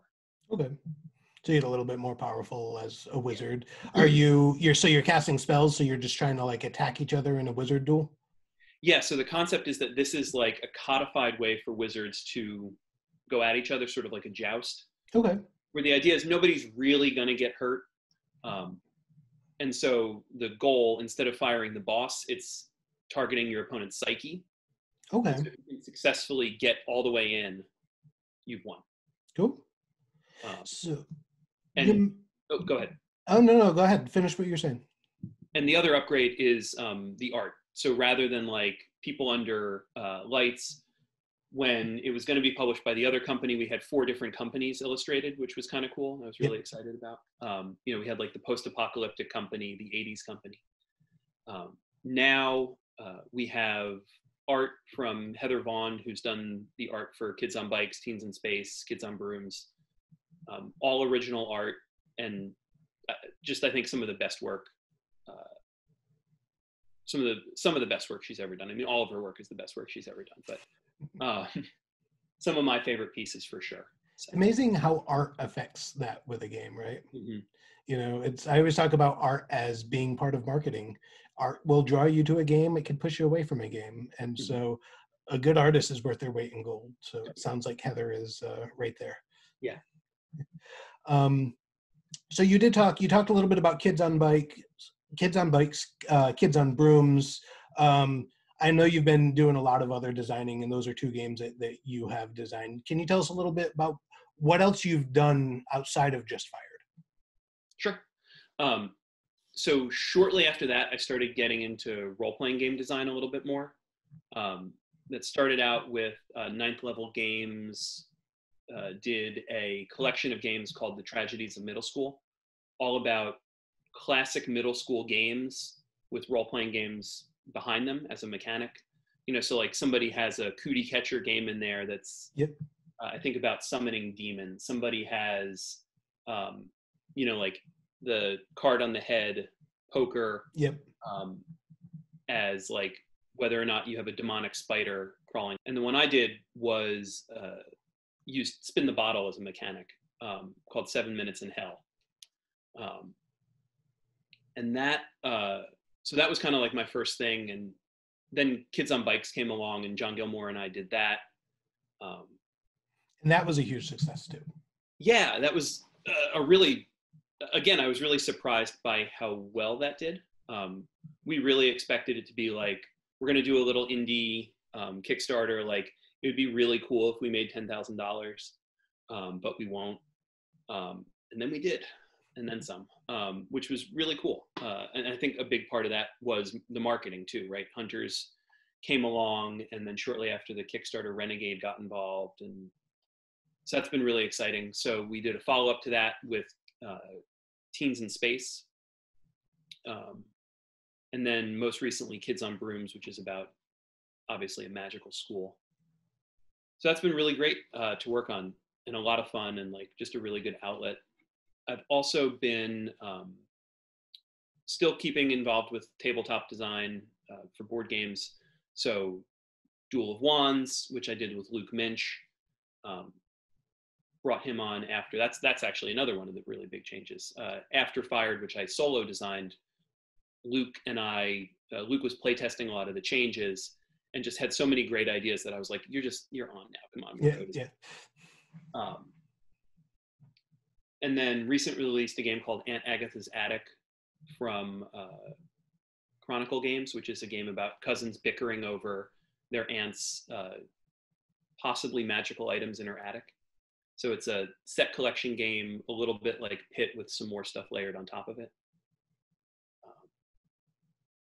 And then I've also been doing some much smaller Kickstarter projects. I did one Kickstarter with a physical product one time by myself. The first game that I published, Gothic Doctor, was a physical product, and I don't ever want to have to deliver products to people again. Yeah. But I've done a handful of Kickstarter projects with PDF delivery. And that's been really rewarding because it's, you know, you can do a smaller thing, you can make it a lot weirder. If 100 people are interested in it, great. If 300 people are interested in it, also great. You know, I'm just out the cost of art and my time. Right, you don't have to deal with manufacturing, you don't have to deal with shipping, you don't have to, Right. I just send them a file. Send them out, right. And so that's been really fun. So I think I've done 5 or 6 of those in the past couple of years. So yeah, staying busy, staying active, and continuing to try both different things and then refining older stuff. And then there's some other projects that I can't talk about yet, but I really wish I could. Well, I mean, that's good because now you'll have stuff to talk about in future years with us. That's right. All right. Well, thank you so much for joining us, Doug. It's really great to catch up with you, see what's been going on. And yeah, thanks a lot. We'll stay in touch. All right. My pleasure. Thanks, Tim. Have a good one. You too. Bye. Hey everyone, we're back here with Marcus Lehner. He is one of our double Figgy winners. His game De-Enabled, it won Best Game in Progress in 2018, and his game Octo Chef won Best Family Game at Connecticut Fig in 2019. How's it going, Marcus? It's going good. I'm happy to be here. I'm very excited. Great. Yeah, we're glad to have you here. So let's just start off. Tell us a little bit about your game. Let's start with De-Enabled first. All right. Let's see if I remember my old pitch. So De-Enabled is a game where everyone is a mad scientist blasting each other with their genetic mutation rays. All you have to do is take a card and pass to somebody else. But the trick is, each card that you pass is a mutation. You got something like T-Rex arms, or you have, you lose your thumbs because you have paws, or one hand's behind your back. And it's a dexterity game, a party game where you're kind of just getting more and more twisted up in knots until you physically can't get one card over to the next person. So really just an absolute like blast at parties and things. Everyone's looking quite ridiculous by the end of it. It really is. Marcus and I have known each other for a couple of years, and so I've played this game before. It was when he was just starting it out, and I have friends and people on my phone who are in all of these weird, awkward positions trying to play this game. Be careful, I got pictures of you too somewhere. Yeah, well, okay. But yeah, I remember the first time I played this game, it was just a concept, and I think you just put it together, and you brought it to Game Makers Guild. And the first time I played it, I was like, all right, this game is getting published. Like, this is going to do some great things. And I remember being at BostonFIG in 2018, and the number of people who were around your booth playing this game, and the laughter and the hilarity that was coming out of it. You almost ended up winning Audience Choice that year. I think you ended up in second place by just like 3 votes. Yeah, you had to tell me that, so it just sits in there. Sorry about that. But you did get Best Game in Progress, so everyone got a figgy. Well, not everyone got a figgy, but you and the other game got a figgy. So, and then you got OctoChef in 2019. So tell me a little bit about that. So OctoChef is a game where you are the legendary OctoChef who has risen from the deep to open up his seaside sandwich shop. It's a cooperative real-time game where everyone represents 2 tentacles of the octopus chef. And so you can actually play it on the floor, sitting back to back to back to back to physically form up an octopus. And then what you do, once you are the octopus, what you do is everyone has a deck of ingredients, and you're trying to fulfill as many sandwich orders before the lunch rush is over. So frantic co-op, just, again, I'm gonna say, blasted parties. Yeah, I mean, both of these games are super creative. Like, I've known both of them for a couple of years now. Super, super creative, and I think that's just something that I can say about you in your mind. But OctoChef in particular, how did you come up with that one? So I like the story behind this one because it kind of just has a disconnect where suddenly I will just talk about octopuses, and then suddenly there was an octopus game. But I remember the evening it happened because it was my older sister's baby shower, and it was woodland themed. And for it, my mom had decided to start crocheting a bunch of woodland animals. And she just started like crocheting like that year, and suddenly was making like 8 of them in a month. And while she was doing that, everyone was talking about it. My little sister was getting into it too, and she was crocheting an octopus. So by the time the shower came around and everyone was together, my mom had all the fancy woodland animals that were used for decoration, and my little sister had 3/8 of the octopus completed. She had finished 3 of the tentacles and not the rest of the octopus. So we were joking about octopuses for a while, and while we're sitting there eating dinner, I just had the mental image of this octopus frantically waving its arms around, trying to cook a whole bunch of things. And really every design decision from the game there was just trying to capture that feeling of a frantic octopus. I mean, I think it does that pretty well. You got, I remember seeing people play it on the floor, especially in the back-to-back mode there, and everyone's yelling like, I get tomatoes, I got this, I got that, and, passing cards back and forth. So sounds like you captured that pretty well. Yeah, that was definitely one of the keys. One of the good changes in the design was splitting up the ingredients between the players, because when I started off, everyone just kind of had a bunch of stuff, and you didn't really have to interact with anybody. You could just play by yourself and kind of get there. But once I split things between everybody, only one person had onions. If you needed onions, you needed to ask that person for it. So that really just like opened up the floodgates of just everyone, shouting at each other, asking for things, and being ignored until they start shouting louder, which is exactly what I want at the table. Yeah, it sounds like that's the perfect way of exploiting a mechanic there. You want this frantic game that has a lot of interaction between your players, and so you give certain players things that no one else has, and they have to interact. So I'm a huge fan of exploiting things in games, especially if that's where the fun is. Mm-hmm. So you've been in BostonFIG a number of years. I know you had OctoChef in BostonFIG in 2019 as well. It won in Connecticut FIG. So can you tell us a little bit about your experience being at BostonFIG, what you like about the show, all of that?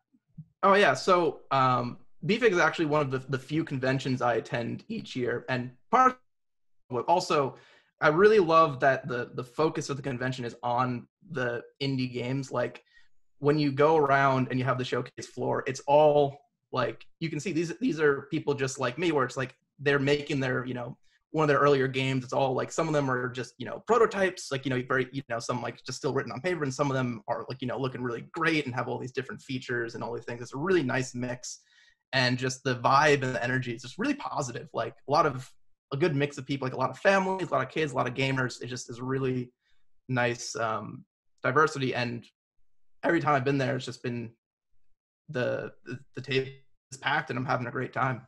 Good. I mean, I'm glad to hear that. That's exactly what we're striving for when we do this show. So now, can you tell us a little bit of what's been going on with your games since they were in the show? I know they've only been in the show recently, so you don't have a lot going on, but it sounds like you still got some good things.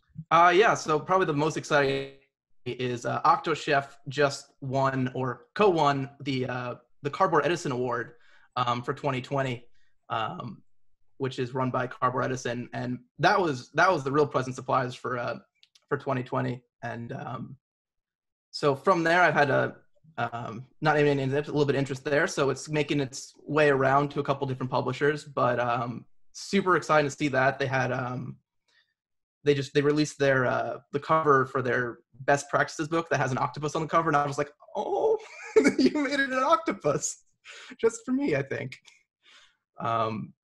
So that's where OctoChef is going. 2020, of course, has been not too many conventions for anybody. And weirdly, my games don't work particularly well on Tabletop Simulator with all the dexterity components. But that's where OctoChef is at. De-enabled is kind of, I think mostly because it's hard to play it in these times, is a little bit in a holding pattern. But I'm definitely working on potential re-theme and a potential one more like component into the game to kind of bring it up to the next level. What it is yet, don't know. But once it's there, it'll be great. Yeah. I just can imagine, because you do so many party games and games that have a physicality to them, that it's got to be difficult right now to be playtesting your games. How are you doing that? Are you doing that? So generally, I'm bugging my family would be the main playing these games. So we've still been seeing each other in our small group. So I can get a group of 4 to 6 every couple months or so when we get together to play those games. I'll say it has been tough. I have shifted focus to some games that are more digital friendly.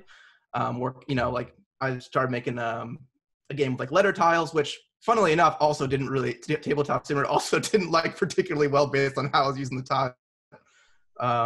Persevering there. But yeah, no, it's a tough year for the type of game that I typically design, but I always have more ideas I'm working on, so I'm keeping myself busy.